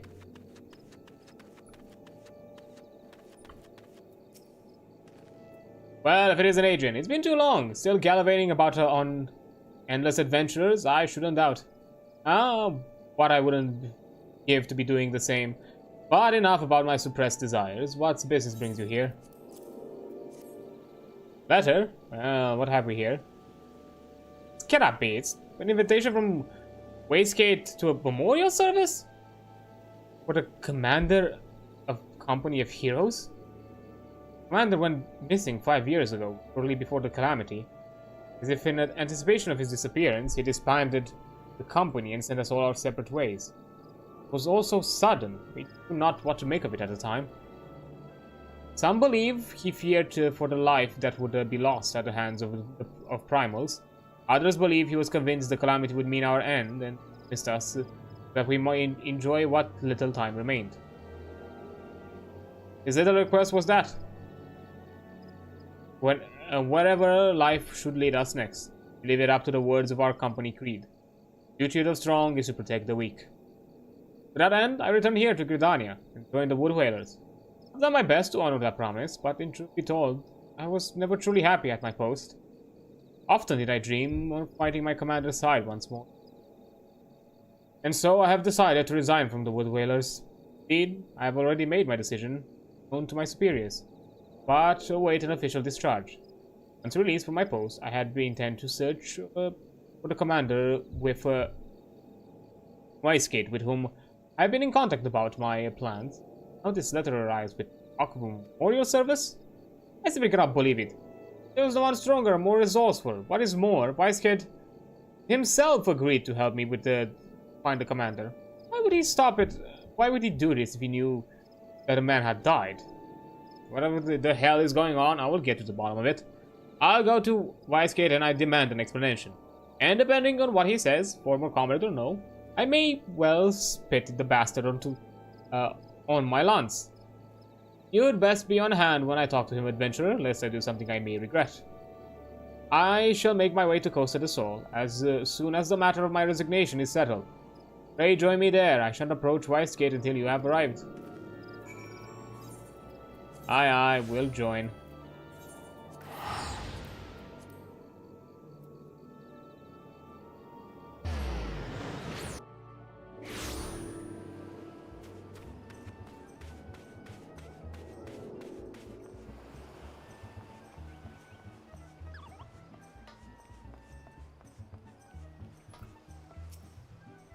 Good, you're finally here. Now we can get down to business. You agreed to help me search for the commander, but can you send me this invitation? What is the meaning of this?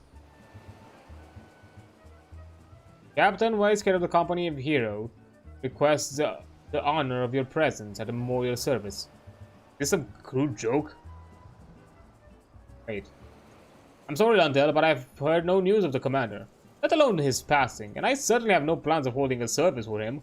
I'm as baffled as you are by the letter. I should like to know who penned it. I see. I'm relieved to hear that you're not part in this absurdity. Great many mysteries yet remain, to be sure, but as long as we can find them, the commander shan't be stirred myself over them. I trust I can rely on your aid still, old friend. With the commander back at the helm, the Company of Heroes should be reunited once more, and good riddance to my tedious life as a wood whaler. I believe I have an inkling as to the sender's identity and intent.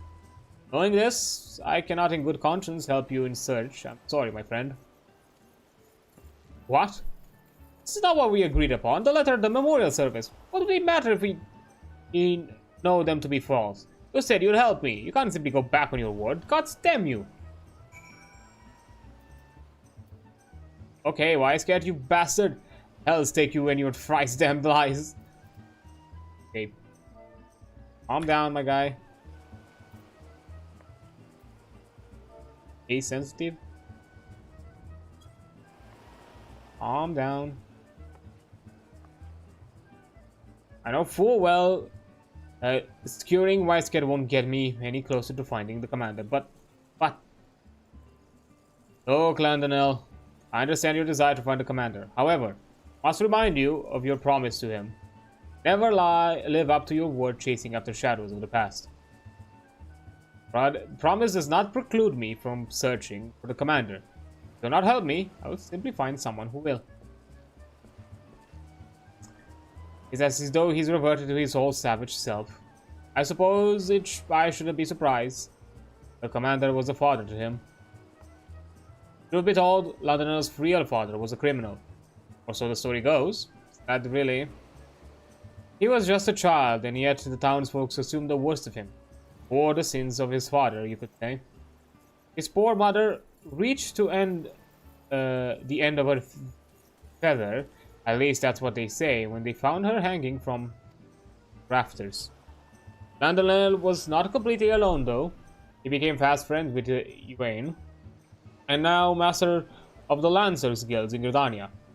They were nigh inseparable back then, but the townsfolk disdain for Landonel did not cease. He feared their ire would soon turn toward Yvain. Rather than risk the well-being of his dear friend, Landonel abandoned what. Landonel was convinced that the world hated him, and he returned in the feeling in kind. He'd become a monster, that is, until he met the commander, who was taken in by the company. I dare not think what would have happened had they never crossed paths. It was not an easy feat, to be sure, but the commander helped Landonel set aside the end that had taken control of his life. It was Landonel's love and respect for the commander that brought him peace, but that self-same love may cost him everything he has achieved. The man who wrote the letter suspected as much, and used this to use a memorial service to bring Landonel to me. But I fear he is not likely to understand why that letter was sent to him. I realize you were only entrusted with a simple delivery, but it would mean a lot to me if you could keep an eye on him. If he seems to be losing his way, please give him a gentle reminder of our company motto. Knowing him, he will next go to Wineport. Whenever he was in trouble, he always seek out to put the money for advice. Godspeed, friends. Make sure he doesn't hurt himself, or anyone else for that matter.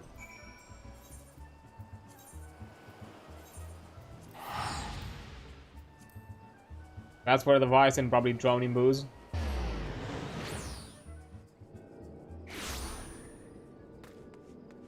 I believe both could be true.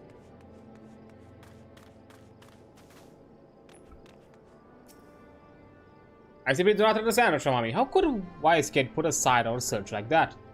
Does he no longer care for the commander? No longer care? I must disagree. Choosing not to search for the commander and not caring for him are two rather different things. Then what of this so-called memorial service? Wise kid seemed willingly enough to help me, but then he read the letter. Whoever sent the accursed thing wants us to give up the search. I suspect your meeting with Wiseket is what the sender had intended. Like as not, your coming here was also anticipated. From everything you've told me, it is clear that the man who penned the letter cares a great deal about you and understands you quite well to know you would come to us. When the Seven Hells would be worried about the likes of me. Wiseket said he suspected who delivered the missive, but I hadn't the faintest idea. It saddens me to hear you say that. We may have gone our separate ways, but in our hearts we are still all of us brothers. Now tell me, who of our members cared most of you for you? Who was always there to offer you a guiding hand? Why, that could only be the commander. Precisely.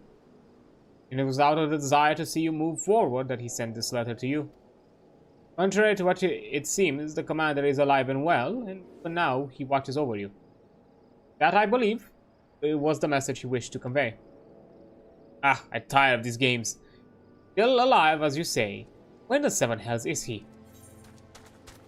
Remember the duty.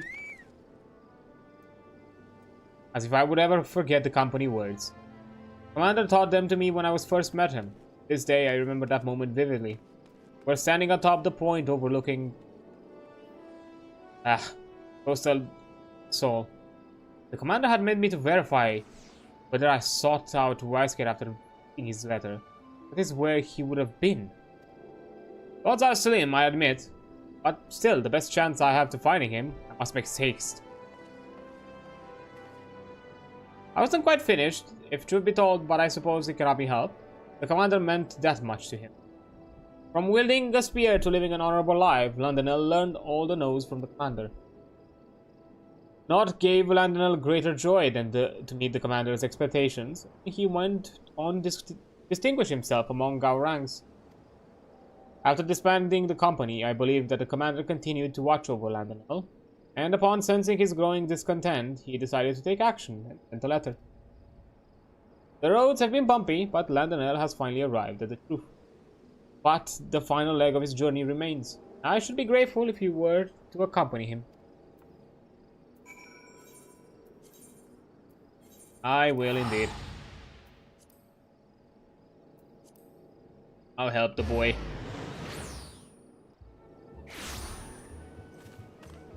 You're gonna meet like the commander, like an old frail man.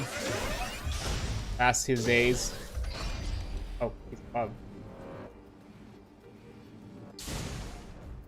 Ah. There's the spear. Adrian, I might have known you would come as well. Behold, my friend, this spear belongs to the commander. Alas, the man himself is nowhere to be seen. Why? Why does he refuse to meet me? Because you are not ready. And by now you ought to know the reason why. Took me long enough, but I think I'm beginning to understand now. As he would always tell us, the duty of the strong is to protect the weak. He wanted us to van you out into the realm and live up to his words, each in his own way. Like you, Waistcat, you were a mercenary of unquestionable renown. The world was yours for the taking, yet you chose to stand the humble protector of Coast of the Soul, and all who call her home. Hermione had a hand in revitalizing the Bacchus wine industry, and both Ward and Bryflox have become leaders among their people. We serve the realm better as individuals than as a single entity. That is why the commander disbanded the company. Though I never forgot her words, I did not understand them fully until now.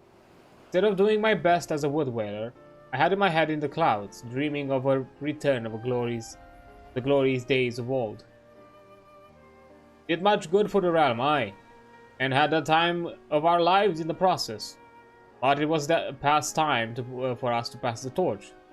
And you must agree. And the torch, you must agree, has been taken up by a most worthy individual.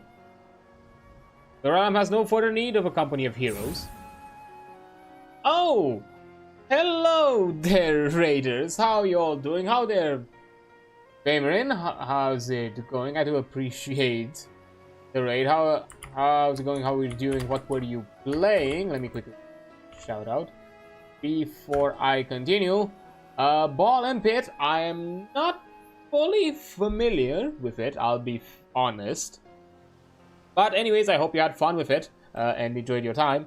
For anybody here, if you do not know who I am adreansulph. I also go by card. Call me however you prefer. It does not bother me. I am a vampiric casino owner around here. I like to check out indies, talk about TTRPGs, play them here and there. Maybe at times even some things related to that, and if not any of those things, I also check out games that either are new around the block or anything of the sorts from time to time, or just played some games that I enjoy and want to chill, like RPGs. Usually that's something that I do on a weekly basis. Like today, we're playing some Final Fantasy XIV, continuing the Realm Reborn side quests from the post-leveling, side of things. But yeah, that's kind of the usual thing. But before anything else, if you need to step out, have something to drink, eat, need to detach yourselves from the glaring screen, have a breath of fresh air, need to take a bit of a rest of any sorts, please do take care of yourself. You've been there already for a few hours for a stream, so your health takes priority over everything else. If you need to step out, I completely understand. That's fine. Don't worry about it. I appreciate you just jumping in and hi. And yeah, if you decide to stick around, that's also completely fine. You can do it in any ways you do want. You can raid, you can lurk, not raid that. You can chat, you can lurk, you can do whatever you prefer. That's completely fine by me. I was playing Balatron Ball X Pit, is by the creators of Vampire Survivors roguelike. I've heard of the Ball X Pit a bit. Let me actually do a quick search. I don't like Just, I think it's like on the top of my mind. Okay, no. I think I just heard the name, but I've not actually seen nothing of the game. But yeah, it seems in the vibe. I see what you. Looks interesting. Looks neat. But anyways, hope you had a lot of fun with that. Hope you enjoyed your time there. But yeah, thank you once again for the raid. I do appreciate it. And as I said, if you need to step out, including yourself, Vamerin, that's completely fine. I understand. It's not bad for the first time. Trying good casual game. That's nice. That's nice. It's fine. It's good to also have some easy casual things to do to jump in for like an hour or two or.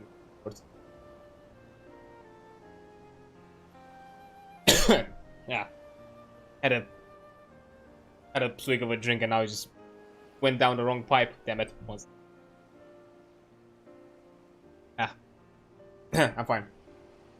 I'm fine. It's just I need to learn how to swallow sometimes. I just forget.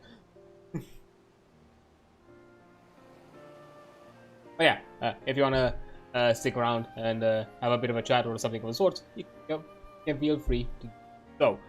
Unfortunately, I'm not sure for how long I'll still be staying, because there's still some we're still a bit well into our running hours, so we'll have to see. I'm currently just finishing up this quest, and we'll see where we go from there.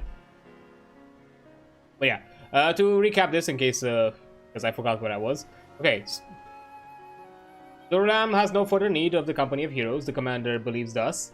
I agree with his assessment. That is why I chose not to search for him. And neither shall I anymore. As you said, wise Kate, I am not ready or worthy to face the commander. Ah, what have all I been all these years? There's so much to be done if I'm to make up for the lost time. Commander, if you are watching, need not worry about me no longer. I will live up to our words and do you proud. 'Tis I swear. Yeah, you've been going for a while. No, that's usually that's my usual runtime. 5-6 hours depending, maybe rare cases of 7. I've had a few a bit of a while where I ran for a bit longer, but I feel like 5-ish hours a stream, it's kind of a golden. I feel like it feels like it's just enough. I think it covers a lot of ground, especially when it comes to like time zones and all that kind of thing. If we're talking about those type of things where people need time to reach out, all those sorts of stuff. Your journeys take you far and wide, I believe. Should you happen to cross paths with the commander, please to it that he knows my mind. Knows he may be closer than we think. I have to choose vitality, mind. I'll take the guild.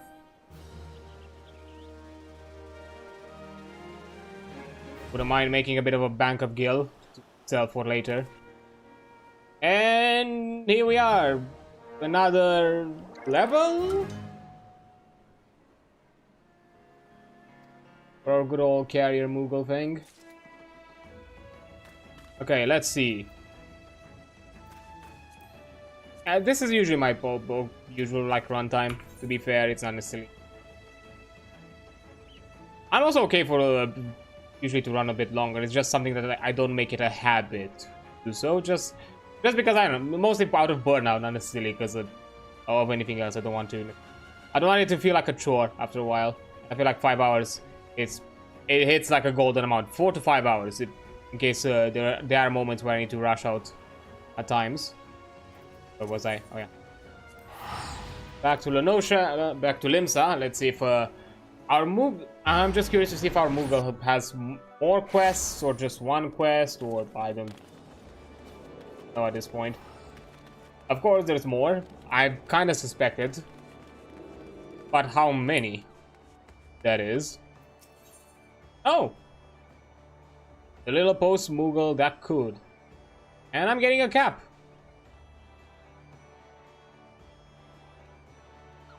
This could be the conclusion, but unfortunately, I don't think I want to push any longer. As I said, we're in no rush with the game, because I'm still on a free trial account, so there is no sub or time that I'm losing by not playing at this point. So I can take it slow. I don't necessarily need to rush it.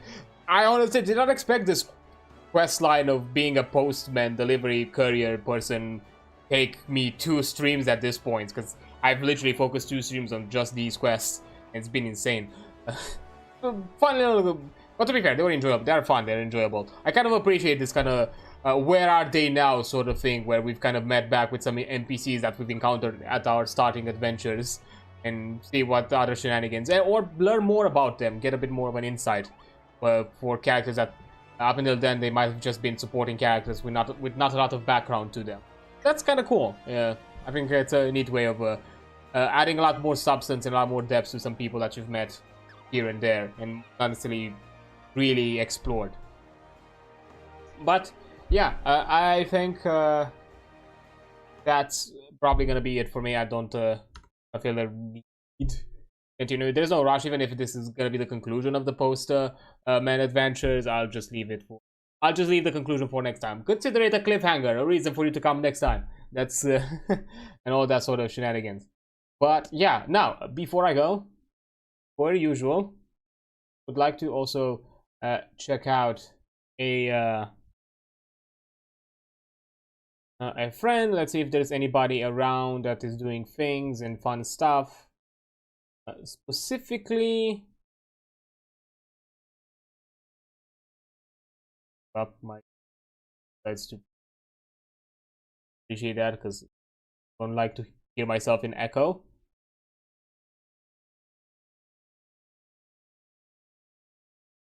Let's see, is anybody charity-wise that is still doing some stuff today? It should be somebody. Let me check this bird. There should be some.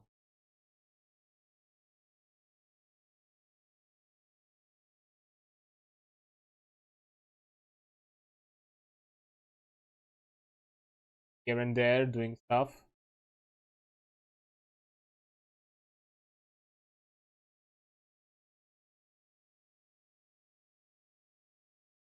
We're not going back to small fellas, because why not?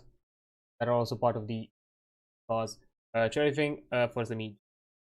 Up to you to case anybody there is.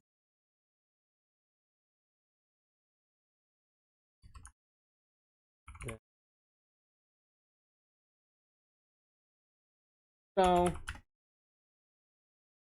yeah, that is the place we're gonna go on the Twitch side of things for anybody on the other platforms that are on the stream. Now, let me just set up the trade as we are. Channel.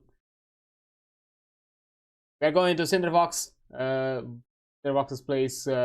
They are doing some more art stream, or more art fun for Stream for a Cause, a charity event or a charity group that I've been a part of in the past. As I said before, because of my own needs for financial support, I didn't see it fit for me to participate, as I'm also pushing for my own financial help, and it's not fair of me to ask for other people to offer support while at the same time also be here in the same position. It feels like I take advantage of it, and that's not fair of me to do so. Yeah, instead, I'm gonna be out here to show support and to shout out and to kind of bring forth all the others who have joined in. I've been around in some other streams. I've been last week on Ray's stream for some Lethal Company, and tomorrow, actually, around the same time I've been for this stream, like within the same starting hours, I'm gonna be on a TTRPG stream on Arcadio's channel for the Stream for a Cause, like actual play one shot, like charity fundraiser. So I'm still gonna help out there. I'm just gonna not pushing my own event. I have my own things that I have to get out of first and foremost. But yeah, those are the plans. That's what's gonna be happening tomorrow. I'm gonna make more announcements about it in the coming day, and all that. And then, you know, some more. Again, we're gonna check Duet Night Abyss, the release of the game on Wednesday. Then TTRPG things on Friday, and more indie Saturday. So that's the plan. I'll see you in those days. You've been amazing. Don't you forget that. I'll see you on the flip side. Bye.